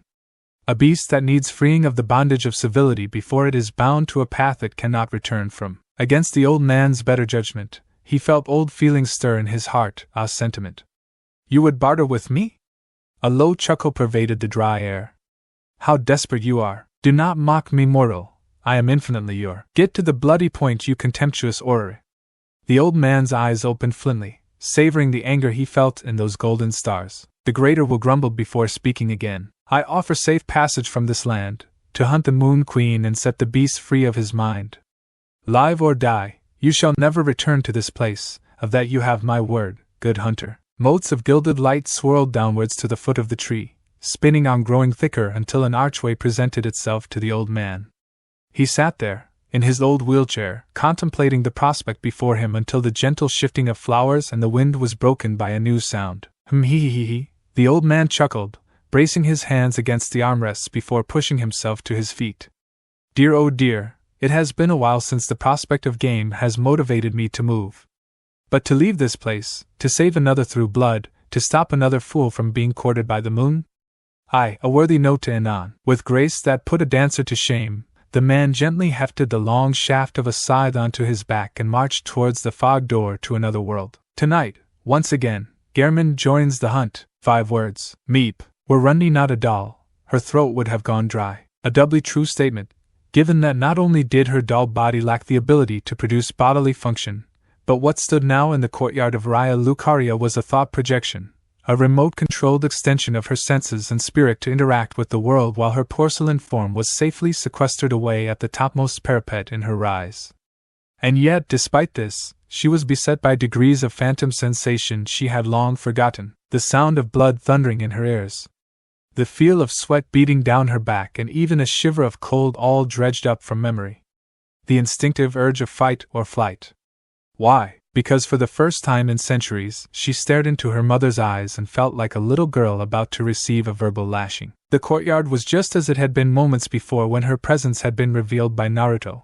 The blond young man stood behind her at a comfortable distance, looking between mother and daughter with an unsure expression, his usually boundless enthusiasm stymied by the fact that even he didn't know what to say. Across from them stood the veritable peanut gallery of 3 young children, a large red wolf, 2 men and Ranni's own woven shadow. Blade, still wearing his silk dress shirt in the cool summer night air, wore a layered expression upon his lupin maw, black lips pressed into a thin line and lone eye full of resignation. It was almost as if he was trying to tell her that he was sorry about this, but it had to happen. She nearly stomped a foot, such was her embarrassment. Damn him! No, compose yourself, Ranni. You're an adult who can face your issues with grace befitting your station. She would not demean herself before these children. The shortest of them, black of hair and blue of eye, lacking any visible footwear, surveyed the building altercation with keen eyes. And was she seeing things, or did Ranni spy a trace of wry amusement on the girl's cherubic face? Little Rotter, the tallest of the trio, who, now that she looked at her, bore a strong resemblance to Malenia in her youth, looked unsure of what to do, seemingly sinking into the side of her father's wolf to avoid the awkward situation, while the third of the group, a magenta-haired girl with a sealed eye, popped at her and crossed her arms over her little chest. This was all to say Ranni was avoiding the real cause of her feelings. Rennala, the full moon queen of Korea, and her mother, stood before her, the light chill on the wind rustling the maroon evening gown she had clad herself in, her sparkling blue eyes boring deeply into Ranni's own astral orb. How she wished her other eye was unsealed in this moment. It would have made things so much easier, because she didn't know where to look. Mother, she forced the word out, her voice level yet bearing an awkward edge, desperately trying to right her frantically spinning mind. A beat of silence passed between them, no visible sign that she had heard Ranni speak. In point of fact, the only visible sign that her mother was not a statue was the light flexing of her fingers, an unconscious reaction being viciously fought against with a stony visage. The Dark Moon Princess was hard-pressed to answer if that urge was to throw her arms around her in a hug or to throttle her. Ranni, Rennala finally spoke, a frosty edge clinging to her tone. Her eyes were full of a chaotic swirl of emotions, an Ouroboros of passion and ennui ever biting its own tail to elucidate cohesive thought that was not one with hysteria. You've come home, I see, though a skulker in the shadows I thought you not, Dark Moon epithet notwithstanding. It is a jot rude to not announce your arrival, she finished gracefully, crossing her arms under her chest, the tendons in her swan-like neck poised as her fingers continued to twitch. Then again, it seems that what I conceived of your character was far off the mark. What an amusing oversight. She chuckled mirthlessly. Ranni shifted uncomfortably. She didn't like that sound. It was so cold coming from one from whom she had only ever known warmth. Inclining her head till the brim of her hat obscured her face, Ranni apologized. Forgive mine lack of decorum, mother. I simply wished to ascertain the company you keep. The company I keep? Interesting turn of phrase from one I haven't seen in centuries. Rennala's laconic response sent a stab of existential pain through Ranni's non-existent heart, gladdened that her hat obscured her face from being seen. While this was but an exchange of niceties, the truth of the matter was that the tension in the courtyard could be cut with a knife, and Ranni was slowly losing her battle between putting up a strong front and turning tail to run for the hills. The wind rustled the grass beneath them as Ranni met her mother's gaze once again, curiosity prompting her to act. My survival does not seem to surprise you, Rennala sharply exhaled from her nose, the ladle-like equivalent of a snort of derision, turning half-profile in the direction of her shadow. Blade's survival is quite telling, and even in silence, the guilt he radiates in my presence was enough to make me suspicious that my foolish daughter yet lived in a manner of speaking. The last words were all but a hushed hiss through gritted teeth. Mother. Rennala's finger twitching grew more sporadic. Ranni winced. She knew she must choose her words well here. Her mother's ire was slow to rise, but when it did boil over, very little could stop it. While she wanted to speak with her mother, it would be impossible should the fury of the full moon queen drive her to her own long-held baggage rearing its head. Steeling herself, Ranni's astral projection turned away from her mother and strode towards Blade with purpose. It's clear that my presence, for tonight at least, is not welcome a jot, so I think I shall simply take Blade and be on my way. The younger carrion words were cut off as a sharpened glintstone spike buried itself between her and Blade, a foot of the sparkling crystal poking from the virgin earth. Looking over her shoulder, she beheld the familiar sight of her mother's catalyst held firmly in one hand, a trail of blue-white particles tracing through the air from its bejeweled tip. I think not, Rennala exclaimed, voice glacial. Thou shalt not flee. Not from me. You cannot stop me, mother. Naruto finally took a step forwards, adding his voice to the back and forth. All right, how about we calm this all down? Rennala, I know I don't know everything about what's going on here, but at least, Naruto, love. She cut him off, looking at the blonde for the first time and her stormy visage cracking, revealing a pained warmth that served to make Ranni's gut twist. You have been good to me and brought light back into mine life after so long in darkness. But this once and only this once, I must ask thee to curb the tongue. This is something I need to do." Her eyes shimmered with emotion. "Please trust me." He froze, unsure of what to say before finally nodding in assent and moving to join the trio of children and give the mother and daughter some space. In an ideal world, Ranni would have taken the opportunity for what it was, a breather to get her thoughts in order. Sadly, something about her mother's words rankled inside her, and she spoke before she could stop herself. "You wouldst find fault with me when you besmirch father by having affections for this vagabond buffoon?" She spat before her eye widened, 2 of her 4 hands flying to her mouth. Rennala's pupils narrowed to slits, her narrow face splitting into a furious scowl. How dare you speak to me like that after everything that hath happened? Hath the little culver's pure white wings become soot in her time away? That body may be a dull mockery of thy teacher, but surely thy soul still holds some measure of sense and politeness. Or did you also give that up on the night of black knives? Ranni bristled while Blade gestured for everyone else to get to a safe distance, recognizing the signs that his ward's anger was on the rise. Radagon's wolf picked up the trio of girls and bolted for the wall, followed closely by old Mundrum and Boggart. Only Naruto and Blade remained close to their own partners. They say that seeing is believing, but I struggle to believe what mine eyes show me now. Her staff slammed down, drawing a flinch from Ranni. Where is the daughter I brought into the world, whose brilliance and cunning were the world to me? What stands before me is a mirage of poorly thought-out plans and idiocy lest you prove me wrong. Ranni's projection sighed in exasperation, masking the hurt she felt at her mother's words. Enough of this. I shall speak with thee all another day when your temper is leveled. Farewell, mother, seek me out at my rise, Blade knows the way. Her piece thus said, her form began to fade into motes of blue sorcery as she cancelled her thought projection, seeking to end the conversation now and deal with the repercussions later. Do not run away, Ranni! Rennala called, steel in her words and fire in her eyes. You shall not slip into the moonless night so easily again. The full moon queen snapped her fingers, and the air became alight with complex patterns that formed into a magic circle that began to rapidly orbit her before encircling Ranni's vanishing thought projection. What? She thought, suddenly aware of a peculiar feeling taking hold of her senses as the rapidly spinning spellcraft circled her. Distant awareness spoke to her of a spectral hook taking hold of her navel and yanking backwards hard.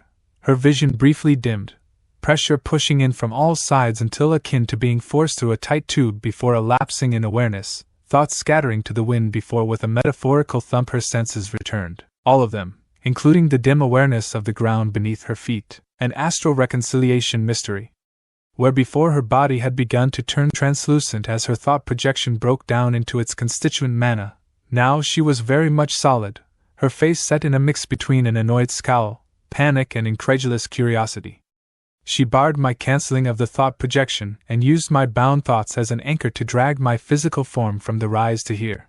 Ranni realized, unsure how Rennala had conjured such a complicated spell with seemingly no preparation until her singular eye locked onto the tips of her mother's previously spasming fingers. A subtle shimmer around the fingertips, perhaps half a millimeter across, far too small to notice but perfect for concealing the esoteric Mudrasone would need to cast such a sorcery nonverbally. Mother feigned her movements to prepare a trap in case I left prematurely. She finally concluded, almost admiring the subtle diversion. Her mother had lost none of her brilliance. Rennala narrowed her eyes on Ranni, pursing her lips. Didst thou think centuries of madness would rob me of the ability to see a thought projection? I began tracing back thy stream of consciousness the moment I laid eyes upon you. She trailed off, her face conflicted, sadness and anger at war with each other, marring her otherwise beautiful face. Oh, little Culver, what have you done to yourself? Taken charge of my fate, mother, Ranni replied with cold fire. She would not apologize for her actions. Naruto gulped from the sidelines. It was clear that things were on the precipice of falling off a cliff, but she could see wanted to respect Rennala's decision. How's this going to work? He asked eventually, earning himself the angry stares of 2 carrion royals. Humph. Both huffed, looking away from him and then back to one another. Ranni spoke first, regarding Naruto with an unclear emotion. It is clear that mother will not let Blade and I leave in peace, and truly, this talk is long overdue. I believe, as the masses say, we are to have it out. Naruto blinked owlishly, having never heard of such a turn of phrase.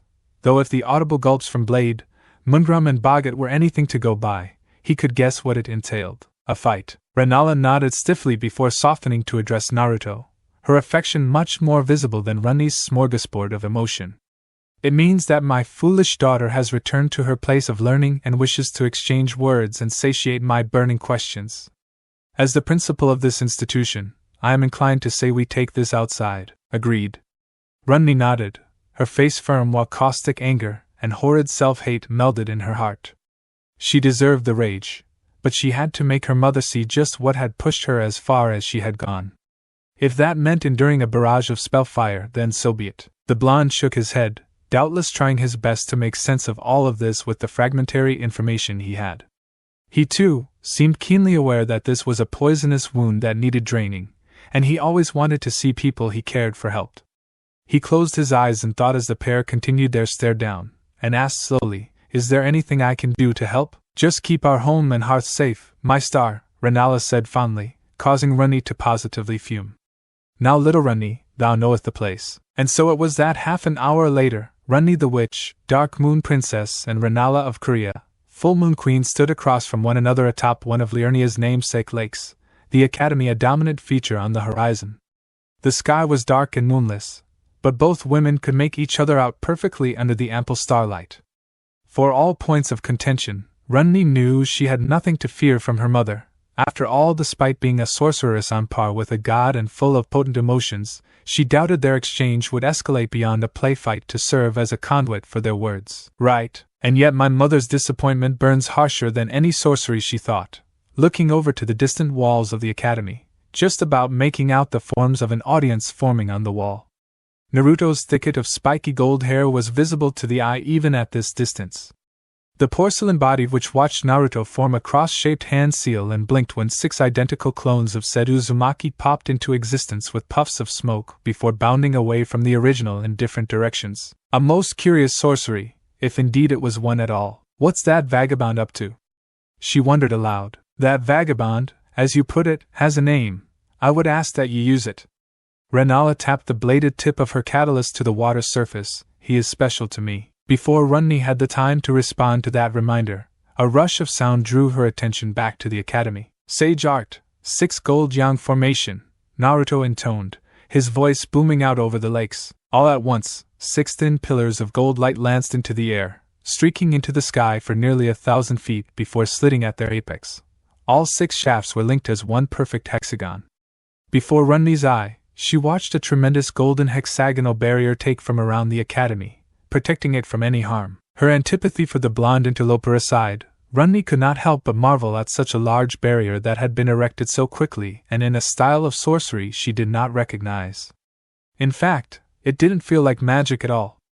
By the moon, what is he? Of topics to discuss, Naruto's curiosity is something we can get to, Rennala retorted frostily. Ranni squared her 2 sets of shoulders, mana begging to gather at her fingertips. "And where would you desire we start?" Rennala's staff tapped down once more and her form was enraptured by an aura of greenish-blue mana, a flame of magic that briefly obscured her appearance from Ranni. When it cleared, she felt her non-existent blood run cold. In place of her burgundy evening dress, the statuesque queen donned a tight-fitting though not restrictive corset of navy blue leather outlined in red piping over a crimson halter-top tunic. Rennala wore a pair of dark riding breeches tucked into low-heeled black riding boots bearing glintstone spurs. The entire ensemble was set off by a midnight blue hooded cloak that trailed just beneath the knee, its lining a sumptuous red.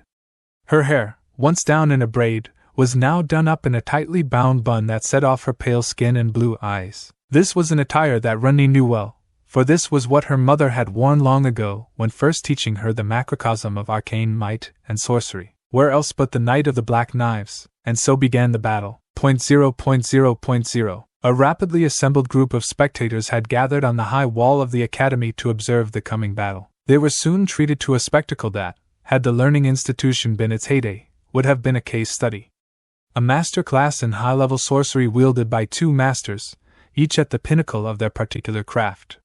The lake's mirror-like surface reflected a hailstorm of spellfire that volleyed dozens of projectiles at the 2 figures who skated upon the water as if it were a great ice rink. Rennala, identifiable by her dark clothes, swept her catalyst through the air with a trail of glintstone fractals following its path, forming out into a complex magical circle that leveled a steady rain of projectiles in the direction of her doll-bodied daughter. They varied in kind and purpose. Some physical projectiles were made of glintstone that took on an unrefined boulder appearance, while others were spikes and flails.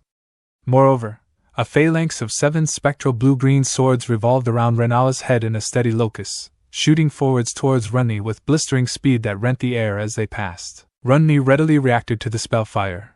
Her white dress set aflutter as her forearms swept about her to weave counter-sorceries, her magical circles a darker shade of blue than her mother's.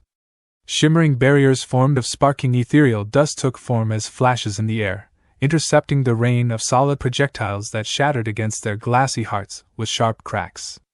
The air was filled with the haunting song of combat, morose and magical like long-rusted evening bells being rung in opposition to one another after too long sitting mothballed. Naruto let out a low whistle in appreciation of the spectacle, the sheathed length of his sword propped up on his lap, Sage's senses telling him more about what was going on than he could simply see through the golden yang barrier he had erected over the perimeter. He wasn't going to lie and say he understood sorcery. Frankly, in the sessions where he and Rennala studied his great runes, even when she had gone to great lengths to explain the arcane implications to sorcery and what the last Uzumaki could achieve with them, he'd found his eyes growing foggy and lost in the sound of her voice. Or maybe it was just that he found Rennala's interested face so incredibly cute that he'd much rather pay attention to that, though right now, his face remained marred by a concerned frown. Because while he was more than willing to respect Rennala's decision here, he could feel the coil of negative emotions roiling within her. The most prominent was sour anger, a melancholic rage born of long carved wounds being agitated, its unique scent telling him that the love that she felt for Ranni made it both better and worse. Then there was twisted catharsis mixed with paradoxical longing, like the building desire one felt to rip a long foul thorn from a septic wound, its caustic puss of grief making it all the more hazardous to remove without exciting more significant self-harm.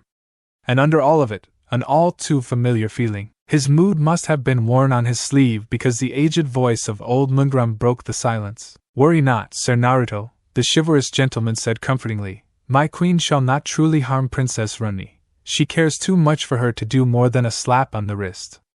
And in the realm of demigods and magic, a grand display of magic can be appropriate for what we mortals would solve by boxing our ears." "You sure?" He winced as another blast of spellfire flashed through the air. "I mean, I know this is a charged topic, but this feels a bit much, doesn't it?"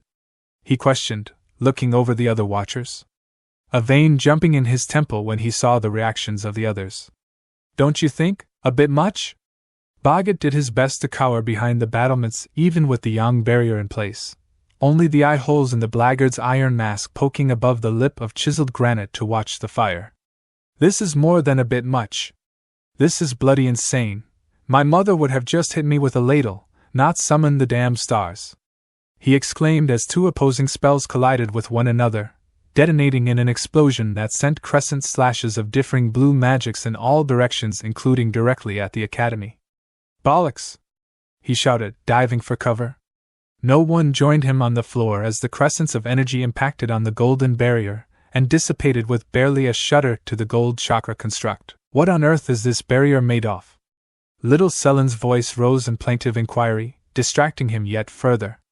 "Its construction is not something I'm familiar with.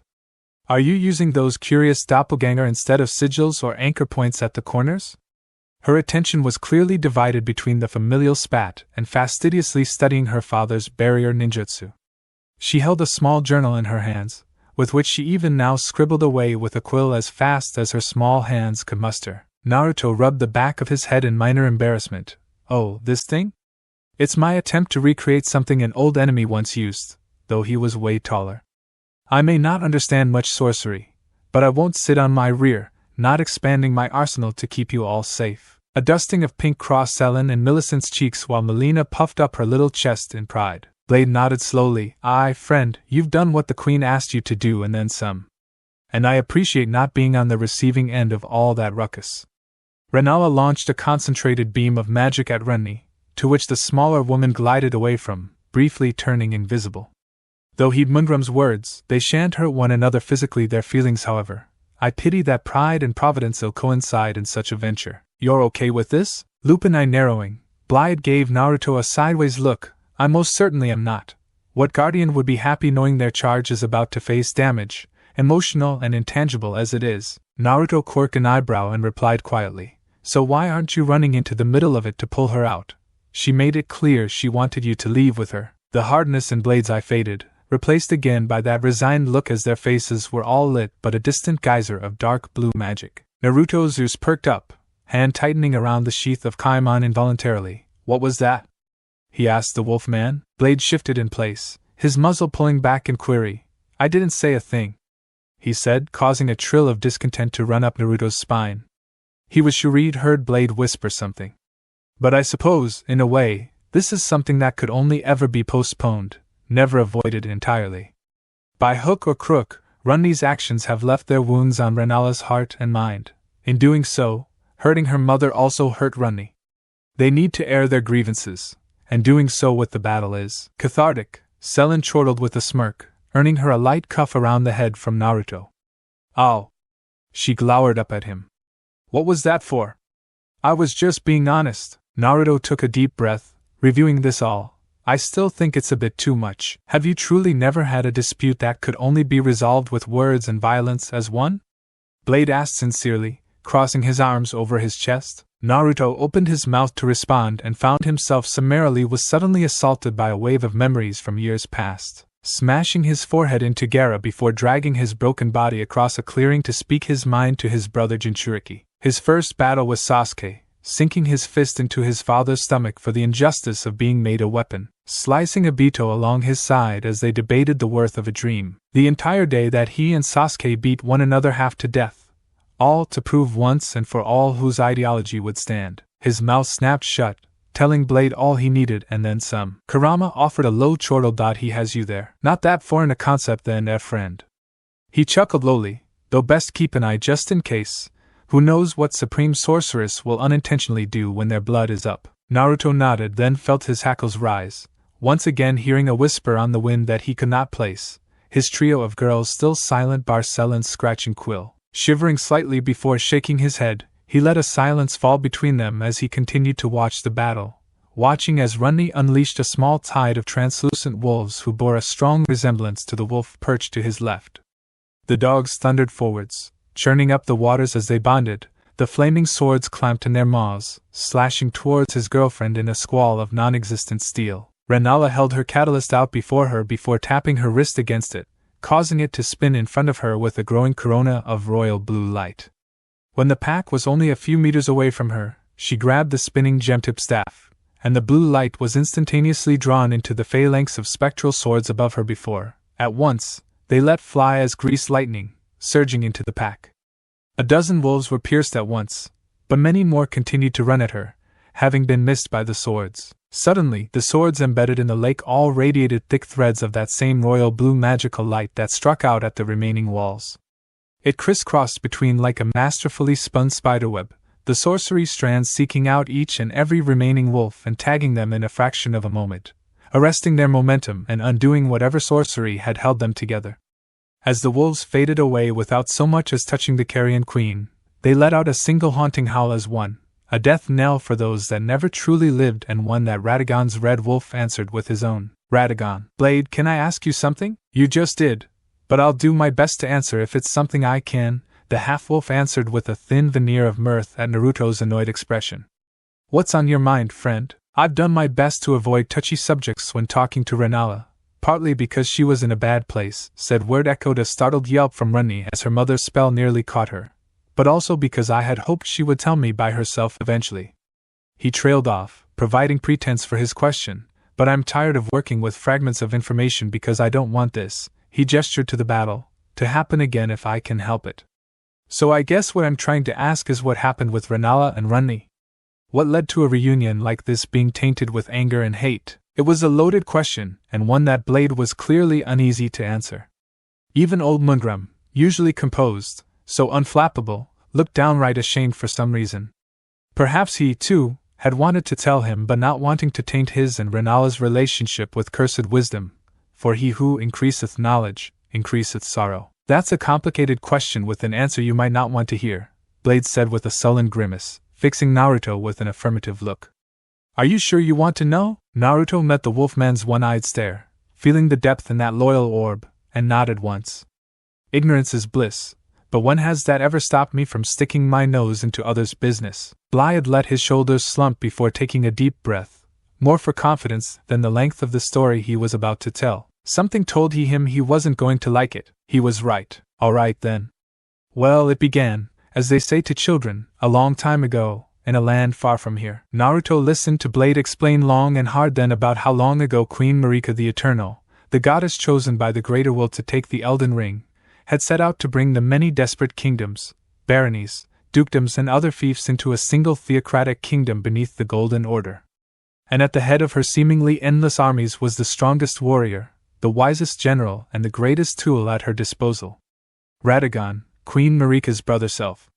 Under him, the soldiers of the Eternal were a great millstone, crushing flat the opposition of any who would rise to face her on the continent, from the lowest peasant to the dragon lords of old. And yet, for all the war, all the bloody battles, the bending of reality itself at the behest of an actual divine figure, Radagon of the Golden Order made one mistake. He led his armies into Liurnia and made war with its stewards, the sorcerers of the Carian lineage and their greatest monarch, Queen Rennala of the Full Moon, the greatest sorceress the lands between had ever known.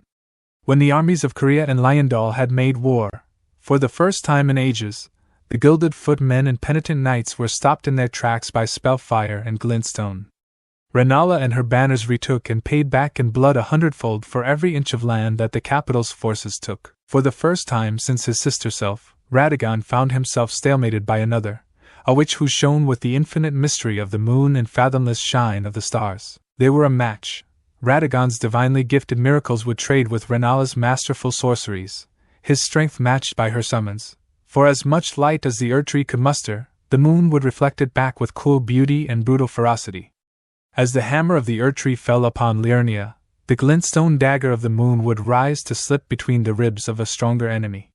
And yet, for all that anger, violence and talk of manifesting destiny, Radagon and Rennala had grown a respect for one another and later love, and it was love to succeed where force had failed, an armistice and marriage bringing an end to an age of violence. It wasn't long before the pair had given birth to their first son, General Radon, a demigod of terrifying power perhaps on par with Godfrey the Golden, and from that, the families grew closer, Blade explained, now with a rapt audience. Radagon would give Rennala 2 more children, Ranni and finally Rykard. Naruto found his eyes trailing out to the battle raging between mother and daughter, watching the wondrous genius of magical warfare and beauty on the battlefield. Naruto found himself pensively smiling. Radagon, I might not know you, but I can understand. Heh. A rueful smile tugged at the corner of his mouth. Seeing such wonder every day for years on end, I'd fall in love as well, just as I already have. There it was, a singular, sincere, internal declaration, one not even noticed by the one who had thought it but true. Full of fire that was small but would burn the very cosmos to its core to be known. Naruto Uzumaki had fallen for Rennala of the Full Moon, and he wished to learn all he could to make sure he could continue to see this wonderful creature hewn from rays of moonlight and bands of stellar brilliance smile genuinely again. But Blade wasn't finished. Things were good then, simple, without the mess of politics and prophecy. The golden lineage in Korea's demigods grew closer. Radon grew to be a powerful sorcerer and general of armies, respected him as a bastion of strength, wisdom, power, loyalty, and above all, kindness. The half-wolf huffed, a rare commodity in leaders, especially those blessed to be strong. He sounds like a good man, Naruto said wistfully, feeling a note of shamed sadness from Blade. He was the Wolven assented before shaking his head. Rykard was also honored. For his tact and proficiency at statecraft he was named the Praetor of Mount Jalmir. And Ranni? Mundrum winced, the wolf kneeled sadly, and an airburst rattled the barrier from a distant clash. Blade let out a chest-rumbling sigh. It was clear that recounting such ancient history was not pleasant for him. Ranni was named in Empyrean, the reason for which I was created. Empyrean. He'd heard the word said before in passing but had never delved into its meaning, though this time it was Sellen who had chosen to take up the mantle of explanation. An Empyrean, the raven-haired girl began, not looking up from her notebook as she shifted her weight between her feet, is a title given to those demigods born with the capability of ascending to true godhood. Though to the Golden Order, It has a different additional meaning. Those selected by the fingers and thus the greater will to one day succeed and replace Marika as the eternal deity of the lands between. A future pre-planned is no future at all, came a whisper from all directions. Naruto tensed, feeling disquieted. Kurama, did you hear that? Hear what? The mightiest Bijou gruffly rebutted. Bah! Molina exclaimed, raising her pudgy fists above her head in challenge. If those fingers made Mama unhappy, I'll just have to beat em up. Papa will hold them down while I kick em. Laughter broke through the grim pall, if only briefly. Ah, lass, that is something I'd love to see, Blade grunted in amusement before pushing on. After that announcement, Queen Marika's approach to her family shifted, and in an attempt to keep a closer eye and hold on her progeny and potential successors, the carrion demigods were summoned to live in the capital. Blade looked up into the moonless sky and the fog of memory. Everything started to fall apart when Marika banished Godfrey. As Blade continued, no one noticed Sellen begin to slip away from the rest of the group and quickly retreat into the bowels of the academy, all save for a certain rotted redhead who followed her pseudo-sister, intrigued as to what could draw her away. 0.0.0.0 Wicked child, I did what I had to do, mother. Ranni called, snapping her fingers to erect a barrier that took the brunt of one of Rennala's wide beams. Thou must understand that I knoweth the path that would have been laid out before me, and I found it foul. Her eye widened when she saw it to be a feint. Extending two of her other arms, she erected a pair of glintstone walls to either side of her to intercept metallic stakes that her mother had called up from the submerged lakebed. I know, fool of a daughter. You know nothing.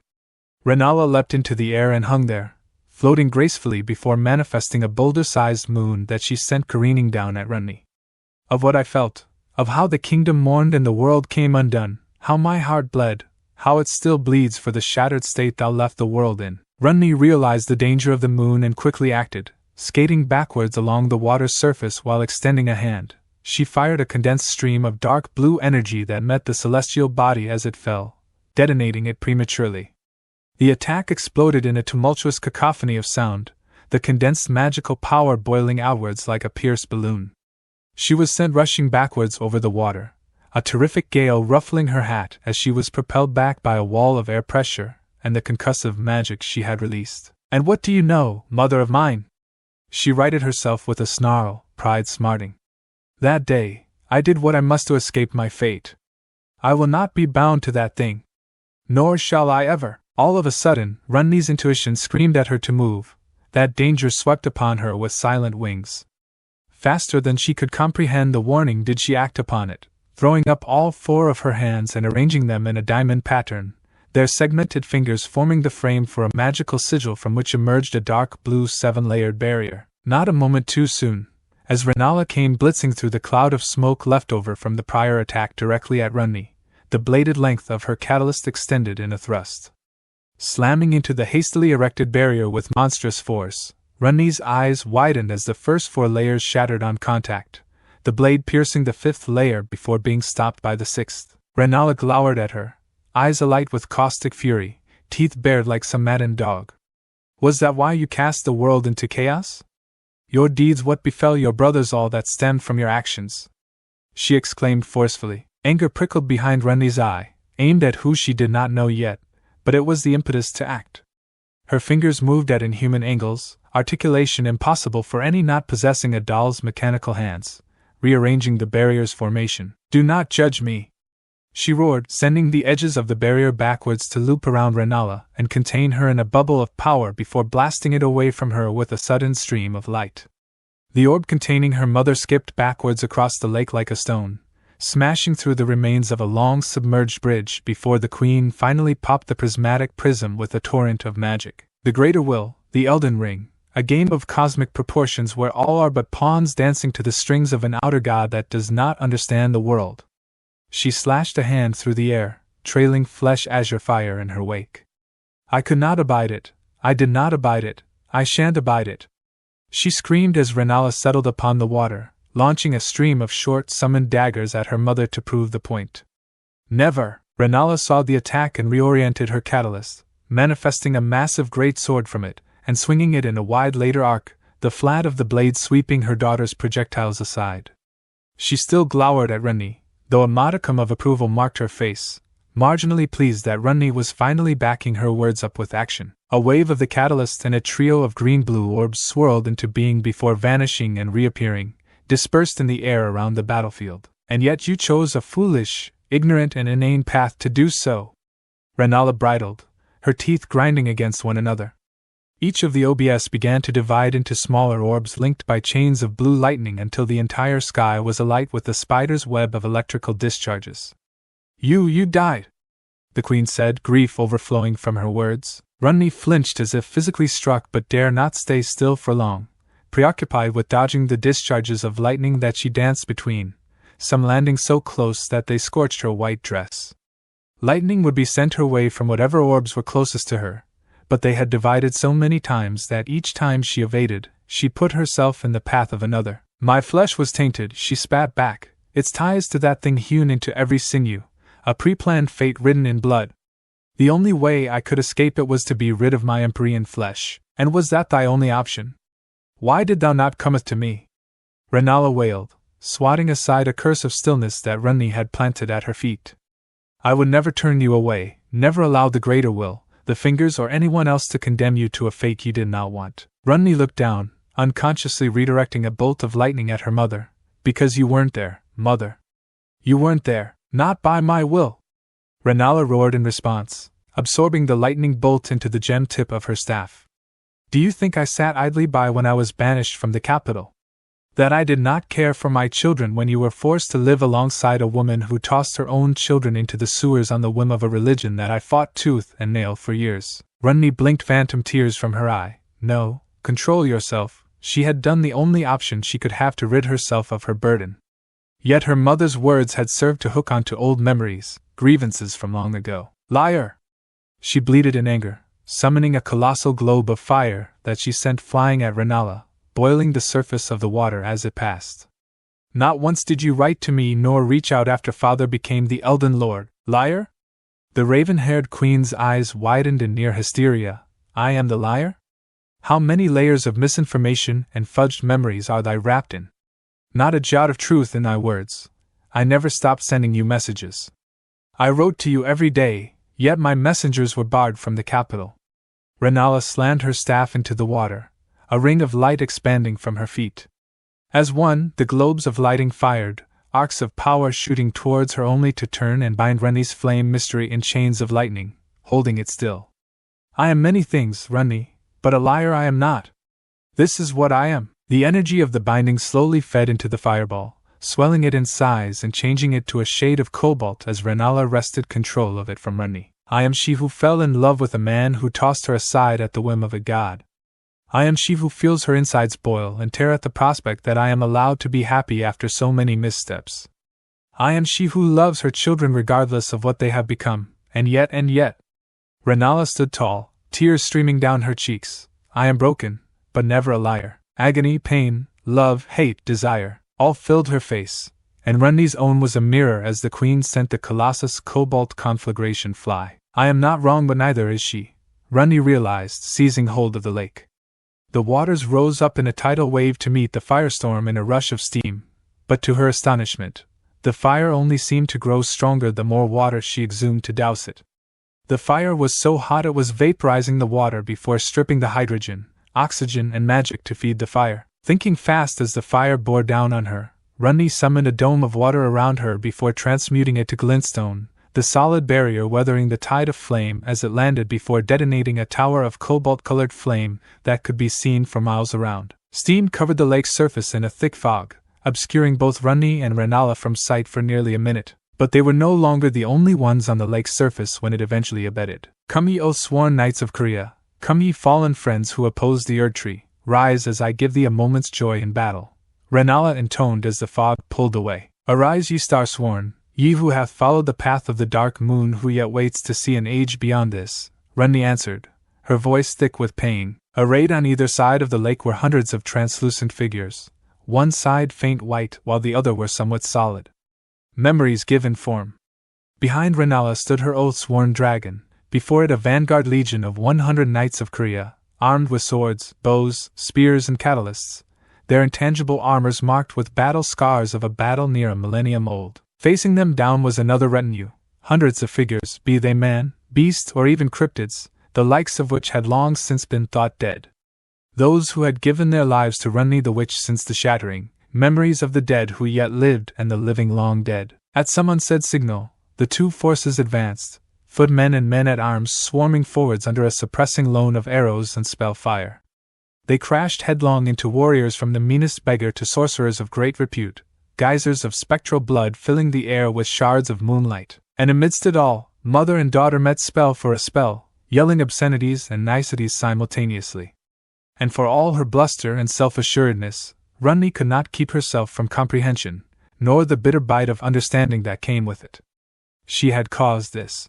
Her actions had caused the world to fall to chaos, and her inaction had let her mother fall to madness when all she had ever wanted to do was help. It was, all, her fault. 0.0.0.0. Everything was shaking. A shudder of masonry caused a light stream of dust to fall in front of Millicent, the grayish particulates appearing blue by the cobalt light of glintstone lamps hanging from sconces along the wall. It would seem that even with Naruto's barrier in place, the battle outside was fierce enough to be felt even this deep in the academy. The little redhead's gold eyes did their best to adjust to the gloom, navigating the half-light more by sound than sight. It felt as if, at some point in the fog of her scattered memories, perhaps she had once been used to moving without sight. Had she once been blind yet learned to see, or was it something else? She continued her train of thought while ducking behind a marble pillar, peeking out to watch Sellen skulk through the halls as quickly and quietly as her little legs could carry her. She bit her lip when another tremor radiated up through her feet. Perhaps she should go back to her father to watch over Rennala mother, and make sure she was okay. The newcomer's appearance had indeed been a strange development on an otherwise pleasant evening. The arrival of the long-talked-about yet never-seen Ranni, Rennala's apparently dead daughter, to whom she was said to bear a strong resemblance. "I can't see it," Millicent mumbled, taking a curl of her long red hair between her fingers. "Can't see what? Yeepee!" The redhead squealed, nearly jumping out of her skin when the voice spoke from behind her. Wheeling around, she found herself face to face with Sellen's amused childish visage, her feathered black hair framing her face and eyes reflecting the glow of the lamps. "Don't sneak up on me," she scolded indignantly, her cheeks dusted with embarrassment. "That's rude." "Oh?"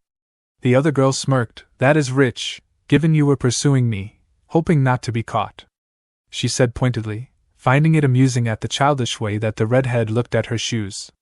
But as the little redhead muttered a series of silly excuses for why she had been spying on Sellen, the barefoot neophyte gained an enlightened expression as if an idea had just dawned on her. "Actually, I think it's best if you don't come with me. There is something that you could help me with." "Me?"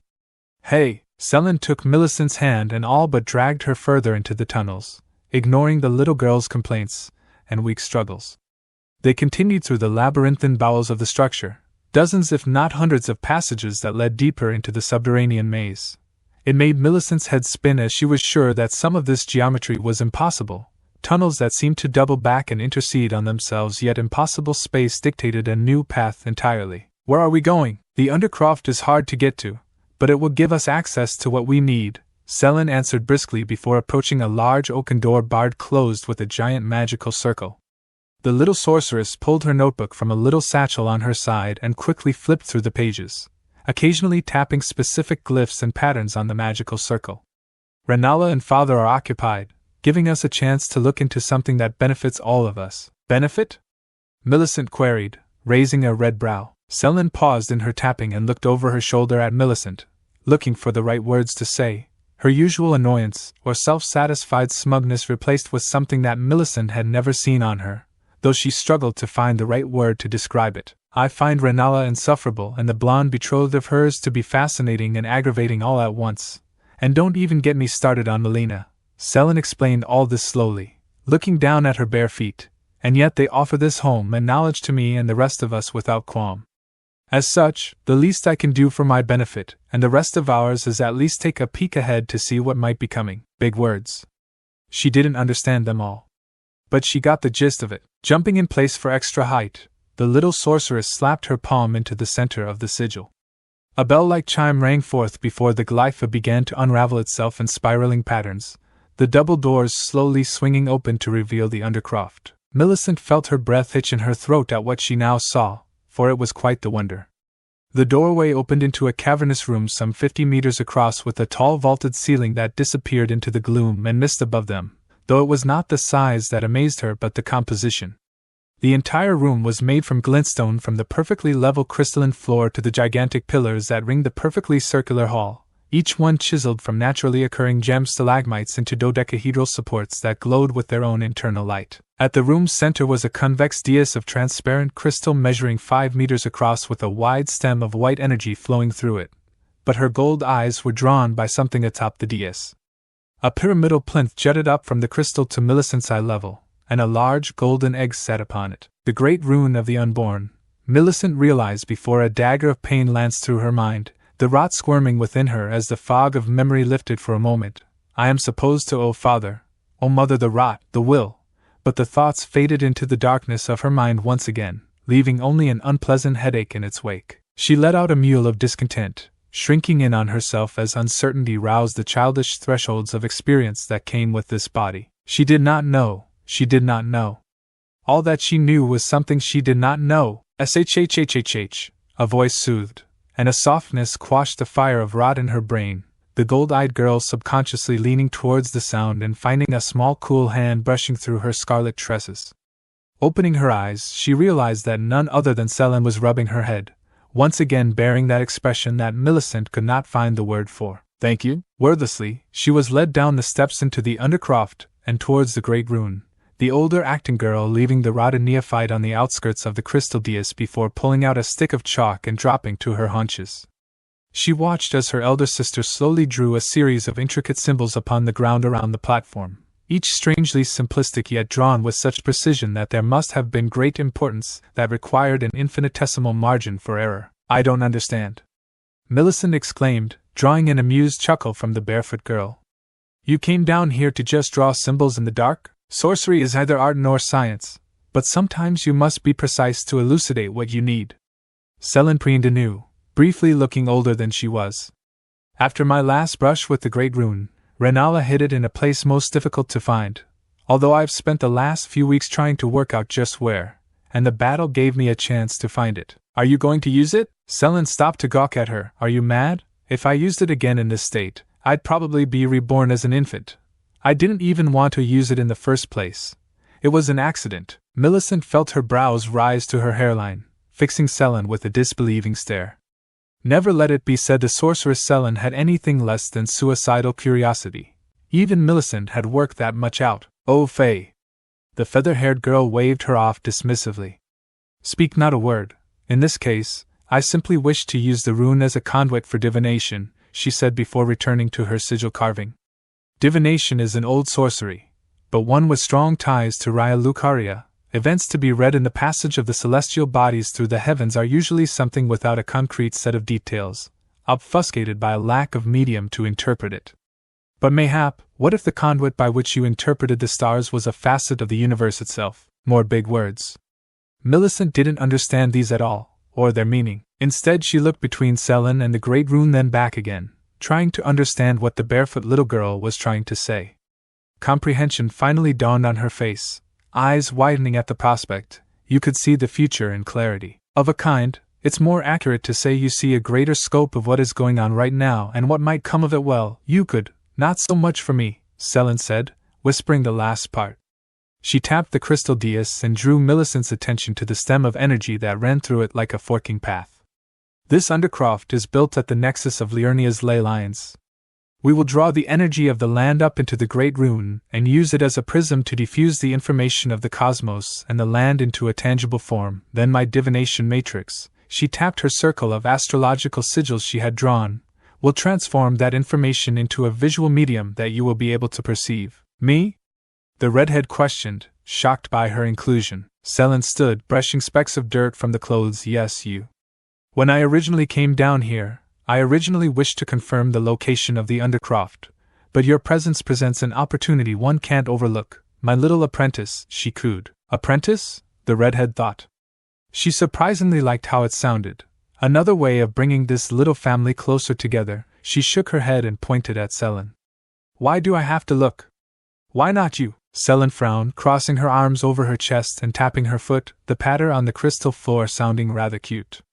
For all my skill and talent, there are some things that require a certain constitution to do, and while I may one day be able to change my form to a state where I can handle mysteries of this scale, she gained a pained expression, there is the potential that I would become an abomination from it. On the other hand, your body is much stronger than mine, and I think you have been touched by something similar before. So, Millicent, my would-be apprentice, my sister, will you help me look into infinity to see what lies ahead for this family? A heavy silence filled the room as Millicent mulled over the proposal, looking over all the information in her head, and Sellen patiently waited for an answer. On the one hand, she should say no, simply return to the surface and go tell her father about this.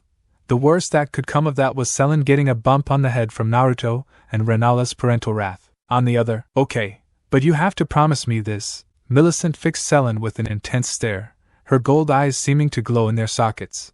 Whatever we learn can't hurt our family. Sellen was about to make a sarcastic remark but was brought up short when her sister's stare persisted with unnerving intensity. A bead of cold sweat running down her temple. Eventually, she gave nonverbal assent, and the redhead nodded in return. Millicent readied herself as Sellen began to speak a hushed incantation, a swirl of magic emerging from between her parted palms that was slowly drawn into the crystal and down into the ley lines. The stream of Sellen's magic into the earthen stream of power continued for half a minute with no apparent change. Then it happened. An additional fork from the ley line began to detach from the nexus and slowly be drawn upwards through the convex dais and into the plinth where the great rune sat. It ascended slowly, flowing through the plinth in meandering arcs and swaying paths. It was an ethereal set of veins and capillaries that beat with the raw of the earth, a rush of sound permeating the undercroft as it drew closer to the egg-shaped rune. At last, the magic of the ley line touched the great rune. The reaction was instantaneous. A globe of translucent golden light began to expand from the rune, pushing out towards the two girls who stood on two opposite sides of the dais. Fire prickled at the back of Millicent's eyes, and the rot within her bucked against its chains, a wordless howl filling her ears, demanding she grab the rune and make it hers. Unbidden, one hand rose, tiny fingers reaching out to touch the golden sphere. No, do not touch. Sellen barked, positively amusing in her squeaky childlike voice. Merely look. Flexing her fingers, she redirected her magic to the sigils on the floor that began to light up one by one in sequence. From each arose a band of light that rose to encircle the golden orb and contain it, halting its advance and letting its internal gold light grow thicker. There, the totality is contained. Now, simply wait for the divination to begin. Across the blue corona of the containment field began to form a series of circling objects of varying shapes and sizes, each bearing its unique symbol, a total representation of the movement of the heavenly bodies rendered in 3 dimensions. Millicent found it hideously complicated, but she did as she had been asked, kept her eyes squarely locked on the center of the orb that grew denser. Sellen began to intone an aria, her voice aflutter with excitement. In the beginning, all matter and energy was as one, a singular point in space and time. From that moment came all. From that time, the cosmos unravels into the present, and from the present, we observe all that is and all that might be. These are the teachings of the stars, the moon that gently breathes the cosmos light upon the stargazers who walk in the intersection between this day and the next. Eyes narrowing, the child of Rot noticed a change within the sphere, a darkness within its heart that bubbled up like ink through water, becoming a solid kernel of black matter in the heart of the globe. Light seemed to bend and refract around it, a singularity from which no event could be observed. But observe, she did, and no matter how hard Millicent tried to pull her eyes away from the object, she could not. Bois! She gasped, a blaze of pain in her brain forcing her to take a step backwards. What is this? She asked before being rocked by another fire of sensation, the rot squirming under her skin in response. Sweat beaded down her back, quickly rendering her dress sodden, panting desperately as she tried to comprehend just what exactly was occurring. It began as a whisper, an infrasound perceived yet not honestly heard, evolving into a burble of sound like 100,000 voices speaking at once. The sound thundered against her, threatening to swallow her up, even when she covered her ears. It's too loud. Focus, tune out the chaff. Sellen instructed, concern bleeding into her otherwise affirmative tone. Taking deep breaths to steady herself, Millicent attempted to focus on the light-bending object at the heart of the divination orb, and with time the sound slowly bled away to nothing more than a rush of white noise. But no sooner had the last voice faded did images slowly begin to swirl to life in her mind's eye, raw concepts of information bombarding her mind. "I can see," Sellen gasped, pulling her journal and quill to her hands while using her feet to keep the divination stable. "What do you see?" "Everything, I can see everything," she breathed. She could see Sellen standing across from her but also herself in third person. Then it shifted to Naruto and the others on the academy wall, blade hunched over the blonde while Boggart sprinted in the direction of the kitchens, screaming about smelling salts. She could see her mother and Ranni locked in a pitched battle, screaming themselves hoarse, tears streaming down their faces. One raged at the injustice of being left to madness when it could have been helped, while the other justified her actions despite still hating herself for driving her mother to such a state. As her perception expanded, awareness of what was and what had been swept aside the fog of her memories. She could see it, the cathedral, the searing excoriation, kneeling to the greater will and promising as she had in exchange for escaping the rot. She remembered it all. "Ugh!" she exclaimed, the vision changing, the images shifting to a series of things she could not explain. "What do you see, Millicent? What do you see?" Sellen pressed. I see. Her lips quivered as a sob threatened go burst free. She bit down on it. "I see a knight, their bow caught between glintstone and unalloyed gold. I see an omen deep beneath the earth, raining blood and affection unrequited. I see a peg-legged hunter stalking the Altus plateau." The images dissolved, reforming into an abstract image, the brace of a great tree moldering in the wind. 5 buds from within the tree's bark emerged, thick with veins and a familiar shade of scarlet. Slowly each one bloomed, their flowers dreadfully beautiful, belching plumes of rot into the air, filling the space with a horrid sound from her memories, a twisted song. "One watches us from far away," said the smallest flower, thorned and weeping with rot. "The eyes are familiar, the body is not, but so far away," said the next. "We know this gaze, the one who ran away, the traitor, the sister no longer," spat the third. "Patience, sisters, we shall find the lost one and make her rot once more," the penultimate flower bristled. "For by our putrid luster combined, our rotting mother shall bloom yet again." At last did the final flower, more significant than any of the others, begin to open at the foot of the tree, yet no stamens or stigmas filled the petals. Nay. Instead, hidden in the flower's heart was a woman adorned with a winged helm and prosthetic limbs. Away, she had to look away, she could not let herself be perceived. Away, away! She cast her mind far away from the rotted blooms, far from the past and present and into the distant future. Her eyes filled with a nebula of perfectly arrayed golden stars, and beyond them, she saw. Millicent screamed. It was an awful sound, high and reedy. It echoed off the walls and through the bowels of Raya Lucaria with a singular, unbroken note of abject horror at what she saw. "Eh, Millicent!" Sellen shouted in concern, quickly willing the spell to be cancelled, but alas, it had become self-sustaining. She ran her hands through her hair before coming to a simple, much more straightforward solution. With a yell of exertion, the little girl sprinted towards the wailing redhead and tackled her to the ground, cradling her against her in a vain attempt to beat the horrid future away. Then something peculiar happened. All at once, the light from the globe seemed to reverse itself, dispelling the black void and retreating into the great rune before being sucked right back into the ley line and away. Around them, the entire undercroft shook terribly. The shaking continued for half a minute before, finally, silence returned, only broken by the scared sobs of a little girl. Sellen did her best to comfort the little girl as she bawled. Just what could she have seen? Then Sellen caught, leaning towards Millicent while rubbing soothing circles into her back.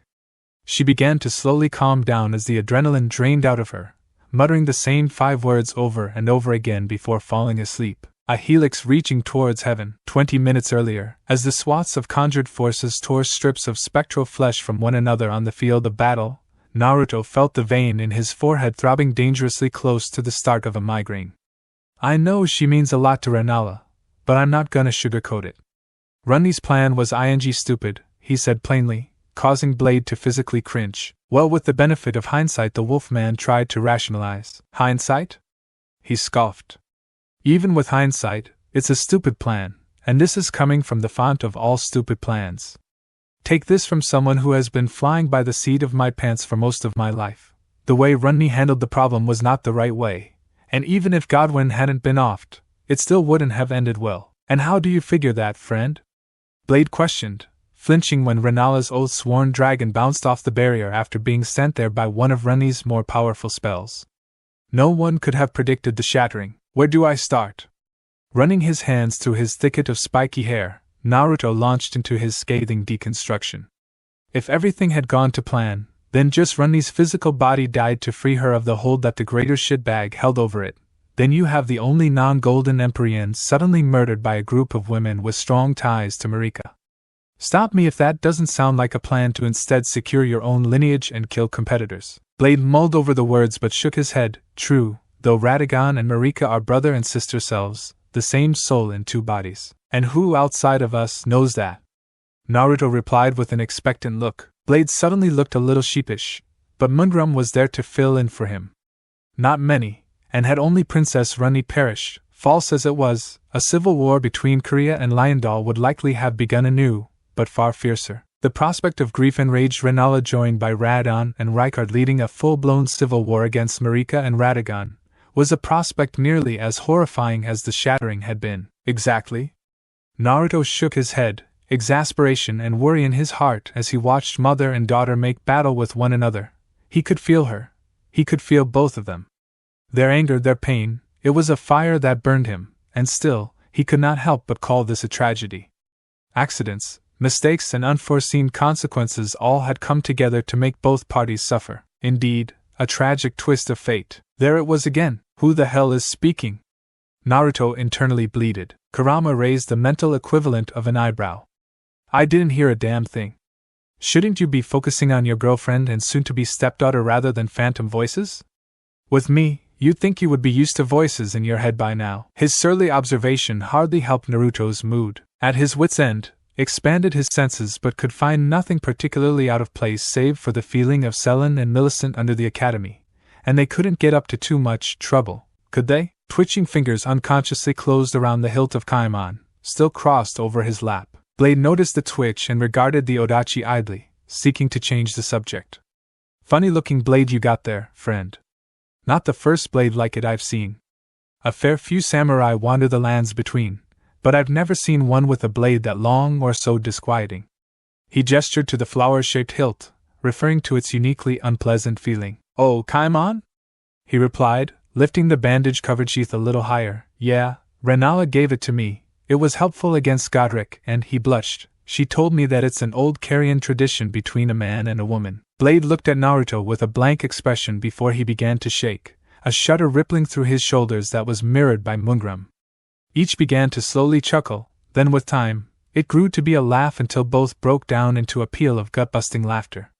Blade rocked back on his haunches while old Mungrum doubled over and held his sides. Naruto and Molina stared at the two with deadpan expressions before Naruto lifted the extensive length of Kaimon's sheathed form and summarily bonked both on the head with it. Knock it off, yeah. Don't make fun of Mama's gift to Papa. Molina chipped in, glowering with all the heat of a watercress sandwich. Which is to say, adorable. Oof, sorry, friend, didn't mean to laugh so hard, but I think you lack some context. Blade chortled, calming his laughter. When the Queen of Korea gives a sword to a man, it's not just a sign of courting. It's a symbol of engagement. Well, damn, Naruto said glibly, genuinely surprised. Boggart snickered and pointed out at the raging battle. Oh, you bastard, you've got that to look forward to on your wedding night. I hope you can regrow blasted off limbs. Papa and Mama are getting married. Molina squealed, setting off another peal of laughs amongst the men and Wolf, but they turned solemn when another explosion from the battle rocked the barrier. Naruto's ears perked up, the whispers on the wind getting stronger now. He looked around before feeling a familiar sensation of cold prickle up his arm from his hand. Looking down, he realized that the feeling was coming from Kaimon's handle, and the longer he looked at the sheathed sword, the stronger the whispers grew until he gently popped the first inch of the black blade from its sheath. He looked down at the cool black sword, and the rest of the world seemed to fall away. Sound bled into nothing but whispers, except it was not whispers, he realized. It was the running of a river.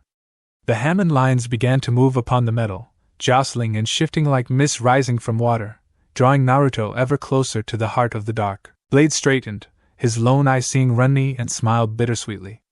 A wedding sounds good after so long in darkness, and Ranni needs some light in her life, though I'm not sure how she'll take to having a stepfather. He looked back at Naruto, only for the blonde to remain gone silent, hunched over the partially drawn blade. "Friend?" Blade asked, jostling Naruto lightly, only for him to remain hunched. He pulled the young man up to look at his face, finding his eyes fogged and a stream of saliva running from the corner of his mouth. "What's wrong?" All gathered around and attempted to rouse the blonde, but nothing they could do would wake him from his fugue state.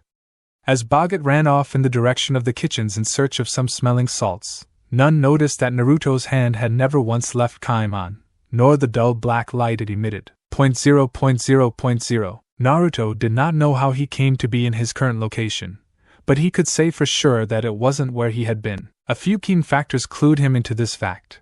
The most guttural had been internal. One moment he had been looking at Kaimon, then he'd felt a sharp tug at the back of his consciousness that was akin to whenever Kurama had pulled him in to speak prior to them becoming true partners. A forceful yank rather than a gentle nudge. The second was the local itself. Gone was the high wall of Raya Lucaria and his 6 gold yang barrier, replaced instead by a foggy plain surrounded by pitch darkness and the sound of running water. In short, probably not on this plane. Thankfully, he was a dab hand at such experiences at this point, and knew that little would be gained by standing still. He swept the foggy local with his gaze before setting off at a sedate pace toward the running water source. He did not have to walk long, passing through a bank of fog to arrive on the side of a fast-flowing river ringed on both sides by red and white spider lilies that nodded in a non-existent breeze. The sight caused him to shiver. There was something wrong about this place, but not in the same way that Godrick's grafted had set him on edge. They had felt like something profoundly unnatural, a perversion of nature. On the other hand, this place felt like it was part of nature, yet a setting he was not supposed to be, and yet he had been called here. Curious, cupping his mouth, he called out, "Hello? Anyone there?" His voice echoed endlessly beyond the river's far shore into eternity. "There's little need to shout, you could whisper, and I'd hear you." An aged voice spoke from Naruto's left, though you're correct to meet such a place with a raised voice. While those of your ilk should face it with reverence, a loud voice does liven up a dull end. Naruto whirled around and spotted the one who had spoken, taking notice of a figure that sat not 20 feet from him. Slowly approaching, Naruto took in his appearance. He was an elderly gentleman seated in seiza, his form thin with age but still decently muscled, a build that spoke of a person who had spent a long life fighting. He wore a pair of pale blue hakama and a matching tattered haori. Perhaps most strikingly was the black and gold kabuto helmet perched atop his head, hiding his face from view. As Naruto drew closer, the man, who was exceptionally tall even when seated, turned to greet him, revealing a drawn face, wizened by age and scarred by battle, a long scar having cost him an eye. He did not know this man. He had never met him before. He was sure of it, and yet he was inexplicably overcome with a sense of familiarity looking at him. "Naruto Uzumaki," the man greeted simply before returning to his task, lifting a sword before his eyes to inspect it before continuing to slowly clean its black length. "Kaimon?" Naruto blurted out, suddenly finding an identical sword in his own hand. "Indeed," the old man mused, his wrinkled lips cracking into the ghost of a smile. "I believe that is still the name of the blade you carry, lest you choose a new one for it, though Kaimon is both fitting and elegant." He silently continued to clean his own version of Kaimon, fastidiously going over every inch of the blade for imperfections, and cleaning them where they were found. Naruto frowned before sitting beside the old man, remaining silent, while he scrutinized every inch of him, from the tips of his straw sandals to the calluses on his fingertips. "Something on your mind, Naruto Uzumaki?" the old man asked, rubbing down the hamon of his Kaimon while Naruto's own sat in the grass. "I don't know you," Naruto began, his eyes narrowed in suspicion, "but for some reason, it feels like we've met before, but you can't remember?" The man let out a crackly chuckle. "I haven't met you, but you know me." Another chuckle. "You know me very well." "Well, if that wasn't a riddle to end already, who are you?" he finally asked. His words brought an end to the old man's endless cleaning. "I am not truly someone, it is difficult to put it into words, but it is fitting enough. I am a stranger that everyone meets at least once." The stranger sheathing his Kaimon and laid it in front of him next to Naruto's own. "As for my presence, I was roused by the sensation of that transient spirit inhabiting the body of a doll, one who has crossed the river yet returned from the other side." Things began to click together in Naruto's head, pieces falling into place as he slowly began to work out what was going on. "You're Kaimon, aren't you?" You're the one who's been trying to speak to me, the stranger hummed in thought, cocking his head to the side. Am I Kaimon? I don't exactly look like a sword, do I? Though I am not sure if it's a compliment or an insult. He chuckled again, then inclined his head to look across the river into the swirling mists beyond. I am an aberration. A combination of the lingering thoughts of this blade's former wielder, a new veneration given by the being wielded by you, a bearer of runes, and the nature of this blade, a variation of something hidden and missing from this world. When the Elden Ring was shattered, the laws of the world were scattered, lost, metaphysical facets of reality, and the world lost. Common sense and reality itself is not as it should be.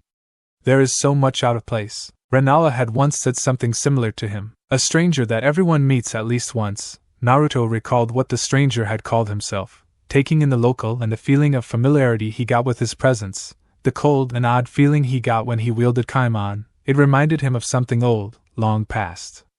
Beyond memory birth, his eyes flicked up.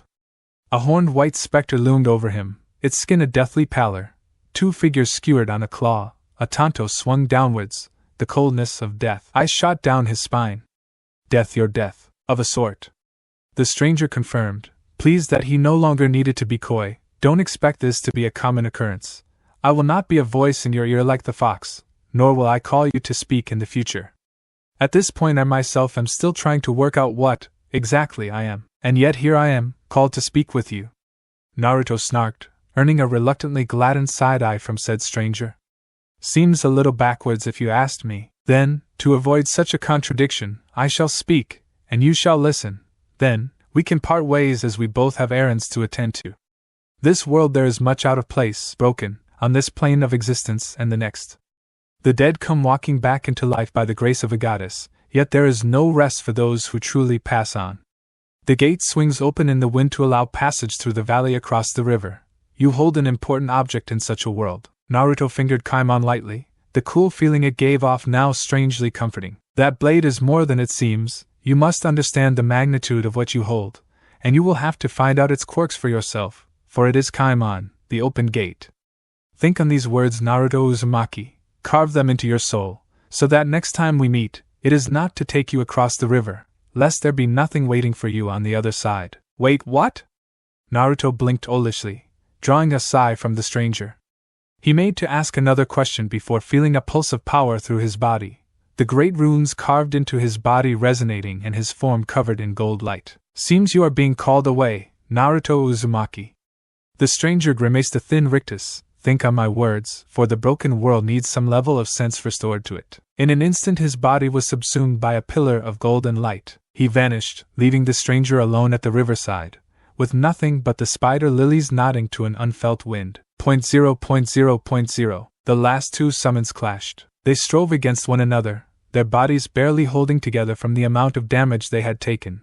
Over the long, grueling battle between endless conjured-up forces, only a handful remained, the rest having faded into ethereal motes of magic after the sorceries that held them together had run their course. The last oath-sworn Carian knight thrust its long sword into the solar plexus of its last spectral opponent. It nodded once in a simulacrum of contentedness before fading away, its job done. Rennala and Ranni continued to trade spell fire, a myriad of sorceries from a range of schools. Glintstone, Golmancy, summons, energy projectiles, spatial freezes and transmutations of the element. So fierce had the battle between royals grown that the surface of the lake, once a still mirror to the moonless night above, was a churning mess, illuminated from below by small hillocks of residue magic that had sunk to the murky depth below. Any fish unlucky enough to have been swimming when the battle had begun now cowered deep within the crags of the lake bed, their limited cognition telling them that there was violence at the top of the food chain, and they'd best stay hidden until it had passed. Mother and daughter stood across from one another atop the water's surface, each panting lightly as they bobbed up and down from the current and waves their battle had unintentionally created. Though it was not fatigue that pressed the pair to pant, for Ranni had no lungs to breathe nor muscles to grow tired, and while Rennala was somewhat out of practice in terms of prolonged warfare, she was still fit as a fiddle.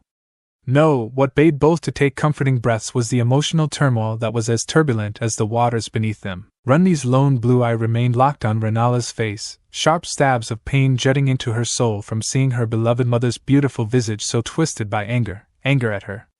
It hurt her in ways that she could not put into words, yet riding as an undercurrent was an odd pang of nostalgia, for the days when still flesh that she had giggled in joy to see her mother teach, wondering what new mystery of the moon would be revealed to her today. Ah, how those days seemed so sweet, so long ago. Where I needed care, not a jot for the machinations of fate. Ranni thought, her white dress now well and truly sodden, the inhuman nature of her doll body showing through the material.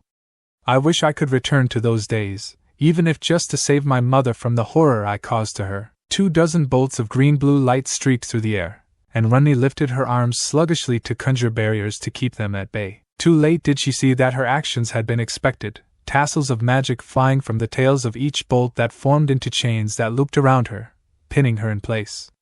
A cheap trick, she spat, though the truth was far less dignified.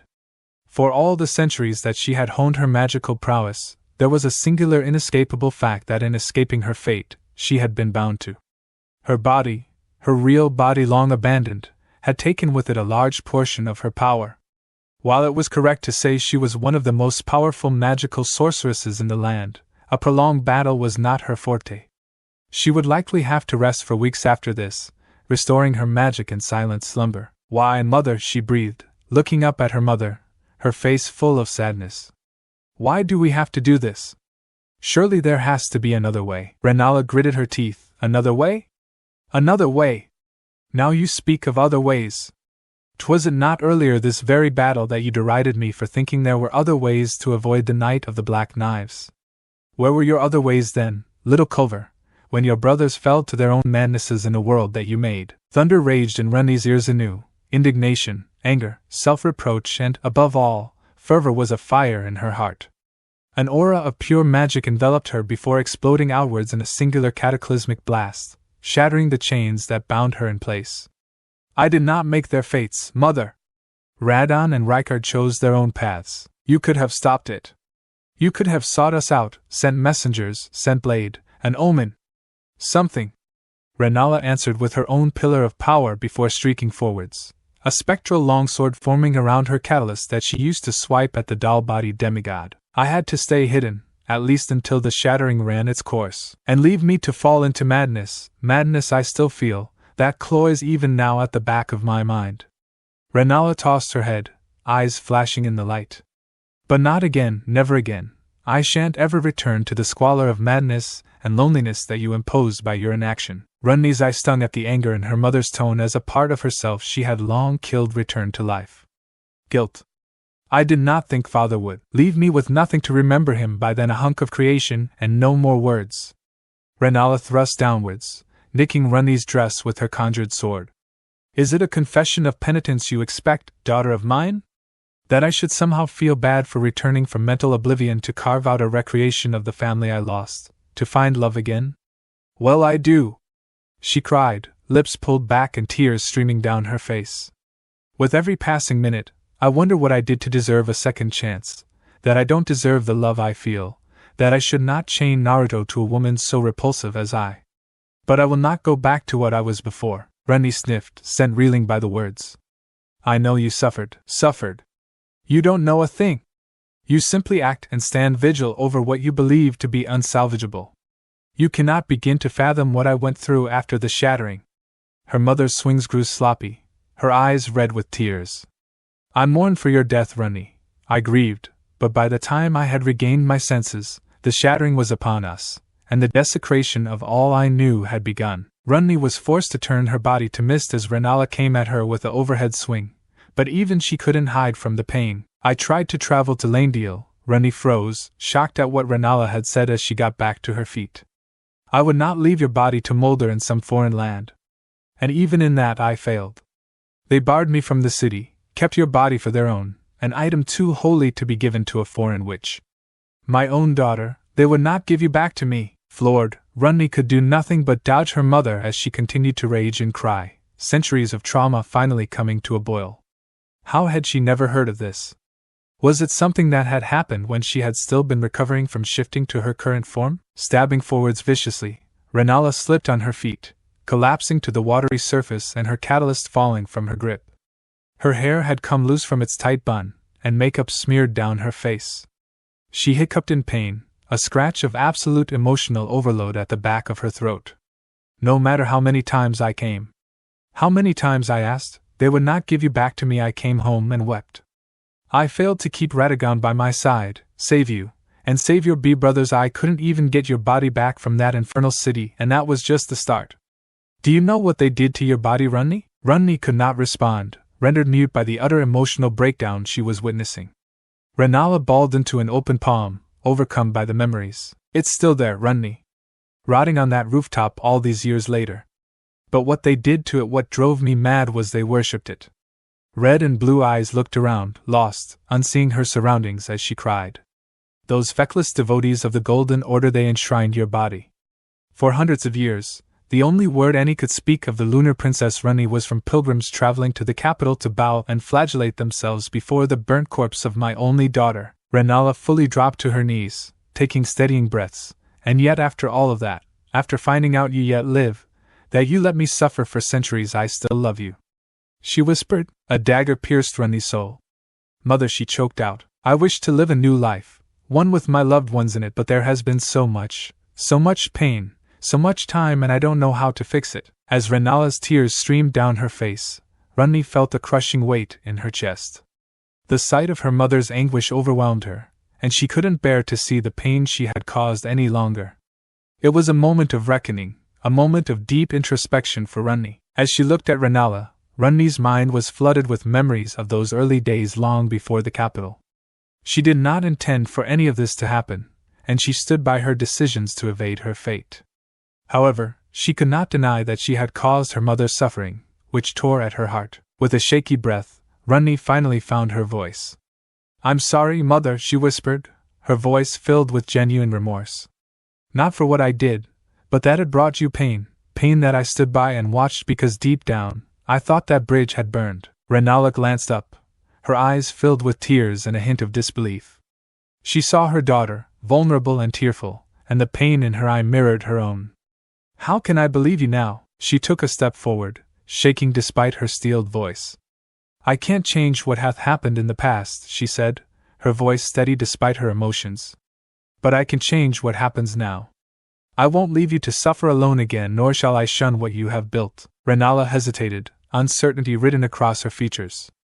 But then, a mix of grief and hope flickered in her eyes as she considered the possibility. Can you bear the weight of all I've endured?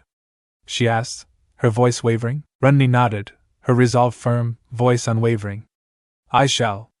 I'll take it all, every bit of your loneliness and solitude. Throw everything you have at me, and I promise I'll bear it. Rennala closed her eyes momentarily, taking a deep breath to calm herself. Then, with a sense of determination, she picked up her catalyst and got to her feet. An intricate magical circle was birthed at her feet, and she began to slowly rise high into the air, her staff glowing with the power of the full moon. Higher and higher, she rose, a great mass of energy streaming from every pore out into the moonless sky. She looked ethereal, her grief blending with her strength, a portrait of sorrowful majesty. Ranni steeled herself, readying her heart and mind for the immense burden she was about to carry. She opened her arms wide as if to embrace the pain that was about to come. There was nothing she wouldn't do to atone for her actions, no sacrifice too great. Rennala slowly span her catalyst in a slow, purposeful arc, her form becoming silhouetted in a magical circle that began to expand behind her, a holographic representation of the full moon and carrion crest that grew ever larger, gaining concentric rotating sections that continued to grow. The shape of stars, tracing lines upon the heavens. Space, ever intangible, is given form. Within this penumbra, I see the shape of God. Within God I see myself. She intoned, her voice echoing over the plains as a wind began to pick up. Streams of green and blue magic began to streak into the sky, highlighting the myriad stars and nebulae that painted the yawning void of space. Ranni's eye nearly bulged from its socket in sheer disbelief of what she was witnessing. Celestial bodies open in wonder, admitting infinite possibility. Possibility dwells within empty space. And within that empty space dwells the Almighty. The bands of teal and turquoise gave way to intricate magical circles that quickly spread across the sky, ranging from ones as small as a pinprick to slowly turning mandalas that were as wide as Raya Lucaria itself. Each one is linked by a filigree of gossamer strands painted in empty space, outlining the heavenly bodies in excruciating detail. To call it a spell was a paltry description, Ranni knew, both by its scope and the fact that she knew what this truly was, yet still, it boggled her mind to think her mother possessed this much power even after her fight. One way or another, this would be the final clash of the evening. Both in a struggle for power and ideals, Rennala danced amidst the artificial constellation. This was her masterwork, a spell of such scope and grandeur that it was as synonymous with her as it was the heavens it represented. Deploying an ethereal gear into the motions of the heavenly bodies and transforming that motion into magic that she shaped into a microcosm recreation of the stars that would unleash a deluge of star-fallen matter with such tempestuous power that it could fell the armies of a god. After all, it already had, long ago. This is the spell, the one Mother used on the 12th day of the 6th month of the war against Father, that utterly annihilated the armies of Radagon, and gave the unstoppable servant of the Golden Order his first defeat. Ranni thought, "Oh Mother, you are amazing. Stars that govern the Carian lineage. Cosmos is an aura of causality. Follow the path where we stand beyond the gods. Become the animus of my heaven-sent deluge." Rennala continued the aria, coming to a stop, holding off on the last line to meet her daughter's gaze, a singular white dot in the mirrored lake below. Ranni pondered what must have gone through her mother's mind at that moment, for there was still pain in those beautiful blue eyes. Her focus flickered to the golden barrier protecting the academy, and a prickle of curiosity touched her. Just what sort of a man was this, Naruto Uzumaki, whom her mother trusted to defend their home? Perhaps she would find out. But there was the matter of the microcosm floating high above her. In a sense, this great ritual was a testament to Rennala herself, all she had done, all she had experienced, the start of her pain and its culmination. This was the weight that Ranni would have to support if she hoped to mend the damage she had done, to walk with her mother, not away from it. From her feet, the stillness of the water expanded until the entire lake was a mirror shine, perfectly reflecting Rennala's spell in its image. Yet as the seconds passed, did one notice that matching magical circles began to shine up from the water's surface, spinning in the opposite direction from Rennala's. A reflection. Look upon this spell, Mother, look upon my answer, Ranni thought, gritting her teeth with the effort.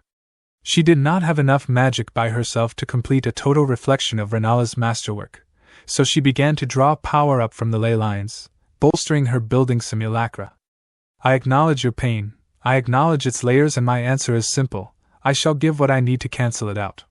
So says Ranni. She cut herself off before whispering to herself, so says Ranni of Korea. However, unknown to Ranni, beyond the realms of conscious thought, in the percolating ID where instinctual desires are born before the ego and superego makes sense of them for the waking mind, did a single unbidden thought come. Alas, part of me wishes I could undo it all and be that ignorant child once again. Rennala nodded and held holding her catalyst high, its jeweled tip becoming incandescent with light, calling for the world itself to hear.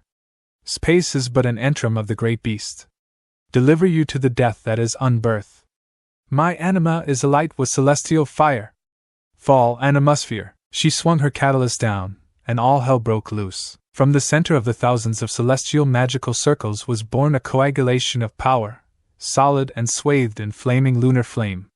There were too many to count, and for a paused moment in time, it looked as if the universe had been born again at the beckoning of the Queen.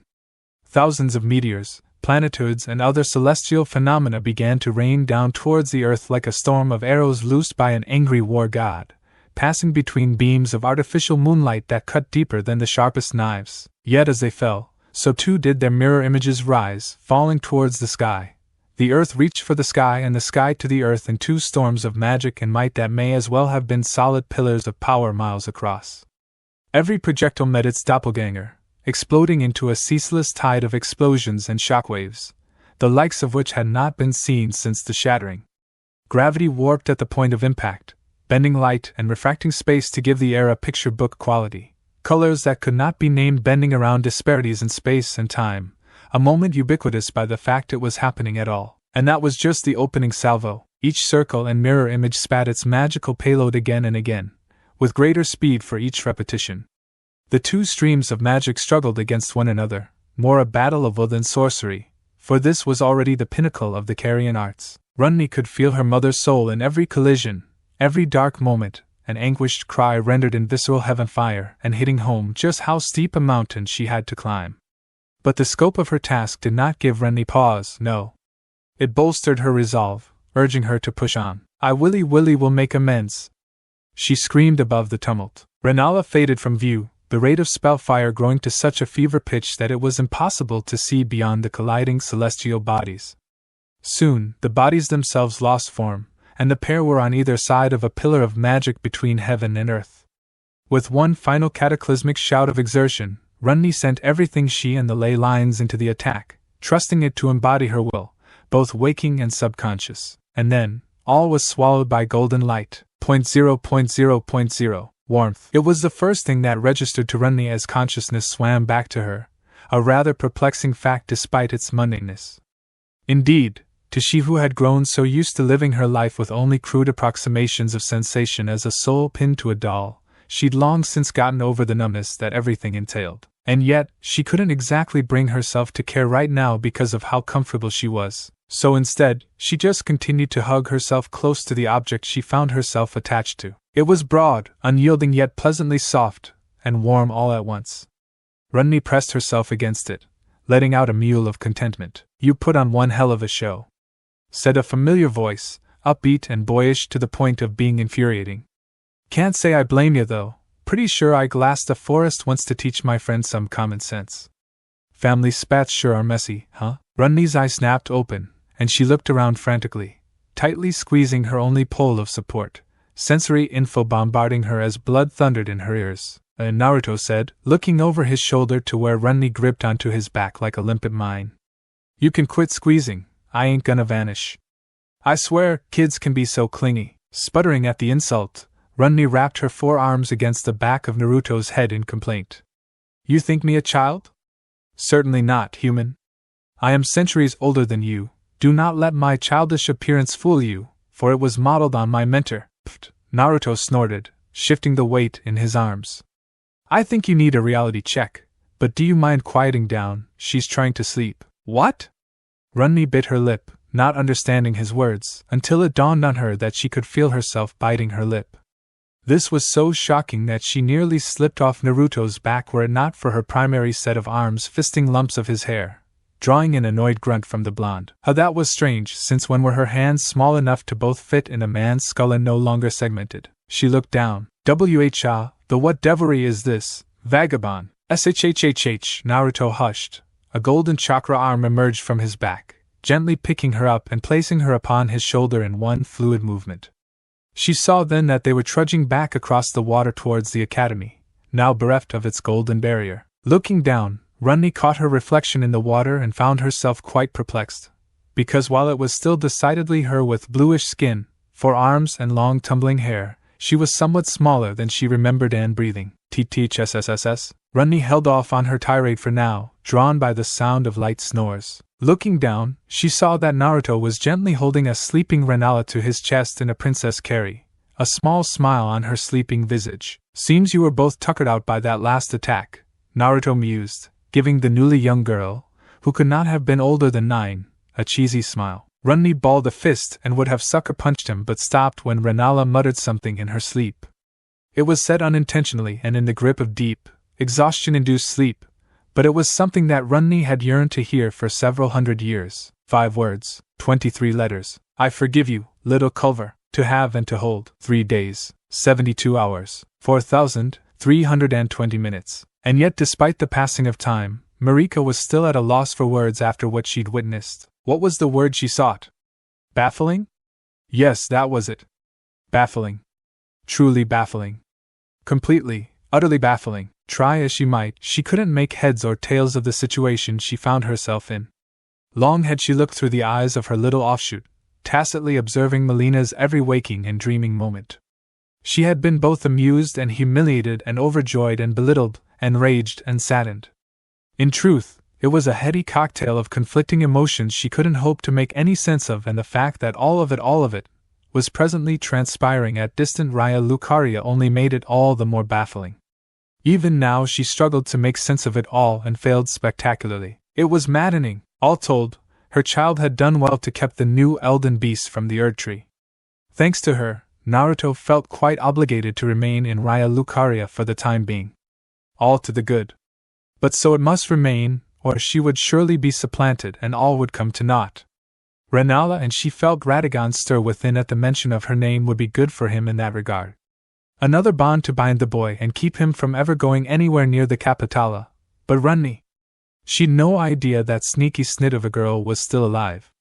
It had given her a fair bit of pleasure seeing her reduced to a child, but again, she wondered how. More than that, she found herself curious. Seeing through the eyes of her child was one thing, but she desired a clearer picture. After all, it had been some time since she visited little Molina in her dreams. Perhaps she could supply the answers she sought to know. She did so now with a thought, piercing the veil of the Erdtree with her mind, leaving her body behind and using the connection she had with her little sapling to slip into her dreams. It wasn't all that difficult. A tug and a twist and she was through, entering her mind to see what the little seedling was up to. Radagon could stay behind and sulk for all she cared. In nearly no time at all, she found herself standing amidst a sunny field of flowers, the afternoon sun warm against her bare shoulders. The ghost of a smile touched the corner of her mouth. How quaint that a child would dream of such. It felt rather nice to stretch her legs, even if only in a dream. Now where was Mama? A little blur struck Marika's knees from behind at speed, bowling her over. Down she went. Her face struck the field and she found herself with a face full of flowers. She spat out a few petals, thrashing her way upright in a sputtering mess. No hope of preserving her dignity now. She could only hope that no one else was here to see her indignity. An insistent tug brought the queen back to the present. She looked down and sure enough, there she was. You finally came back. Molina had latched onto her legs when she wasn't looking and now she held tight, beaming bright. I missed you lots and lots. Marika's heart twitched. No. Stay strong she must.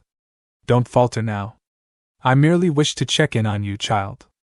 Are you certain your father has no plans to leave for the Erdtree? Nope. Her daughter looked up at her, head bobbing in a nod. He's happy with Mama Rennala. The twitch in Marika's heart became a tug. This was her child, not Rennala's. How dared the queen of the full moon rob her of? Oh dear, oh very dear indeed. Had she gotten there she say it, attached? She released Molina with a jolt. I must be going. Molina made an unhappy noise. But you just got here, and I cannot remain long, little one. Now be a dear and let go. Molina's lower lip quavered just so, promising a teary tantrum should she leave. Marika heaved a sigh and patted her head. I suppose I shall stay a while. How have you been? Her daughter chirped happily and launched into a long tale, one full of wild gestures and spectacular noises only a child could make. 0.0.0.0. The greater will sneered at the insipid scene below. Let them have their moment. It wasn't so foolish as to put all its eggs into one basket. Not this time. It had learned its lesson with Godrick. Force of arms meant naught when assailing a fortified position. Nay, this time it would be subtle. Insidious. This time, it would be clever. The third time, as they say, was the charm. And so the greater will moved anew. Unaware of the disaster it courted, it barreled onward. Perhaps, had it been wiser, it would have waited. What a fool it was. 0.0.0.0. Ranni was not used to being quite so small. Or perhaps it was not simply she who was small, but that everything else was so blasted big. Yes, that had to be it. She refused to accept anything else and no one could tell her otherwise. For this was her life now, make no mistake. Free from the foul finger's influence though she was, she'd at a dear price for her freedom, one she would have preferred not to if she could help it. A second childhood hadn't exactly been in the cards for her, or so she thought, yet here she was. Worse still, she was the smallest of the lot by far. 'Twas not fair. No, nay, never, none of this and not a jot. She glared up at the ceiling and tucked the sheets over her chin. It held no answers for her. Night had come, but sleep refused to do the same. Her thoughts whirled and churned like a witch's cauldron. Why did she have to be the littlest? Was that a word? Blasted childish brain. In the first place? Certainly she was the fourth to suffer such a fate, but the unfairness of such rankled her all the same. Yes, she was glad to have made up with Mother, but she was used to having power. Prestige. Pride, at the very least. Now quite suddenly she was the lowest on the pecking order, and not at all liking it. Molina seemed a sweet child with not a mean bone in her body, but the other two Millicent was quite quiet, but Sellen was asmig little shit, and she'd immediately sworn vengeance against that meanie. Wait, meanie? Bah, being a child was baffling. Her mind was mostly her own, but her emotions ran amok, even now. Humiliated though she was, there was a treacherous part of her that found all this comfortable. This was her home, after all, and it brought back fond memories. She did not particularly enjoy being babied overmuch, but there was something gratifying about it all the same. What was that? She'd heard something just now, hadn't she? Ranni rolled over in bed with a growl. Someone prodded her ribs. She ignored them. Another poke. Ranni kept her eye closed. Someone thumped her over the head. Cease. She bolted upright with a hiss, 4 hands crackling with icy magic. Or I shall smite thee. Sellen stared back at her, eyes wide. The little sorceress was distraught. Millicent's missing. Ranni heaved a sigh. Oh bother. 0.0.0.0. Are we running an orphanage now? Naruto turned away from the window with a rueful smile and a shake of the head. The full moon held no answers for him, of course, but he hadn't been speaking to it in the first place. Well, not to that full moon. Rennala's laughter was his reward, and a sweet one it was. She sounded happier than she'd ever been, and she lipped it, too, as he lounged in bed. Besting Ranni and bringing her into the fold had done wonders for her mood as much as her health. Her eyes sparkled, her dark hair almost seemed to shimmer in the moonlight, and her smile haunted him. You make a good father, beloved. Heat speared up his neck. Not you too. Her laughter redoubled, and finally subsided with a smile. We've truly done the impossible, haven't we? He looked away with a sigh. Feels like it sometimes. We've gotten really lucky so far. I'm hoping that luck will last, you know. As such, he nearly missed the whisper that followed.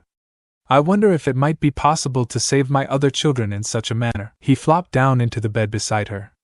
Pardon? Nothing. She laughed just a little too quickly. I shouldn't be greedy. You've already given me so much. It would be foolish of me to reach for more. Speaking of reaching. So Blade mentioned a little something while you were busy with Ranni. A slow blink was his reward. Did he now? Whatever for? Here at last, his nerve failed him. A healthy relationship was all well and good, but this was marriage he was thinking about. She might not have meant it. But if she did, Rennala beat him to the punch, albeit not at all in the way he'd expected. No, I can't. I wished to save them after all. He blinked quickly. Tall lady, say what now? Oh, you. She tweaked his arm. I speak of the rest of my children and perhaps Marika's as well, given that she's clearly cast them aside. I've had some time to think on this. What say you? That's a mighty tall order. Perhaps she allowed, but even so, I feel we must try. You and I may be the only ones who can do so. If we leave them be, they may come for us instead. What could he do but shrug?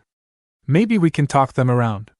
What are the chances of a miracle like Ranni's happening again? Rennala raised a dark brow.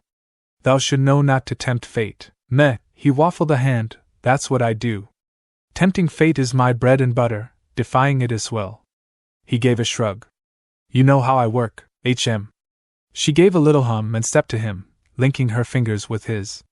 The runes on his back tingled at her touch, giving him a burst of courage. I suppose I do? We would not be here if you took the easy path now, would we? The path he was about to take might be the most dangerous yet. Full steam ahead. So, his thumb stroked her palm. About that sword you gave me. Rennala's gaze fixed on his, her eyes widening just a touch even as his face went red from embarrassment. Is it not to your liking? No. It is, really. It's just, well, Boggart and Blade told me that it's a tradition for a carrion queen to give a blade to. Hold that thought. Quick as a flash she whirled away, marching a chest nestled in the corner of the room. She knelt before it, uncaring of his lingering stare, and withdrew a long wrapped object from within. I have something else for thee. It was finished only just this morning by an old friend. She stepped back to him, cradling the beautifully wrapped parcel to her bosom as one might a babe to their. He may be a surly old misbegotten, but he does his work well even after all these years, and an ally of his was kind enough to deliver this. She held out her hands, presenting it to him. I have only ever given a sword like this to one man, as you well know. He betrayed me and reforged it into a wretched thing of order. This I would not see it go to waste. I dearly hope it is to your liking. Naruto took a hold of the cloth and peeled it back. It was a sheathed greatsword. Curiosity reared its head. May I? A nod. Numbed, he drew it freely from its sheath and nearly gasped at what he found there. Rennala smiled softly at it. It is not the Dark Moon greatsword, unlike my daughter's, but the Moonlight greatsword. That was putting it lightly. The weapon, and he hesitated to call something so magnificent as this a mere tool, was a beautiful blade of bluish green, one that seemed to sing for him, and only him. If Kaimon was a blade of death, then this blade was life. He accepted it with all the reverence it was due, swung it once to test its weight, then sheathed it and slung it across its back. It rested perfectly against his other blade. But still, it begged a question. Why give me another sword? Rennala's smile was a small, shy thing indeed. Well, I could hardly give you such an ominous blade as Kaimon for an engagement gift now, could I? Naruto's jaw clicked open. He snapped it shut, but only for a moment. Aha! I knew it! Rennala blinked innocently. Knew what, beloved? Shit.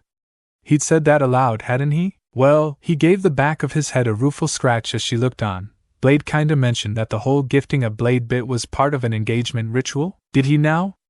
The queen touched one hand to her cheek. Her smile promised pain, but not for him. Bold of that pup. No dinner for him tomorrow. That said, without warning, she brushed her gown back and bent down. His eyes bulged in their sockets. She wasn't gonna. Rennala dropped to a knee before him and conjured a small box of deep blue velvet to her right hand. Yup. She was gonna. As he looked on in utter shock, Rennala opened it to reveal a ring of deepest blue set in a band of flawless burnished silver. Naruto's heart slammed to a halt in his chest, and he felt his brain fizzle out at the sight of it. Woo, woo indeed. Much woo. Great boo was to be had. She granted him a beatific smile. I have little to offer beyond my heart, body, and soul, but know that they are yours as they have been for quite some time. Will you be mine? Question of the hour, there. Would he? Did he want to be? The answer was obvious, at least to him. I think I already am. His words freed a lone tear from her eye and sent it racing down her cheek.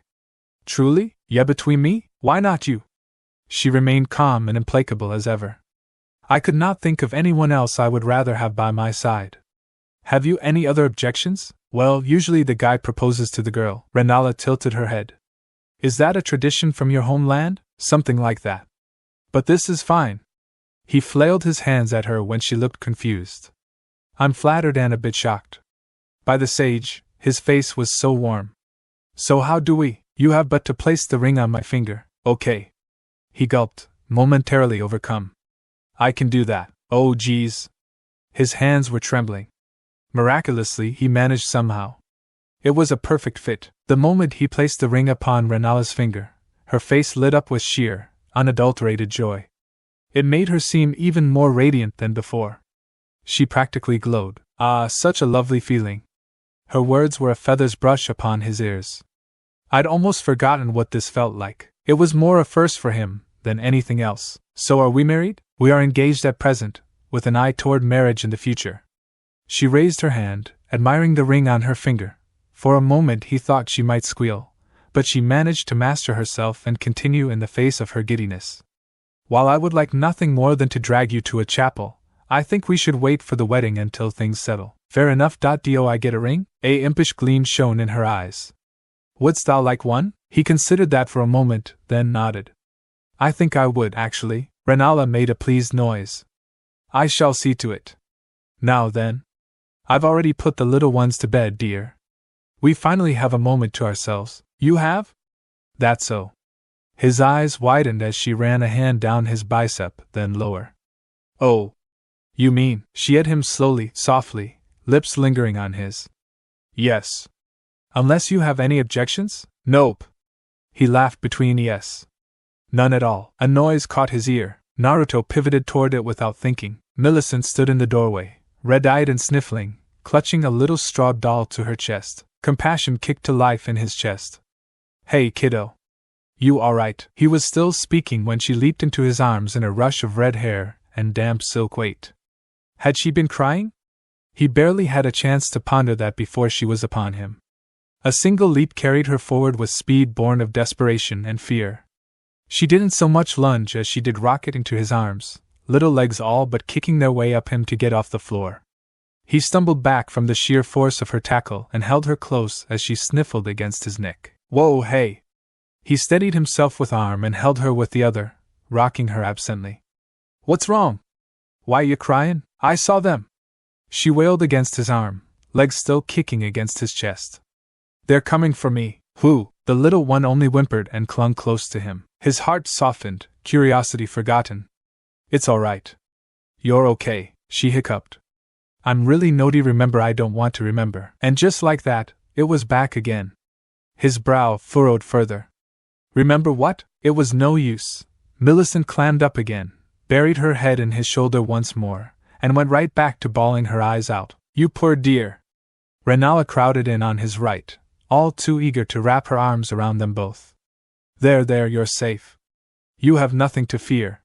You shall sleep with us tonight. Little Millicent needed no further encouragement. She clung to them like a limpet, quivering from head to toe. She was clearly done speaking for the night. Naruto settled in and held her with a sigh. Rennala flicked a mildly bemused look his way. It would seem our moment shall have to wait for another night. Naruto shrugged one shoulder and began rocking Millicent in his arms. That was fine. He could be patient. He would do whatever it took to make her happy. To be there for her, as Radagon hadn't been, to have and to hold. Always. All that glitters is not gold. Naruto pressed his lips into a thin line, his countenance in sharp juxtaposition to the homey atmosphere of the current local. He found himself sitting atop an old but well-maintained and comfortable couch in one of the many sitting rooms that composed Rennala's personal apartments, as headmistress of the academy. The light that streamed in through the strangely small windows was weak, the sun lethargically waking up into early morning. Most of the room's light was being thrown out by the roaring fire in the hearth that warmed the room despite the gloom in the air. He felt someone squeeze his hand and turned to see Rennala giving him a wan smile. One that grew a little warmer when he squeezed her hand in return. He liked it when she smiled. It made him feel like he was immersing himself in a crisp and cool stream, washing away the lethargy of sleep and bad feelings. While Naruto had been quick to get dressed, the Queen of Korea, and my fiancée, he mentally reminded himself, still wore her bedclothes. Her tall, regal form was wrapped in a dark blue silk dressing gown, and her inky black hair in a simple ponytail that trailed down her chest. Given the early hour, she was not the only sleepily attired person in the so-called family room. Ranni, Molina and Sellen sat on another couch looking annoyed, curious and fretting respectively, almost arranged in ascending height order. The last of their group was perched on an ornate ottoman between them, her gold eyes looking downcast as she moped sullenly. Millicent, Naruto chose his words carefully yet gently, drawing the little redhead's gaze before she looked away in what could be called shame. You can talk to us. No one here is going to turn you away. When the Crimson Cherub had arrived distraught in their bedroom last night, the odd couple had decided to have an early night, keeping her nestled between them as they had slept, curled into a tight ball as she muttered nonsensically to herself in and out of sleep, and while their gentle ministrations had calmed her to sleep, they had yet to make sense of any of it all. Sleep came fleetingly for Naruto, both out of concern for his young charge and consternation that what had started out as a private tryst between him and Rennala had quickly turned into a family sleepover. Throughout the night, they were joined by the other trio of pseudo-siblings who had taken up childish vigil over their weeping number. Ever the magenta-haired harridan, Molina had crawled under the covers to spoon Millicent from behind and hug away her nightmares. Even as she had slept, Naruto couldn't help but find the determined look on her little sleeping face endearing. Bold as brass, that one, kinda like me but huggier, he mused silently, seemingly ignoring the act that he was also hugging three separate people at the time. Sellen had been next, caught between her weirdness at being so close to her parents, and concern for her apprentice. She had curled up at the foot of the bed. As the newest addition, Ranni had settled on a pragmatic approach and slept on an armchair beside the bed. But that was then, and this was now. Naruto caught Ranni looking around. It seemed she was still getting used to having moisture in a flesh eye again for the first time in centuries, her pout radiating stubborn indignation. She looked again and again at the presence of a particular silver band sitting proudly on her mother's left ring finger. She knew that Naruto and her mother were courting, but objections were natural. The spiky-haired young man watched in amusement as something cold and wet nudged one of Ranni's hands, Radagon's wolf fixing her with a knowing stare that told her to focus on the matter at hand. The wolf was right even if it couldn't speak. This matter with Millicent required all of their focus. Last night you told us that they were coming for you and that you remembered, he stated when he was sure Millicent was open to speaking. I don't want to remember, Millicent replied, balling her little fists, but Naruto's searching look bore down on her like the ocean. I don't want to, Papa. She hiccuped. I know, Millicent, I know. But you can't let what you're afraid of rule you. And if the burden is too much to bear, then those around you will help you lift it. Naruto leaned forward in his seat. So let us help and speak your mind, kiddo. Sage knows sometimes I talk too much, but I'm a good listener when push comes to shove. She looked up into his whiskered face and he could see her every thought written on her face. Doubtless she was wondering just what dimension did the greater will hail from to think that this warm and welcoming aura that sought not but to enrich the lives of those he cared for could ever be a beast, Elden or otherwise. She took a deep breath before speaking quietly. Okay, and speak she did, airing her secrets like so much dirty laundry.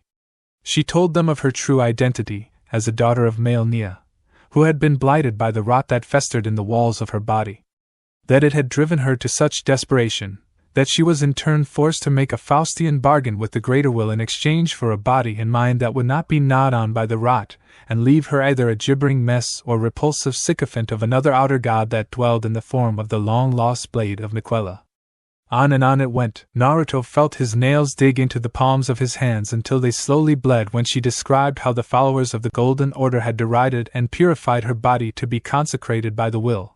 Missing that, Ranni had a similar reaction in balling all four of her fists. It blessed me then, reshaped my body into what you see now, and sent me to Liurnia to see you, Papa, she said forlornly, her usually tinkling voice sounding sour on the air. What for? The blonde asked, his voice level and sincere, giving the girl his undivided attention. She shook her head. To guide you, to put you on a path that would lead you to the Erd-tree and rip the remnants of the Elden Ring from the Queen Eternal's form. Rennala's eyes turned flinty at that bit of info, and the gold-eyed girl shrank from the gaze, assuming it was aimed at her.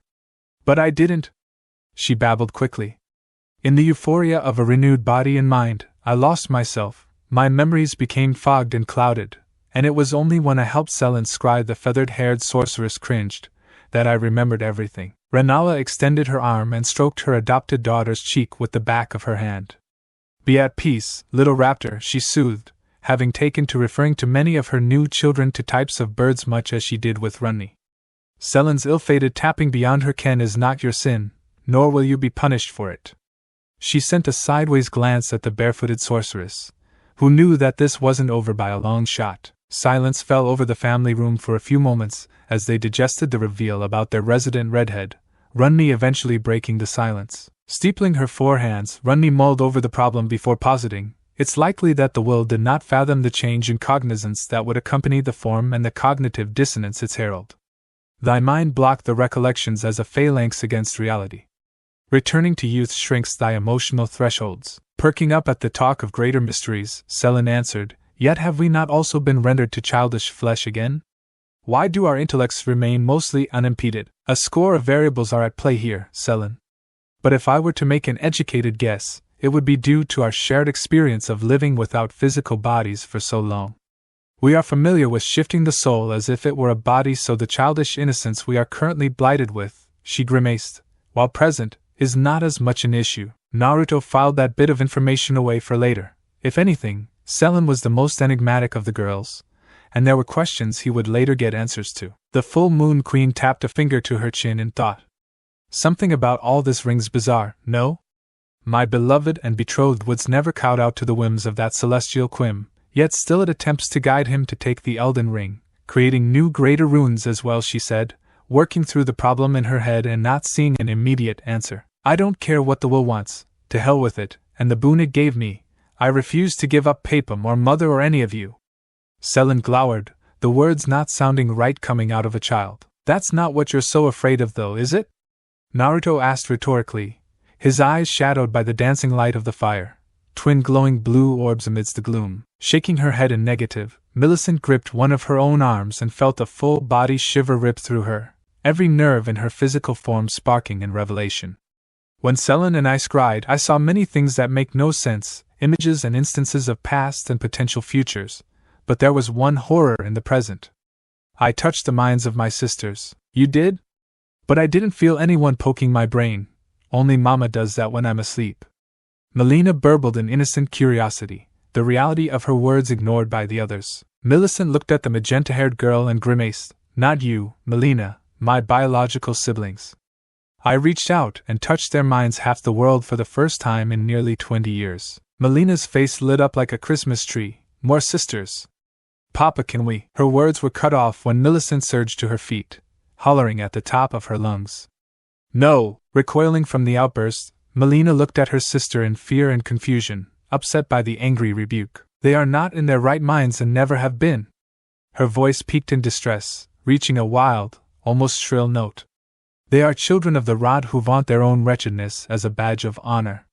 They care for nothing more than awakening our mother and seeing her bloom, unleashing a tide of rot that will redden the sky and make what she did to General Radon look like nothing more than a small fever. And now they come for me, she whimpered, hot tears gathering in her eyes. They will come and they will rot me, stripping me of what makes me me. They'll make me give up the secret of the halig tree and make me coo in glee as I rot Papa and make his hair bleed red. I would rather die than give any of you up, and that was his cue. He wrapped his arms around her from behind, and Millicent's world became full of warmth, peace, and life. She looked over her shoulder and saw Naruto's face looking into hers, an open invitation. She did not resist the feeling, letting her tears burst the dam and pour down her face, burying her face into his shoulder and making promises and asking for help with every shuddering breath. Her whimpers were akin to so many knives in his chest, each sound igniting so many emotions he couldn't quantify them all. Hopefully his words would suffice. I won't let anyone hurt you, even if that person is you hurting yourself. The dam broke and little Millicent wept, openly bawling as Naruto rubbed comforting circles into her back before the emotional exhaustion of the outburst finally caused her to slip into slumber. He picked her up gently and laid her beside Molina, Sellen protectively holding her sleeping hand. Naruto gave the scene one long look before turning and making his way to the door, lifting his twin blades and strapping them over his back. Was it just him, or were his ears ringing? No, it didn't matter, his path was clear. Take care of her, would you? He flicked a quick glance Sellen's way. I'll be right back. He set off at a brisk pace before anyone could think to ask what he intended, exiting the apartments of the headmistress, and walking through the towering edifice of the academy with his mind made up.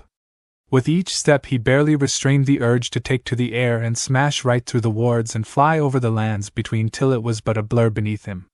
He felt Kurama roused by his building anger at the back of his mind, but a curt stay out of it was all he gave the great fox before preemptively cutting the link. By the time he had descended the last line of steps and crossed the courtyard towards the academy gates, his hands were practically morphing into claws. He was angry, very, very angry.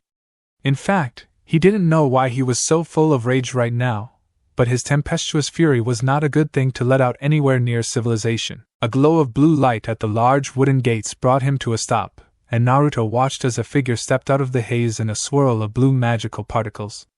Rennala stood before him, still wearing her blue silk dressing gown that rustled in the morning breeze.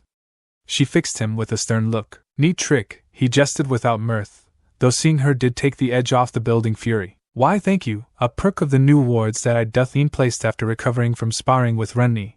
It makes getting around the academy much easier, no? She said the last bit rhetorically, her tone equally lacking in humor. Far better than walking, I find. He couldn't bring himself to respond. They remained like this for a long time, seconds stretching out slowly like a nail drawn across a blackboard. Where art thou wandering to, Naruto? Rennala said finally, stepping towards him. Out, he grunted stiffly. She approached him until she stood before him at her full height, a head taller than him. For what reason? She asked redundantly. Clearly she knew the reason why, but wished to hear him say it. Naruto closed his eyes, breathed in through his nose, and exhaled sharply, because I'm angry and would rather you not see the results. Rennala nodded, then eyed the moonlight greatsword sheathed on his back. I think not. What? He questioned, confused. At this point, he was so used to Rennala's antiquated speech that the simple proclamation caught him flat-footed. I think not. The queen punctuated each word for emphasis. Thy engagement present's first action shan't be done in anger. It is to be used to defend our family, understand? He growled. He made to walk past her, but her arm barred his path and took hold of his chin with her fingers. Let me pass, Rennala. No, I shan't. She stared back at him placidly. Speak your mind, betrothed, let your words wash over me. Naruto tried to look away, but the sorceress's hand was surprisingly strong. Letting out a huff, he began to speak. I'm angry. Someone I care for, who came to me for safety, he looked at her mildly bemused face and huffed. Our daughter is terrified that her siblings now hunt her, and the great golden gallbladder in the sky tried to turn an innocent woman into a trap for me. It takes a lot to truly bring me to anger, Rennala, and right now I'm pissed. Her face softened. Our daughter, yes. So as thy betrothed, I am inclined to ask several questions, if you'll permit it, she said, taking his silence as permission to continue. Do you know where these daughters of Rod are? He shook his head. And do you know the machinations of the greater will beyond the fact that it has the tailor to supplant Marika? No, he answered truthfully. She gently turned him so he looked back into the heart of Raya Lucaria. And can you truthfully say that you are not needed here? Naruto looked down, his shoulders slumping. I can't. Rennala slowly drew him into her arms and rested her chin atop his head. No doubt she could feel the micro-movements against her, emotions thundering under the surface, but she held on, soft as gossamer, hard as steel. Thy wrath does thee credit, my love. But hearken and heed my heart that beats for you. Hear its song. Exasperated and mildly embarrassed though he was, the blonde reluctantly did as he was told and rested his head against Rennala's chest as she held him, starting to hear the strong but gentle thump of her heart in her chest.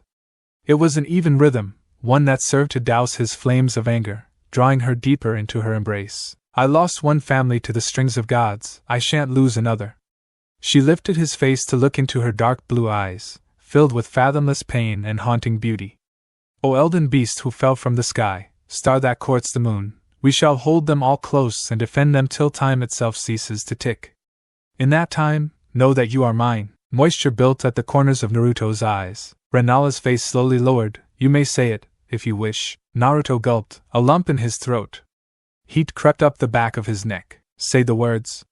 She encouraged, not commanded him, merely urging him to speak his heart's desire. I am yours. And just as celestial bodies are drawn to one another by the invisible dance of gravity, Naruto and Rennala's lips met, capturing one another in a searing that had both of their toes curl. They held one another in the light of morning as Rennala gently guided Naruto's temper back into its proper place, and then continued on for the sheer fun of it, making up for being interrupted the prior night.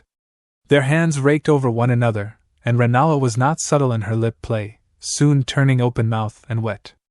Naruto eventually ran out of air, but Rennala rang every last second and sensed out of there before breaking away, both left panting. Naruto breathed in, still in the taller woman's arms. Whoa, he said dazedly, causing his fiancée to chuckle. Nuzzling her face against his, she whispered in his ear, Hath beauty calmed the beast? He settled on an enthusiastic nod, not wanting to risk her deep in the public affection lest it rouse another beast entirely. A tap then came at the gates, sounding small and desperate. It seemed to Naruto that someone small was trying their hardest to pound on the oaken gates for attention, not as a means to break in.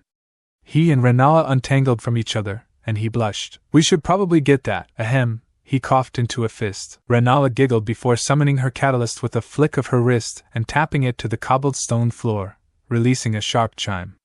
The hinges of the great oak gates, each as thick as Naruto's torso, were highlighted in blue before the gates swung open to admit whoever was there. Hello? Called the enfeebled voice of a young woman. Is anyone there? I can't see. Oh Lord, protect me, I really am lost. Due to the perpetual water of the lakes, it was common in Liurnia that the morning light was accompanied by a thick shroud of mist rising from their surface, and in this case, it served to shroud the speaker completely. A shadow shambled through the mist before tripping over herself to reach the threshold, letting out a thankful bleat when Naruto caught her. She was a pretty woman of average height wearing one of the strangest attires he had ever seen, her platinum blonde hair worn in a ponytail alongside an amorphous long-sleeved dress that trailed to the ground, thoroughly soaked through. Despite its red tinge, Naruto would have sworn it was made of burlap, held close to her waist by a simple yellow rope belt. He helped the young woman stand, noting she wore a pair of long leather riding gloves and supple black leather. The most obvious and striking thing about the pretty yet bedraggled woman was that she was blindfolded. A strip of yellowing medical gauze was wrapped over her eyes. Thank you, kind sir, the newcomer enthused. I thought I would starve. Can you see me? He waved a hand warily before her face, squinting in the mist. Hello? I cannot. The blindfolded woman wobbled on her feet. Pray tell, who is there? I seem to be quite lost. Is this Castle Morn? Naruto and Rennala exchanged a baffled look between themselves, not entirely sure what to say to that effect. The latter found her voice before the former. It most certainly is not, dear girl. You are in Liurnia. Oh. Her voice warbled a little. It looked like she might cry. I'm sorry. It seems I'm lost. What happened to you? Naruto asked after Rennala mouthed the words Weeping Peninsula to him. That's about 300 leagues between here and the Weeping Peninsula. And your name, lady? Oh, you're right, good sir, I'm Irina, daughter of Edgar, vassal to Lord Godrick. Naruto stifled a pained expression at the mention of the grafted as Irina gripped herself at the memories. The servants, they rebelled. My father spirited me out of the castle, but my couturge was massacred on the Bridge of Sacrifice. Slowly, Naruto looked down to the hem of the young woman's dress and saw that her feet were in bad shape, a rough black and blue and caked in dried blood from walking for so long. Do come in. Naruto arched a brow. What? Rennala hummed a little. The little ones could stand to have a babysitter now and again. Babysitter? The poor girl could barely see, much less walk. You must be made of stern stuff to walk this far in a blindfold, Irina, he said, lifting the young woman onto his back to carry her over the threshold despite her weak objections. She made a nonchalant gesture with her hand, unknowingly accidentally smacking him in the back of the head. Oh no, I am quite the coward. I could not have gotten so far were I not saved by that old hunter. Old hunter? Naruto questioned, accepting Rennala's hand when she offered it. Yes, an old man. The young maiden tittered. He said he was hunting the moon, but he cut down the misbegotten like a thresher does wheat. She paused. At least I think he did. It certainly sounded like it. Naruto adjusted her on his back, making a good pace as the doors to the academy swung shut behind them. Perhaps he should have listened to her rambling words. 0.0.0.0. Kaled. The word was simple, uncomplicated. Brief, even. Brief was good. Compared to the many other realms of the lands between, it seemed the odd one out in terms of its name, and once in the distant past, it might have been considered a novelty. Nothing about the Kaled of the here and now was novel. The word itself was tainted by the rot that squirmed through the land like a conceptual blight.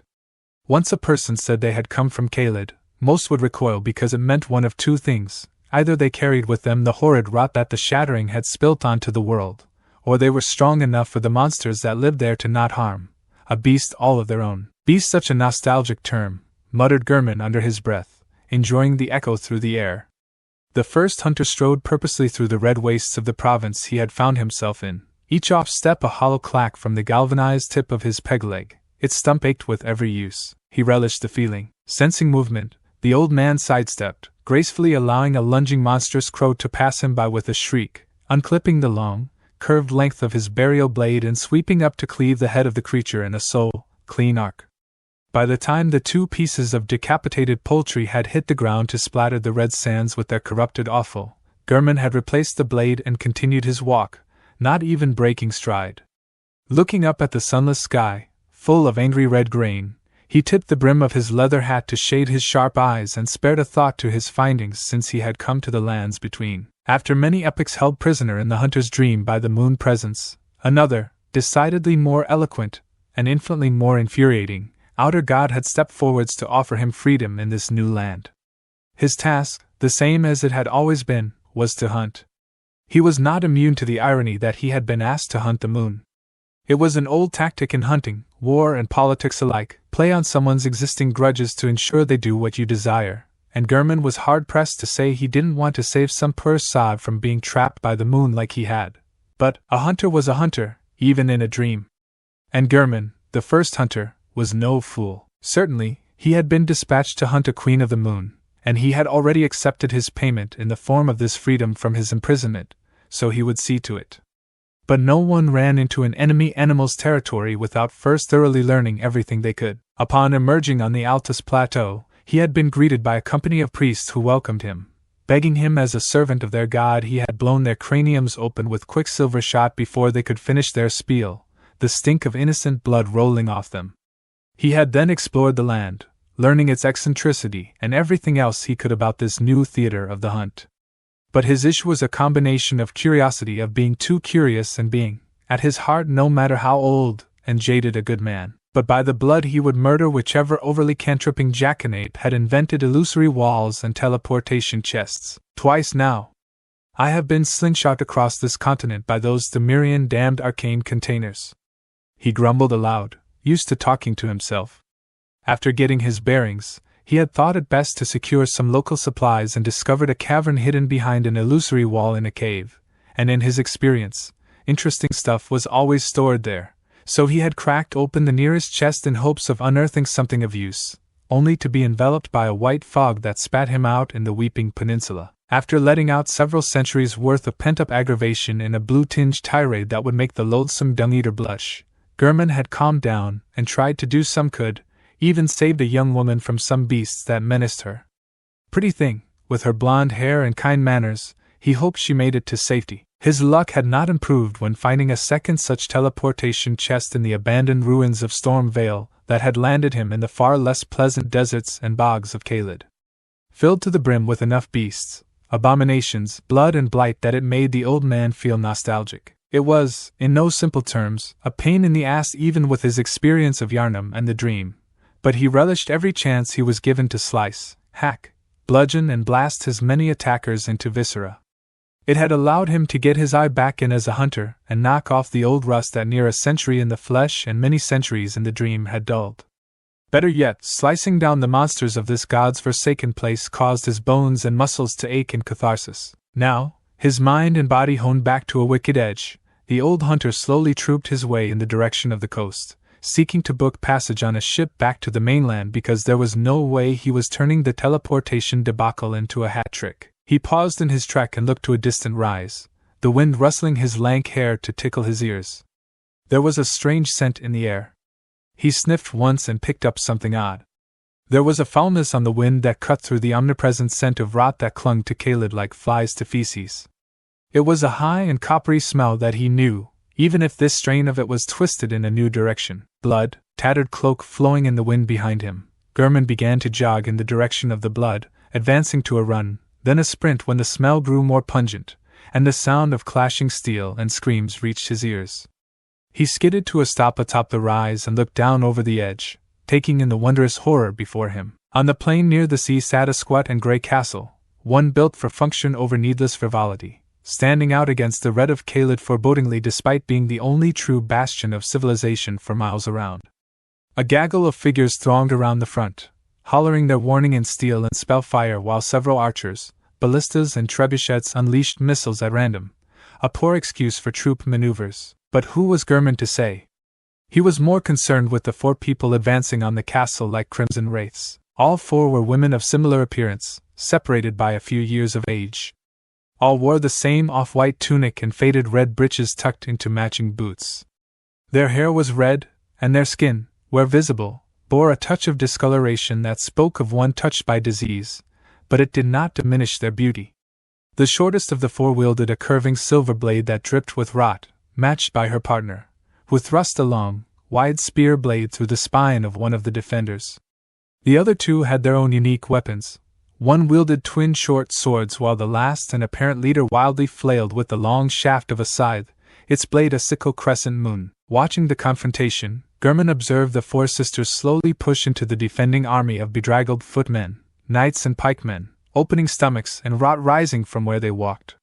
They cast foul incantations from their fingertips, spraying nets of sticky blight that caused those it ensnared to scream, burning through clothing and mail before liquefying flesh as if it were tallow.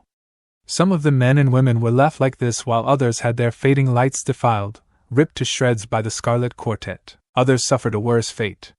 One such man, a tall and broad knight armed in plate, and wielding a hammer, was brought to his knees by the leader's halo scythe. He screamed at her as she approached, wrathful and angry, but it evaporated to base begging when she lifted her hand, a vermilion flower sprouting from it that released a glowing vapor. The man began to spasm, his gleaming armor rusting to a pitted and sticky strata as his skin bubbled with pustules, eyes quite literally exploding out of his head. But he was not dead.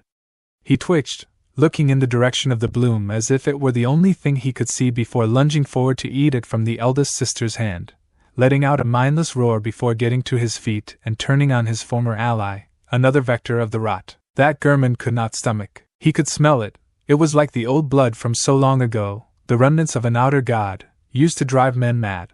But there were no eyes of sight growing on the inside of these poor fools, just rot unending. His mind made up, he leapt into action, seemingly taking flight into the ruddy sky above. 0.0.0.0 Castellan Jaren was having a bad day. As the old knight twisted his great sword to sever the spine of one of his blighted brothers in arms, he reflected that it was more accurate to say that he had a bad week. It had started out well, a bumper crop of adventures, hedge knights, aspiring sorcerers and people with death wishes had been tricking into Redmane Castle, and he had hoped that this year, maybe the Radan Festival would finally succeed in putting his general to rest. It had all changed when they came, they being the daughters of Rot. They had emerged from the swamp of Ionia like revenants from an old nightmare, shadows of Malenia that spread the rot with each breath. Initially, when they had been reported leaving their putrid home, Jaren had been cautiously optimistic. But when their path inevitably brought them to his door, he found himself forced to rally what remained of his retinue to meet them at the gates to ask their purpose for visiting. Even now the memory was a foul one in his mind. We seek passage to the mainland. We are bound for the lakes. Mary, the blindfolded eldest sister, had said to the bearded witch hunter when he first barred their crossing. For what purpose? He had queried, his old eyes and long beard peeking from under his red hood. Liurnia is long from here, but you can still make it there on foot. It's hardly as if you grow tired. He had been disinclined to offer any aid to the daughters of his general's lobotomizer. The four had laughed at him then, a harsh and mocking noise that put them all on edge. We must insist, for you see, we are on a quest that must be fulfilled. Our sister, so weak and lost, has been found. She dwells in the halls of the Full Moon Queen, added Pollyanna, the youngest, her right eye covered by a bandage while her left was glowing a baleful gold. Jaren's hands clenched around his sword at the mention of that, his mood turning foul despite the others continuing. Silly Millicent, pretending she is not one of us, we will find her and see her fester, baptize those she cares for in the lake of rot, and make them apostates to our mother, the true goddess who shall bloom thrice and usher in an age of rot. Jaren had hawked back his mask and spat at the sister's feet with Maureen's words, dirtying her tree spear. Your goddess of a mother failed at killing my general. Join the Radan Festival to finish the job, and I may consider your passage. PFTT, fahaho haho haho haho haho haho haho haho haha. Their peals of laughter had filled the wastes. Indeed, they would haunt him to his dying day. Silly old man, your general shall rot where he stands. He is a monument to our mother's greatness. Spoke Amy, the third sister armed with her twin swords. We shan't join your festival. Then I am afraid I must bar your passage, scolded Spawn. Darken Redmane's door no longer. Jaren had proclaimed only for the laughter to intensify. Mary tapped her halo scythe to the floor and grinned like an animal bearing its fangs. No, little man, we sisters may seek passage to Liurnia, but we, as the rot, seek passage into your bodies. Apostates of the true God yet, follow us to the lakes, wring the secret of our mother's location from our sister. Join us and rot. And with that manic, breathy and euphoric proclamation, the battle had begun. The four daughters were mighty indeed, and despite outnumbering them 100 to 1, Jaren's force could not do more than drive them off for a time.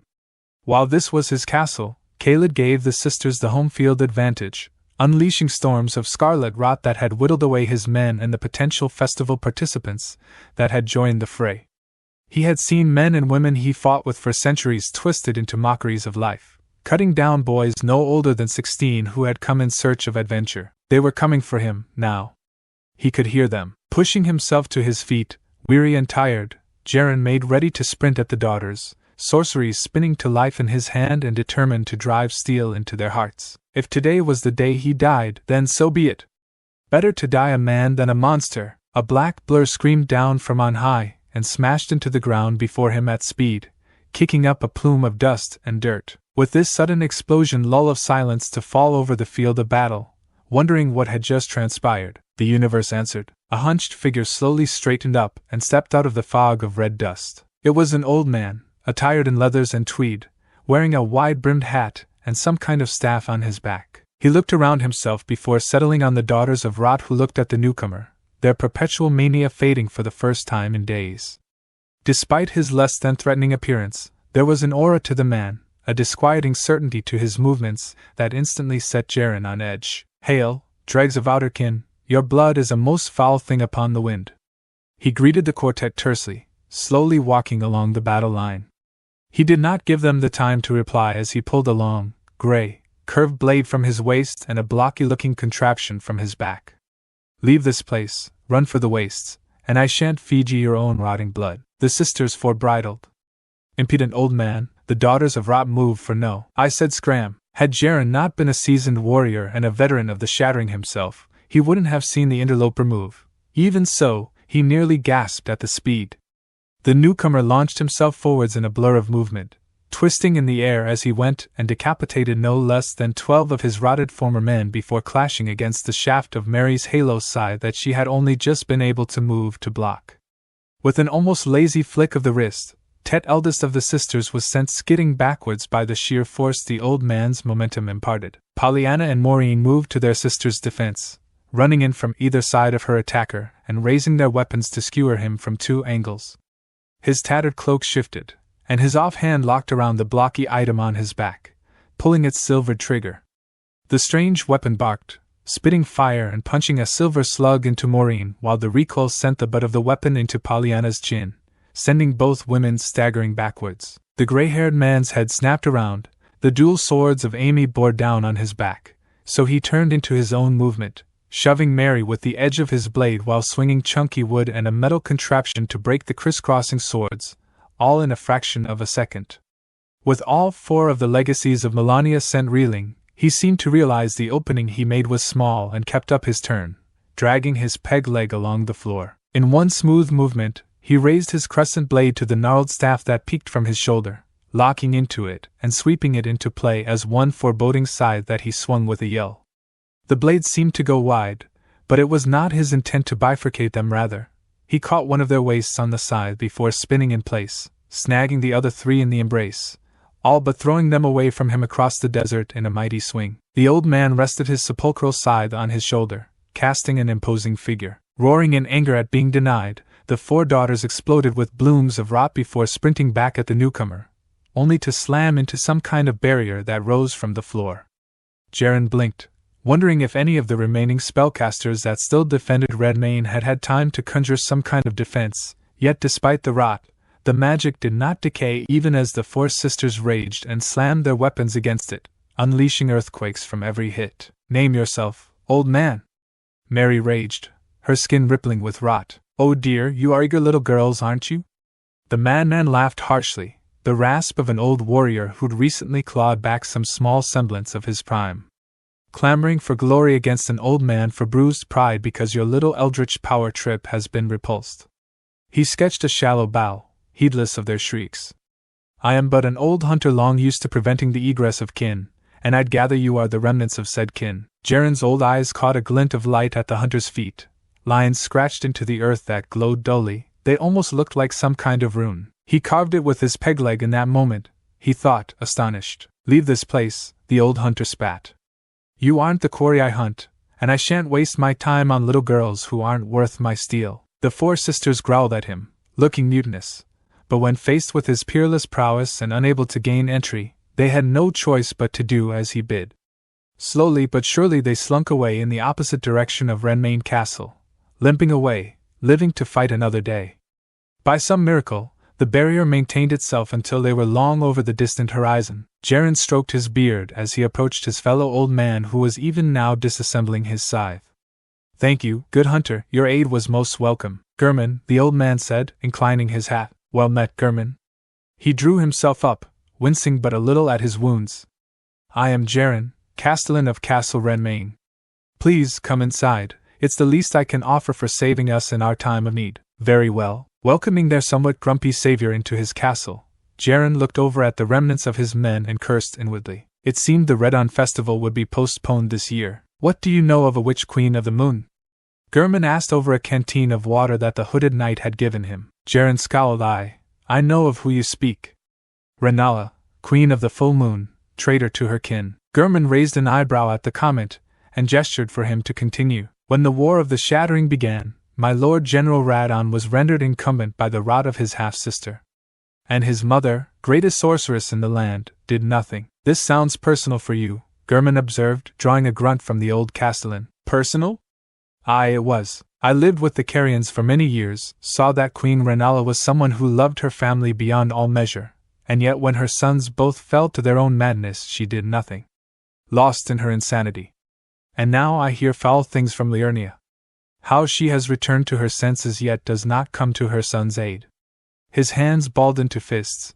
"And now I hear she has taken a daughter of Rot, a daughter of the very fiend that rendered her son an invalid into her home."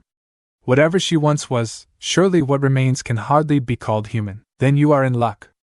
Gehrman had listened to the words, realizing that there was much anger in them that obscured the truth, but there was some genuine reasoning there. Besides, it was the first real lead he had on his hunt. I've been sponsored to hunt this full moon queen. If it pleases you, Castellan, I would like to book passage to the mainland to undertake it. Jaren looked at the first hunter. Seeing his strength had undoubtedly been something, yet the Queen of Korea was a force to be reckoned with. However, he looked out over the castle, what remained of the Radon festival combatants, and his men shaving up defenses. They could not undertake the festival this year with so few, but an idea dawned. Mad as it was, he embraced it. I can get you a ship. He looked at Gehrman and hefted his sword onto his shoulder. And all of Renmain Castle shall embark with you. 0.0.0.0436. The shimmering green expanse of the moonlight greatsword swished through the air in slow, deliberate strokes, its song-like chime adding a musical tinge to its passage, like something very large was moving elegantly. The movements were strange to Naruto, different from what little tutelage he had with blades before, but as always, he was a kinesthetic learner. He learned by doing. 158. A basic overhead sent a gale away from him before spinning on his heel to bring the sword around in a horizontal slash that transitioned to a heavenward slice. 1. He swung the sword in another straight along his center line. 2. Naruto heeded the order, letting his building muscle memory execute a diagonal slash from the left. 3. And again from the right. And guard, bringing the sword up against his body, he turned the flat of the blade out against any would-be attacker, with its witness providing some level of protection in the absence of a proper offhand shield or buckler. He held the guard, noting the curious corona of reflected light that came off his Rennala's gift to him. Blade clapped twice in satisfaction, his lupin maw set in a pleased smile. Not bad, friend. You're getting used to how she handles I see, he observed, having been Naruto's swordsmanship instructor for most of the day so far. Returning the smile, the blonde broke his guard position and rested the great sword on his shoulder. Thanks, she handles way different from Kaimon, though not as clunky as I'd have thought given her size. The Carians are masters at their craft, be that glintstone artistry or sorcery. If it's anything like its Dark Moon kin, I don't doubt she's perfectly balanced from pommel to tip. Blade replied good-naturedly. His own Zweihander dug into the floor of the courtyard they had converted into a training field. The manwolf's lone eye narrowed in intrigue.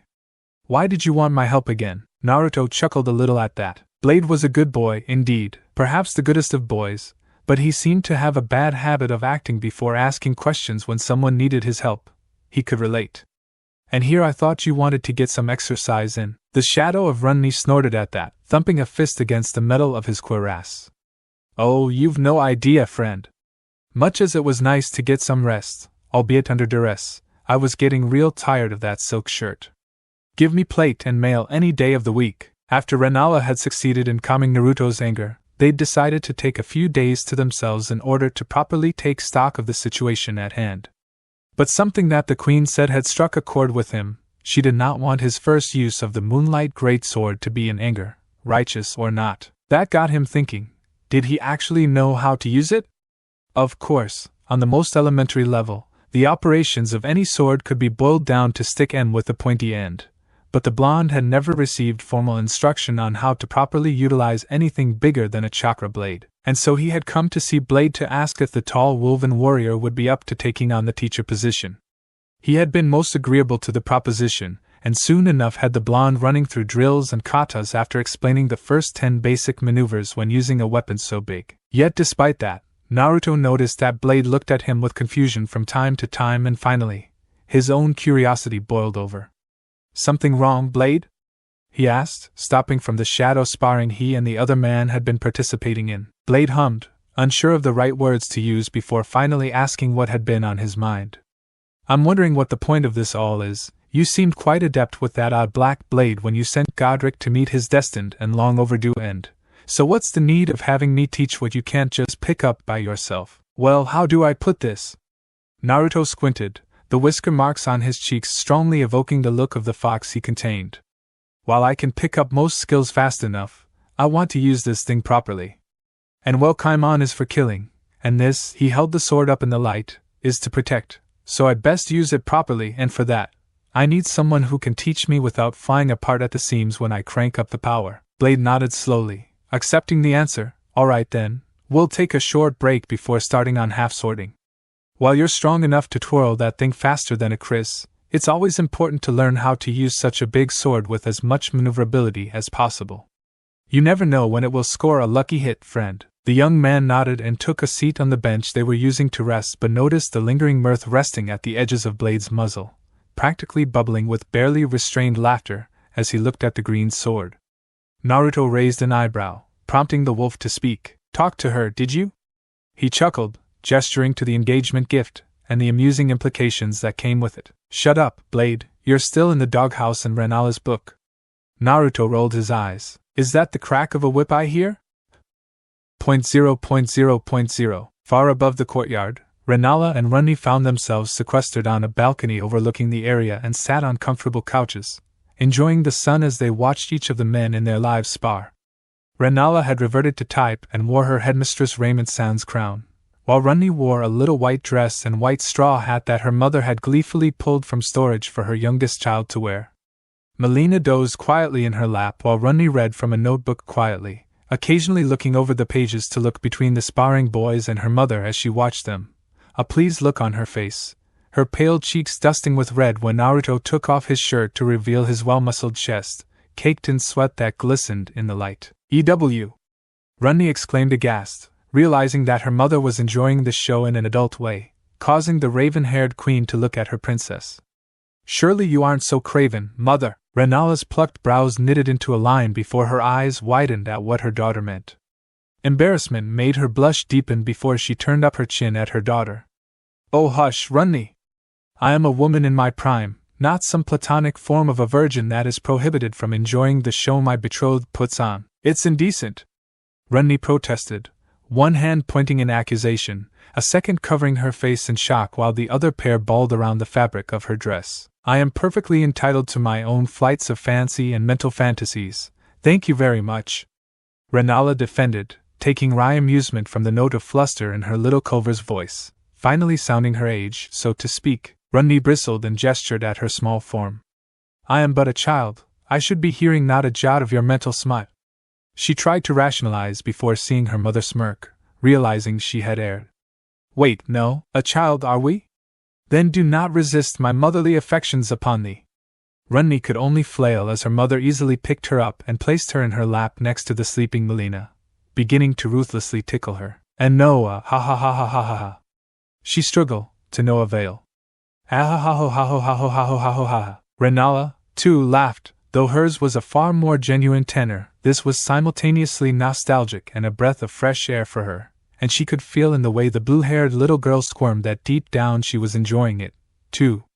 A part of her did lower its head at Ranni's form, long gone from her youth's red hair and gold eyes, but her waking mind conceded it was better this way. While Ranni's original body had been the perfect marriage of looks between her and Radagon, there were so many awful memories and painful feelings attached to its visage. "'Tis better this way, fresh, white and born anew, unsullied by the taint of the fingers.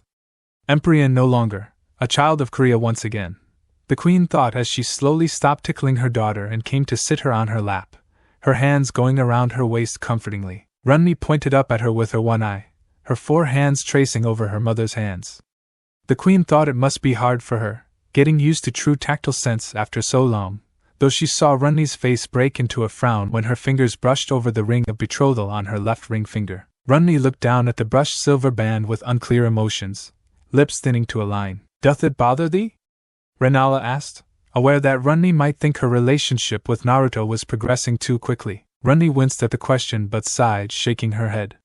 "I promised that I would accept all that you are, mother, all that you hath been and will be, thy pain of past and even thy joys yet to come. Even if it means that you intend to take your consort as a husband." A beat of silence passed between them before the mother spoke again. "Will you call him father when the time comes?" Ranni frowned, squeezing her mother's hands. "I shall try, mother. But some habits are subtle traps, easy to walk into, almost impossible to break." Rennala at the top of her daughter's head in acceptance. It pleased her greatly, even if a part of her wilted at the evident strain there was there. This was a wound that, while closing, only time would truly heal.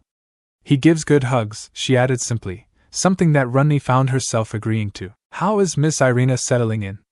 Ranni questioned, The new arrival to the academy had not gone unnoticed by those others who lived there. Rennala sighed sadly at the question. After bringing her inside a few days ago, they had drawn her a bath and let the young woman recover from the physical side of her ordeal, furnishing her with new clothes and a bedroom in which to sleep. Boggart had taken quite a shine to the young woman, and had been on hand to give her 3 square meals every day whenever she asked for it. Doing better. There was a letter amongst her scant effects intended for her father. I am having Mundrum run it down to Castle Morn. He should be back in a fortnight, or so. Irina was a strange girl, Rennala reflected. Sweet and timid beyond measure, yet with an underlying strength to do what she could despite her minor means. She was also very good with the other girls despite her lack of sight. Doth thou intend to mock with a maid-servant of her? Ranni asked. After all, Irina technically was the daughter of one of Godrick's bannermen. From the outside, it might look like the Carians were staking claim to what was left of the grafted lord's fief. The full moon queen shook her head at Ranni's question. Nay, she is a guest in my house, but if she seeks to become a nanny to the rest of the children, I shan't object. Ranni's eye returned to the ring of betrothal once again, and Rennala spoke again. 'Tis a pretty thing, is it not? Naruto asked for one to match. Truly? Isn't that a little effeminate? Ranni said. As far as she knew, the tradition was that only a woman bore a ring. Art thou sure thou have not secretly been bewitched by a woman in disguise? Ha! Rennala tittered, appreciating the wit. Oh, most certainly not. Though were he a girl I wouldn't have objected, for it is his soul that gives me comfort and happiness, regardless of its container. She ran her fingers through Ranni's blue hair, feeling the little girl relax into her embrace. If it amuses you so I could always glamour his form into a woman, I'm sure we'd all get mirth from seeing him in a corset, until he breaks out of it. The duo laughed at the mental image, as absurd as it was, a pleasant relief from the talk of schemes and machinations in this great game of gods and monsters. A wedding is a pleasant thing to look forward to after so much darkness in the world, Ranni mused, trailing her gaze over the sleeping forms of Molina and Radagon's wolf, both curled up on one of the couches in the sun. A wedding and a coronation, Rennala whispered. Ranni turned to look up at her mother, curious as to what she meant. Shaking her head to banish the current subject, the headmistress turned her attention to Ranni's own projects. What of your work? You've never rested on your laurels, it's how I raised you. Preening a little at the comment, Ranni nodded. I've sent word to my agents through the lands that the academy is a safe haven. E.G. says he shall make his way here as soon as he can. Good. Rennala had long missed the wise words of the Carian blacksmith. And on the more personal side, I've started a sorcery that I'm most proud of, Ranni said, voice turning haughty. Intrigued at the prospect of any new variation in the arcane arts, Rennala sat up a little straighter and listened attentively.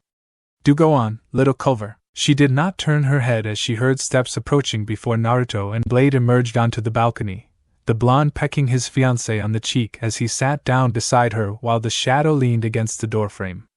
Naruto watched Ranni attentively as she began to explain her new sorcery. After the incident with Millicent, I realized that the chances of connections to other entities and beings beyond our knowledge are present. Not likely, but not zero, given how the will and the presence of so many runes can shift causality along certain patterns, she explained, her hands beginning to go through a series of esoteric movements. A stream of dark blue magical residue followed each of the 20 fingertips, the movements slow and precise given that they were now flesh and unable to assume the impossible angles of her doll body. So I decided to work in a curiously complex cantrip, based upon the astral reconciliation mystery that you used against me to bring me here in the flesh, Mother, Ranni said, a note of playful challenge in her words that her mother met with a smirk. Leave it to her daughter to try and one-up her. Naruto blinked olishly to Rennala's side, almost all of what she said flying over her head. Translation for the rest of the audience, please, he requested, making Ranni roll her eye. She huffed at him. It means, Father, Naruto clutched his chest. That upon casting, it will snag the metaphysical strands that connect us to entities that are not present yet closely tied, giving us warning if we have to worry about unforeseen spiders feeling the vibrations on our strings of fate without alerting them. Ranni murmured, her focus on completing the spell, weaving the 40 of magical threads between her fingers into a cat's cradle that bore a dark moon at its center before finally clapping all 4 palms together.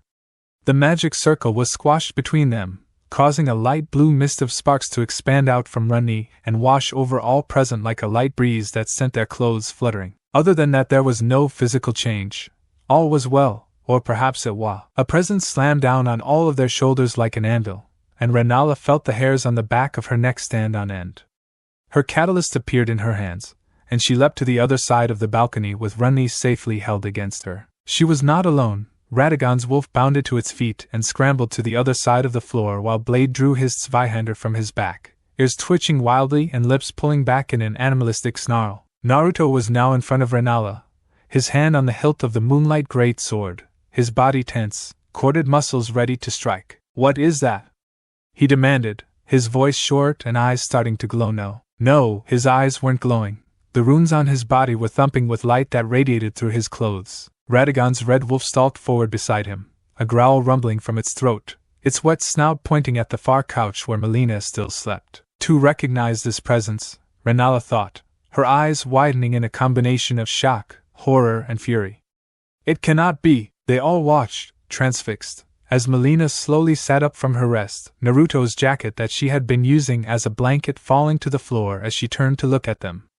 Both of her eyes were still closed, and her face was at peace, but there was still movement upon her visage. The black inky seal on her left eye seemed to squirm and swirl in on itself before swimming across her forehead and appearing over her right eye. Slowly, her left eye opened, eyelids peeling back to reveal a light brown eye. Except it was not light brown, it was glowing gold. "I could never forget those eyes," Rennala uttered, her catalyst creaking under her hand from how hard she now gripped it. Molina exhaled and looked around the balcony, coming to rest on the group that looked at her so warily. "Unforeseen, but not unwelcome," she said, still Molina's voice but a second voice, an older and more regal voice coming in over the top. Naruto took a step forward, his face like thunder.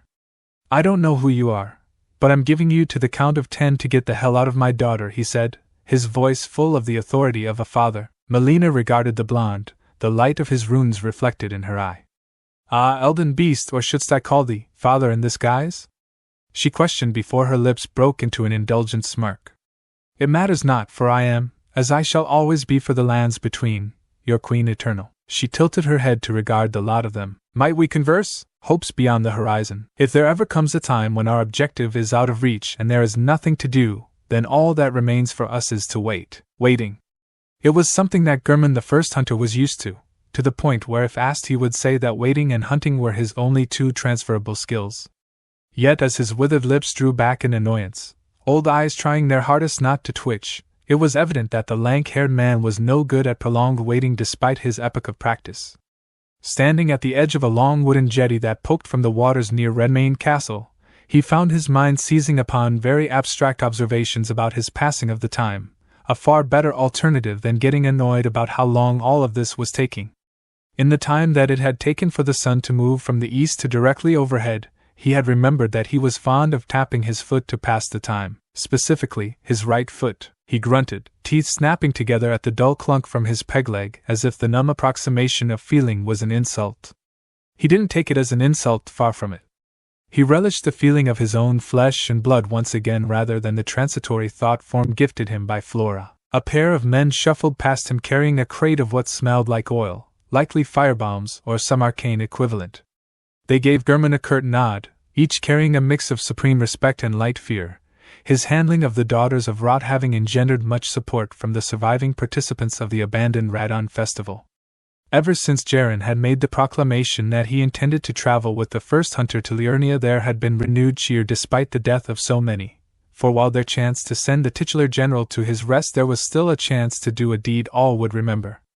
Bringing the Mad Witch Queen of the Moon to justice. So ever since dawn they had been making preparations to go, packing every piece of equipment, weaponry and supplies onto a large ship, and wind permitting, over 100 adventurers, seasoned and green alike, would be on their way with him at their head, leading young men and women on what they think is an adventure. How disgustingly nostalgic. German grimaced, his leg aching with phantom head at the memories. He closed his eyes to cut out the happy and excited faces, hoping he would no longer subconsciously see the faces of so many fallen friends in their place, ready to lead them off to gloomy fates once again. It had been a mistake, he instantly realized, for it left him with nothing but the gentle lapping of waves against the jetty, an echo of the worst day of his life. Good hunter? His eyes snapped open, looking over his shoulder to bark at the mechanical facsimile of his beloved, Not now, Dole, he said scornfully, only to stop, realizing it was only Jaren. His fellow elder had had time to bathe and freshen up, but his characteristic beard served to banish the phantoms of the doll. Ah, Castellan Jaren, apologies, I was a long way away? Jaren supplied, earning a gesture of assent from German. Either were the overly sentimental type, and it was clear that when needed the conversation could be kept laconic at best. I hope wherever your mind went it was better than this godforsaken place. German snorted in black humor. That's not the best thing to say about one's own castle, though I can certainly say that Caelid is easily in the top 3 worst places I have ever been. Why, thank you. I can take solace in knowing that there are worse places in existence than Caelid. I was under the impression that this was the rock bottom of the universe. Oh yes, a veritable hunting holiday. Just take in your landscape, you can have it in any color you want, just so long as it's red. He chortled, drawing a chuff of amusement from the bearded fellow as he tightened the straps on his equipment. They fell into pregnant silence then, watching as the ramshackle group of an albinuric mage, a sentient jar, and a dozen strongmen lifted some esoteric piece of masonry onto the bark that would be their chariot. The ship, named the Lion's Pride, visibly dipped a few feet under the waterline at the extra weight. German shook his head, having always preferred to travel light on a hunt, but the Castellan had assured him that the rune-carved rock would be of great help against Rennala. What troubles you, German? Jaren asked eventually, his hidden eyes watching the scythe master curiously. We're burdened with the purpose of justice and set to it with strong allies and sturdy wills. He reasoned before pushing on. Will it be a hard battle? Aye, without a doubt, the full moon queen is a mistress of esoterica, but between my knowledge of her ways, our allies' adventurous will, and your sublime blade work, will bring her to justice. Tipping the brim of his hat to better shade his eyes, the gray-haired member of the pair was about to shrug off the old Castellan's words, but could not bring himself to do so. It puzzled him, thumping like an old wound that he had packed behind so many eons of ennui that he reflexively tried to banish it from his mind. Finally he spoke, his voice still terse but with an undercurrent of tenderness there.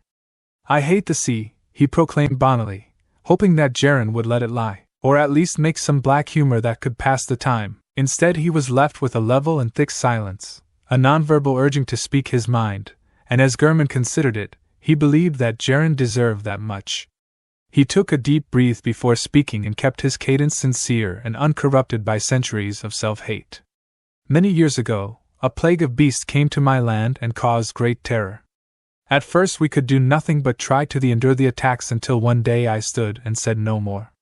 We would not be hunted, we would hunt those who terrorized us and burn the plague out at the rout. At first it was just me, hardly the most imposing sight the first time I took up a farming implement to hack a beast to its stinking guts. But with time others joined and we ceased being the hunted. We were the hunters, though I suppose we are the old hunters now. Water lapped at the jetty, the red light of the sun glaring down balefully at them as they loaded men and weapons alike, sound falling away till German could hear naught but the water and the wind. It couldn't be more different from that moon-filled night ages ago, watching his friends help scholars and men of the cloth onto a modest sloop. Then one day, in the aid of trying to understand it, my hunters took a ship to a fishing hamlet down the coast. My friends, my family, the woman I loved. All of them. A gauntleted hand gently closed around German's shoulder. He found himself looking into Jaren's old but still sharp and empathetic eyes. They did not need to speak, did not need to rage or spit curses as if they were poison, for there was an understanding there. Each had sent generations of men and women off to their doom on a seemingly futile effort, and felt damned for it. German inclined his head. It would be as much thanks as he was willing to show with so many watching. He and Jaren were united in their goal even if their reasons were different. The Caelid witch hunter wanted to exact justice on one who he viewed had violated her oath as a mother and queen, while German was simply doing what he had been asked in the name of his freedom. Are you, teacher German? Or do you simply want to save others from such a path we have walked? The voice from his memory spoke. The woman's words were heavily accented but with ephemeral warmth. Blood and blades have served us well, but maybe we must find a different way once we put down our weapons. Lest we all end up corpses that aren't left to sleep in death.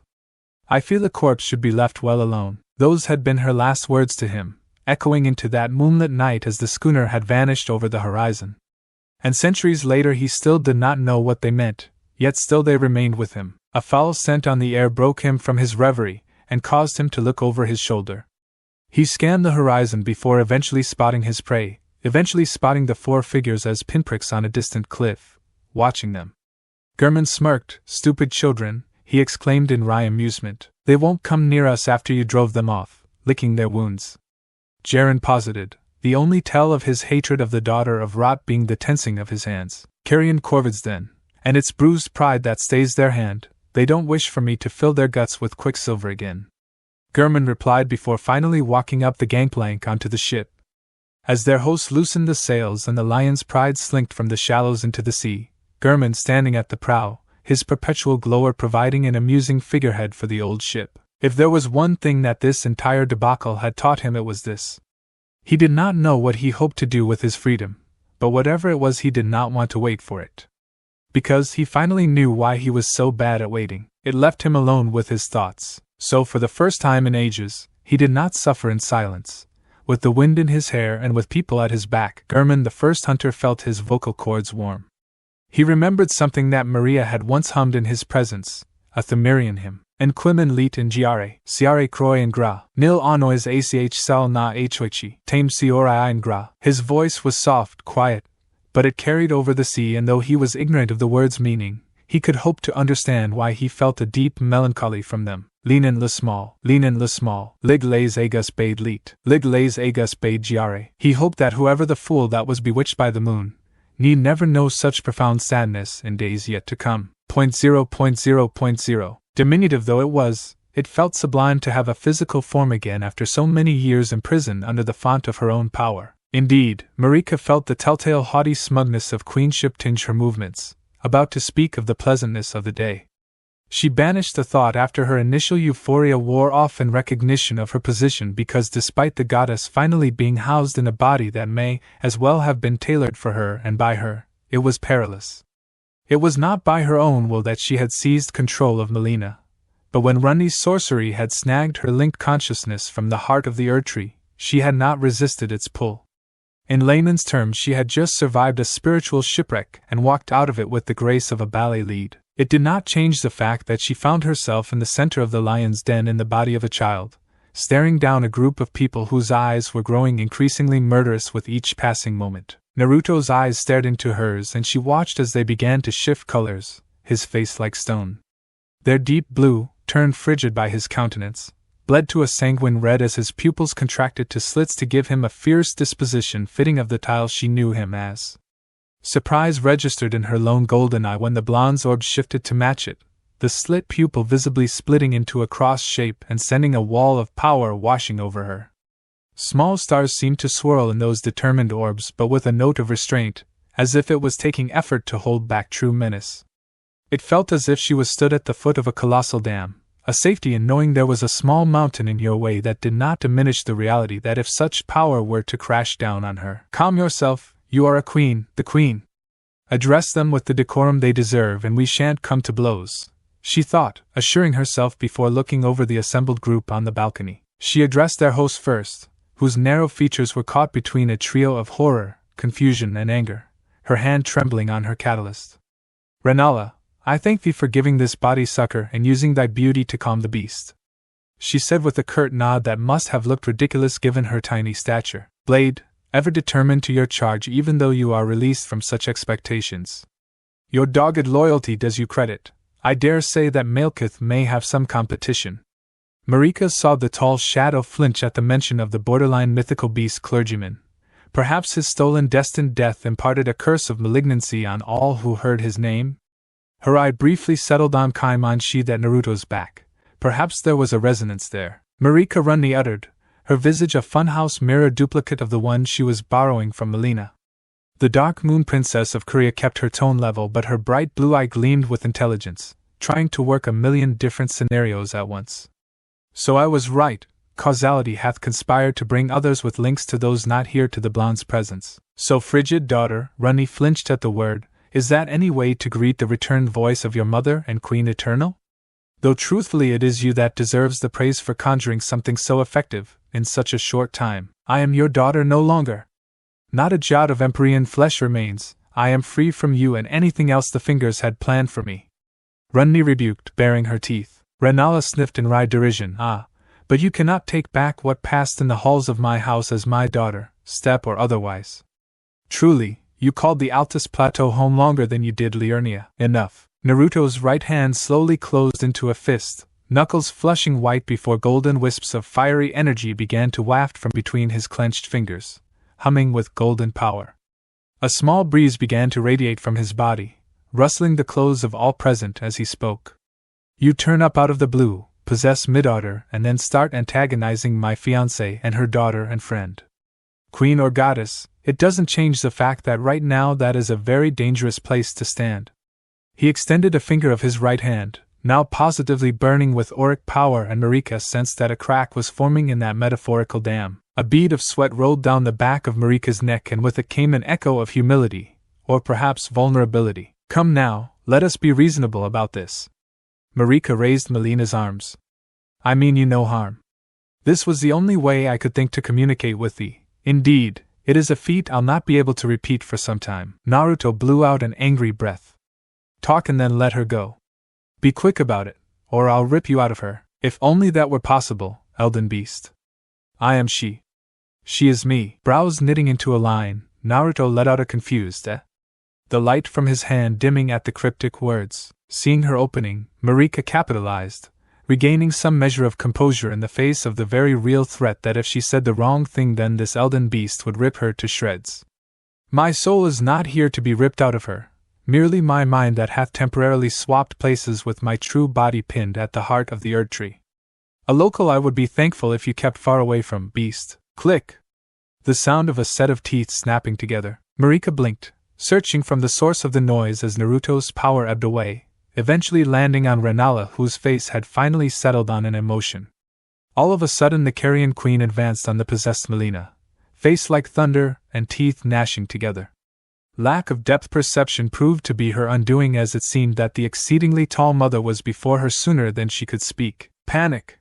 She tried to backpedal away from Radagon's ex-wife, creamy pale skin twisted by scorn, only to find she could not move, a pair of blue magical shackles having manifested from the flagstone at her feet and rooting her to the spot. YUNF!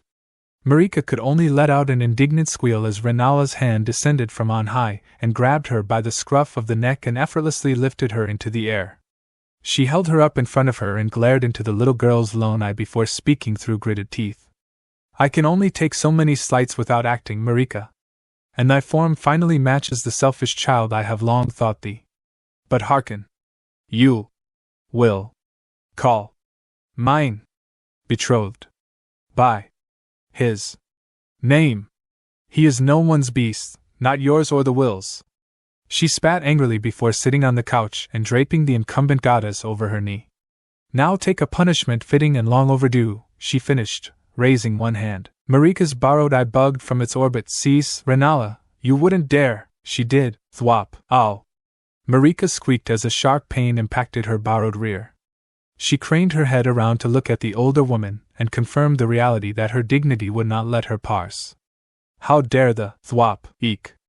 Marika bleated as the sharp pain returned followed, joining the sting of the first. Ignominious little sorceress. Thwop. Thwop. Thwop. Ow, UGNNGH. She looked towards the veritable peanut gallery watching the display, and saw that they were equally if not more gobsmacked by the show than her.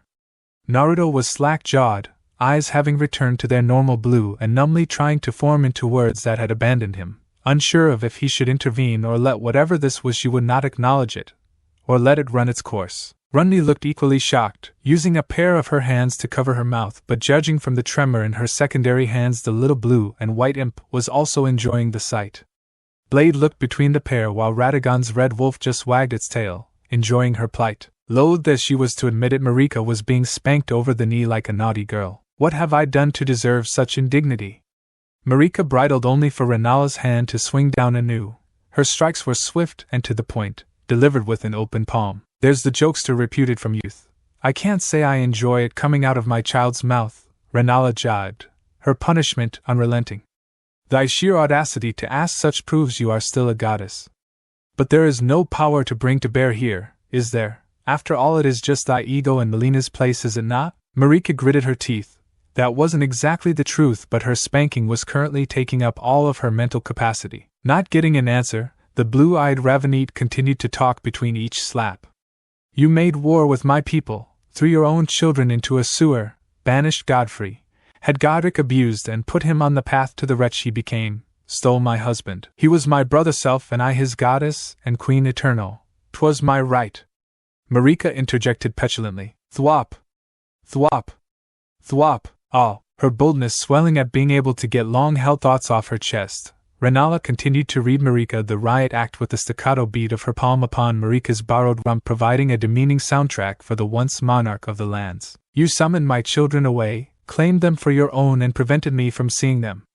Shattered the Elden Ring. And now she sheathed, now that I'm just starting to get my life back on track, you possess my daughter, insult my betrothed and can't be bothered to say his name in my house. You have more reason than stars in the sky for you to suffer indignity, and I am the only one who can give it. So heed my words, Marika, neophyte ephemeral, she stated, seeming to relish the fact that the title stung Marika's pride. Rennala straightened and reared back her hand to the apex of its arc, her hair flicking around her face. I am going to spank you until I am satisfied, and then you are going to explain your presence with nothing held back or obfuscated by half-truths. Am I understood? Marika scowled with as much animosity as Molina's cherubic face could manifest, which is to say, less than a plank length. However, she did not refute the other queen's words, perhaps due to her pride but also because in some way she was accepting that she did need to face some kind of rebuke for what she had done. And while she did not think all of her actions were wrong, if there is any woman in the lands between who I wronged, it is her. I will only permit her to take her pound of flesh in retribution, no one else. Taking her silence for agreement, Rennala began the punishment anew, and Marika did her best to endure it with dignity save the odd sporadic grunt or meep of displeasure. While it was still deeply mortifying, Marika realized that the Pale Moon Monarch was professional and fair about it, as oxymoronic as such a thing was juxtaposed to what was happening to her. The strikes stung but were delivered unerringly and without sadism, none harder or softer than the other. Had the situation been reversed, she was not sure she would have been so merciful. She also observed the others going about their business, trying their best to address the wild scenario with as much tact as it deserved. Blade had been the first to bow out, excusing himself by saying that he had to go put away his and Naruto's prior sparring equipment, while Ranni had plopped herself down on one of the couches to watch the proceedings with just a twinkle of mirth radiating from her otherwise perfectly schooled features. Naruto was the most interesting to watch as he stayed standing, shifting his weight from foot to foot and looking like he was about to ask Rennala to stop at any moment, sparing Marika and Molina's form several empathetic looks, simply worried about Molina's body, no doubt. He surely does not care for my well-being, surely? She wondered. He was a curious beast, no, he was a curious man, because while the hallmarks of wrath hid under the surface, Marika was surprised that he seemed to be a genuinely good man. An almost foreign concept to one that had dealt with backstabbers for millennia, but strangely refreshing. Her astonishment grew when, after Rennala had finally finished sufficiently tanning her borrowed hide, that Naruto sauntered over and rested a hand over the recently abused flesh, a green mist of pleasantly cool energy permeating her form and taking the edge off the stinging in an instant. Better? He asked with the ghost of a smile as Marika let out a sigh. Rennala huffed at her betrothed's actions. The punishment won't stick if you are so quick to dampen its lingering reminders, she admonished, but there was affection in her words, as if she were chiding something she found cute despite her better judgment. Naruto simply flashed his fiancée a beatific grin as Marika got to her feet, rubbing her sore but much better feeling borrowed rear.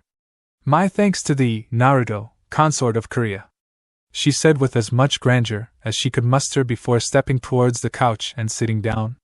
Now, as promised, I shall begin. And so she did. Naruto, Rennala and Ranni listened with rapt attention as the transmigrated Queen Eternal laid bare her intentions. How after her ascension and the banishment of her omened children to the sewers beneath Lindel she had seen the greater will for what it was. An unfeeling, vain and petty god that did not understand its patrons or the world it held dominion over, simply wishing to banish imperfection from its heinous grand design. Selfish as it was, scorned as I was, I decided that the will was ill-fit to rule the lands between. So I rebelled. Marika explained. Your children, why would you ever do something so vile? Naruto asked, appalled. Marika looked up into the sky so she did not have to meet his judging gaze. I was different back then. While not as ardent a follower of the will as my brother Radagon, I did believe in the patronage and the boons its plan afforded. But my children, Morgott and Mothi, may have been Mishapen and Omen, tainted, but they were mine, and the will made me throw them away. Why didn't you get them back? You're a goddess, ain't ya? Naruto questioned. Marika looked down at Melina's little feet. The Golden Order had eyes and ears everywhere, and I had so many things to lay down for the plan that by the time my firstborn was able to find his kin they were changed. Her words were clipped but held genuine remorse, drawing a nod from Naruto, seeming to sense her percolating self-loathing that most of the time she ignored. She went on to explain how her plan involved the banishment of her husband Godfrey and his kin, stripping grace from them in the hope that the banishment of these newly created tarnished would eventually result in an army unaffected by the greater will and strong enough to return and drive its taint from the lands between for good. She had summoned Radagon to her side, married him and lain with him, hoping that centuries in her presence would bring him around to her way of thinking, that the joy of children could see that she deserved to be the sole goddess of the land, not an idiotic and unfeeling will. And then everything went to shit. The Night of Black Knives, Godwin, her grief, the shattering. By the time she had come down off of her grief and anger-induced act of metaphysical destruction, the greater will had acted against her, using Radagon as an anchor to hold her in place long enough that she was bound at the heart of the Erd Tree. Her own titanic power, and that of the Elden Ring, twisted into a prison where she could do nothing as her lands fell apart, and her children fell to fates worse than death. Silence reigned for a time after that, all those that lived through the shattering somber, while Naruto paid close attention. She could not fault him for either empathy nor a desire to understand. Melina. What is she? He asked eventually. Melina's possessed hands touched one another, index finger to thumb. She's an offshoot, I suppose, is the best way to put it. When I sensed that the will was finally tired of the hordes of tarnished throwing themselves at the Erd Tree and beckoned you from whatever world you hail from, I knew that I had to somehow stop you. So I sectioned off a small part of my existence, and utilized the power of the Elden Ring and the Erd Tree to give it life. She just ended up being far smaller than I intended, so small that I couldn't fit any of my consciousness inside, so Melina simply came to exist to fill the void. She is, for lack of a better term, my daughter. Rennala squared her shoulders, but Naruto surprised both by chuckling. Hee hee, of course that little munchkin was made by a goddess, wouldn't have expected anything less. How else could she be so cute? Marika felt her cheeks warm at the indirect compliment he had given to her craftsmanship, and was silently thankful when Ranni coughed to gain their attention. You rode my cantrip to swap places with her mind, meaning there must have been an active connection there. How much have you seen or are able to influence my sister?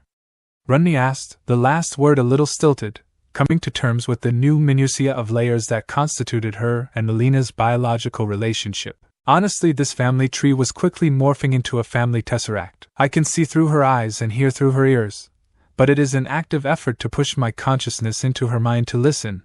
I don't see everything. The connection is one way when she is awake. I can only speak to her when she dreams. Marika answered truthfully, seeing no reason to lie. A beat passed while they digested this new information and took comfort in knowing that the magenta-haired girl's mind was her own. An unintentional cantrip-induced mind switch won't last all that long, even in exceptional circumstances. Ranni observed, Rennala nodding gravely. So you aren't going to be here for long? Naruto interpreted the witch's words succinctly. Marika nodded slowly, the reality of the situation a forlorn conclusion. It shan't be long before the Elden Ring that serves as my prison reacts to my absence and drags me back. The presence of thy runes has likely stabilized the process, but I have a few hours at best. Naruto stroked his chin in thought, working the problem in his head. Will you be able to do this again? Once more did the errant Queen Eternal shake her head. I sincerely doubt it. The ring will adapt to the spell and make sure I cannot escape in such a way again. I will still be able to talk to Molina in her dreams, but beyond that I cannot say. Naruto closed his eyes before turning serious and asking, what does the Greater Will want with me? He asked, determined to finally get an answer. Marika was all too happy to provide what little she could surmise. To change the rules of this world, the Greater will need someone to claim the Elden Ring. To do that they need to be of sufficient strength to be able to breach the Erd Tree and rip it from my body. So it summoned you, hoping that you would find your way to the tree and through you be able to somehow reorder this cosmos into something profaned, without free will. Yeah, that's never going to happen, No offense, but your big gilded shrub is kind of an eyesore, so I don't think I'll be going near it any time soon. Naruto replied, full of mirth, but his eyes shifted to something more sincere. He approached Marika and dropped to one knee, tapping her forehead. You've done a lot of things that you need to atone for, so maybe one day you will get out of that tree, and if you do, don't be the same queen you were before. Be better. He rose then, picking up his discarded jacket, and found Ranni by his side, taking his hand. The pair left the balcony, leaving just Marika and Rennala alone with the Red Wolf. Rennala, it seemed, was going to watch her until the spell broke. You know, Rennala said, breaking the silence, I think this is the first time you and I have ever been alone together. Before Radagon left to go to your side, I had only ever seen you with a royal cortege at your side. Truly? Marika asked, failing to recall a time where she had ever been truly alone with the Carrion Queen. I think I can remember at least one instance. When Radagon and Godfrey went hunting in Limgrave together. Rennala slowly hugged herself at the memory, her smile melancholic of times long past. Unbidden, words poured from Marika's lips before she could stop them. I miss Godfrey. Radagon will always be my other half, but there was something special about Godfrey. Banishing him from the capital is one of the few things I regret. I don't even know if he's still alive. Rennala leaned forwards in her seat, her face betwixt with sardonic humor. If he is anything like my Naruto, then he yet lives, Marika. It seems we both fell into the trap of falling for men too stubborn to die. Laughter percolated between them, and Marika wondered again if their positions had been switched, if she would have found herself laying with the blonde. A beautiful image, if a hope she could never obtain in this life. Hope? What is it you hope to achieve, Rennala? She asked the raven-haired sorceress, who raised a thin eyebrow at the question. It's rare, even rarer these days, that I can speak with another monarch, so tell me, for all your power, what do you hope for in the future? Marika knew that she and Rennala could never be friends at this point. Too much had passed between them for that. She had stolen her husband and Ranni had murdered her beloved son. But still, they could speak as one queen to another. Humming in thought, Rennala eventually responded, I would see my family return to me, those that yet live, that we might sit around a table as kin. I would have my adopted children know that they are loved forever and always, and that the door was always open for more of them. I would join in union with my betrothed, have him sit by my side so that I might bask in his serenity, as I cool his temper. That is what the woman in me hopes. And the queen in you?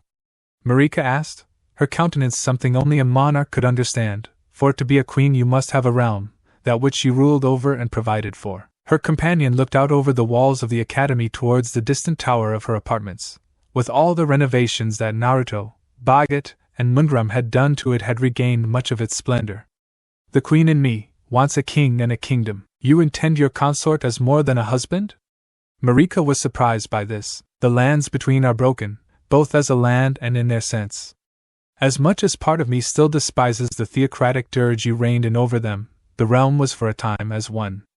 Raya Lucaria is a bastion for those who require a home and succor in a world that has forgotten what those words mean. So why not open the doors of a school to those that need to relearn what it is to be kind? Grudges forgotten, scars healed, the kingdom of Korea reborn. Heavy will be your head that wears the crown, Marika pointed out. Rennala smiled, looking at Naruto walking with Ranni far below, a weight I need not bear alone. 0.0.0.0. For many eons now, blackness was all Radagon had known. The absence of light and color, both metaphorical and literal, was a reality trapped within the Erdtree. Bound as he was just as much a penitent as his heretic of a sister self. True servant of the Golden Order he may be, but trapped even within Marika's own body, he had not even been afforded the luxury of physical form for ages. Though unlike Marika, he would not gripe about it, so it was with supreme surprise that the red-headed warrior had witnessed color in this drab and dreary place. First there had been a familiar blue light that seemed to seep up from his memories, melancholy coiling in his heart at feeling the cool gossamer tendrils on Marika's body, but he had been surprised when Marika's daily bickering had stalled and guttered before being yanked away. Before he could begin to voice his shock at the profane miracle, Radagon had felt their shared body begin to shift and mold from Marika's womanly form to that of his own. Where once the Queen Eternal had been crucified to the pillory of her own power was a tall and broad man with long red hair that trailed down his scarred bare chest. Hanging there, he reflected that Marika deserved a grim level of admiration for being able to endure this position for centuries with nary a wince. But where was she, Her mind did not respond to his probes even if the connection was still there. My lord, Marika has escaped. He spoke, voice echoing out into the darkness. Please, you must act before she does greater heresies. He pleaded, hoping that the greater will would grace him with an answer, or at least acknowledge his presence. No reply came, nor any feeling of the will's perfectly ordered majesty. It was simply him left hanging alone in the void, unanswered. Alone. Pursing his lips, Radagon screwed his eyes shut and did his best to ignore the feelings that burned in his heart. He was a penitent here as well, cast into this prison for the crimes of his sister's self, and doomed to never again feel any form of anything. He had endured such thoughts for generations. Full epochs of the shattering had come and gone, and Radagon had simply maintained his scorn of Marika and vigil to make sure she never escaped. And now, in that failure, he was met with nothing from his beloved god that did not even care enough for him to observe his very failure. That stung. His head hung limp against his chest, closing his eyes and words passing from his lips in the meanest ghost of a whisper. Lord, why have you forsaken me? Because it didn't care. It didn't care that he had been its greatest champion, that he had brought the light of the Erd-tree to the lands between and borne not one, not two but three Empyrean to inherit its lineage should Marika fail. It had made him do things that were monstrous, and he had done them without a second thought, despite his heavy heart. But what sense there was there to defy the greater will? It was the one and true God that had a plan. They all existed to serve it even if he did find its design. Who forsook you? Asked a childish feminine voice in front of him. Golden eyes snapped open and Radagon's head whipped up with a snap, startled at the sudden intrusion, a foreign voice and the first he had heard besides Marika's in centuries. It was an entirely uncalled for and unbecoming act for one who had mastered himself, but entirely irresistible. God or no, the minds of men were social things, and starved of social interaction for centuries he acted to meet the newcomer. At last a new color breached the darkness at the heart of the Erd-tree. Magenta. Radagon's surprised face twisted into a confused frown, perhaps due to this being the first time in a while he had physical synapses to fire, but before him was a little girl he could not place. She sat on the air before him, her body translucent like a phantom but definitely there. Hi! She greeted him animatedly, waving a hand. I'm Molina, do you know where Mama is? His mind rebooted at that, realizing that to which he spoke and felt a weight lift off him. Ah, Marika's offshoot, he stated to himself. The truth of Marika's vanishing suddenly snapping into position. Ranni, he groaned forlornly, concluding that his daughter's magic was at work here. It did add a measure of comfort though that the ring would soon act to drag Marika back to her prison. He did not like how hollow the feeling felt though, and instead decided to pass the time by speaking with his sister self's heretical spawn. Thy sire has been drawn away and thou hath filled the gap. It shan't last long, I ask you leave me to my penance.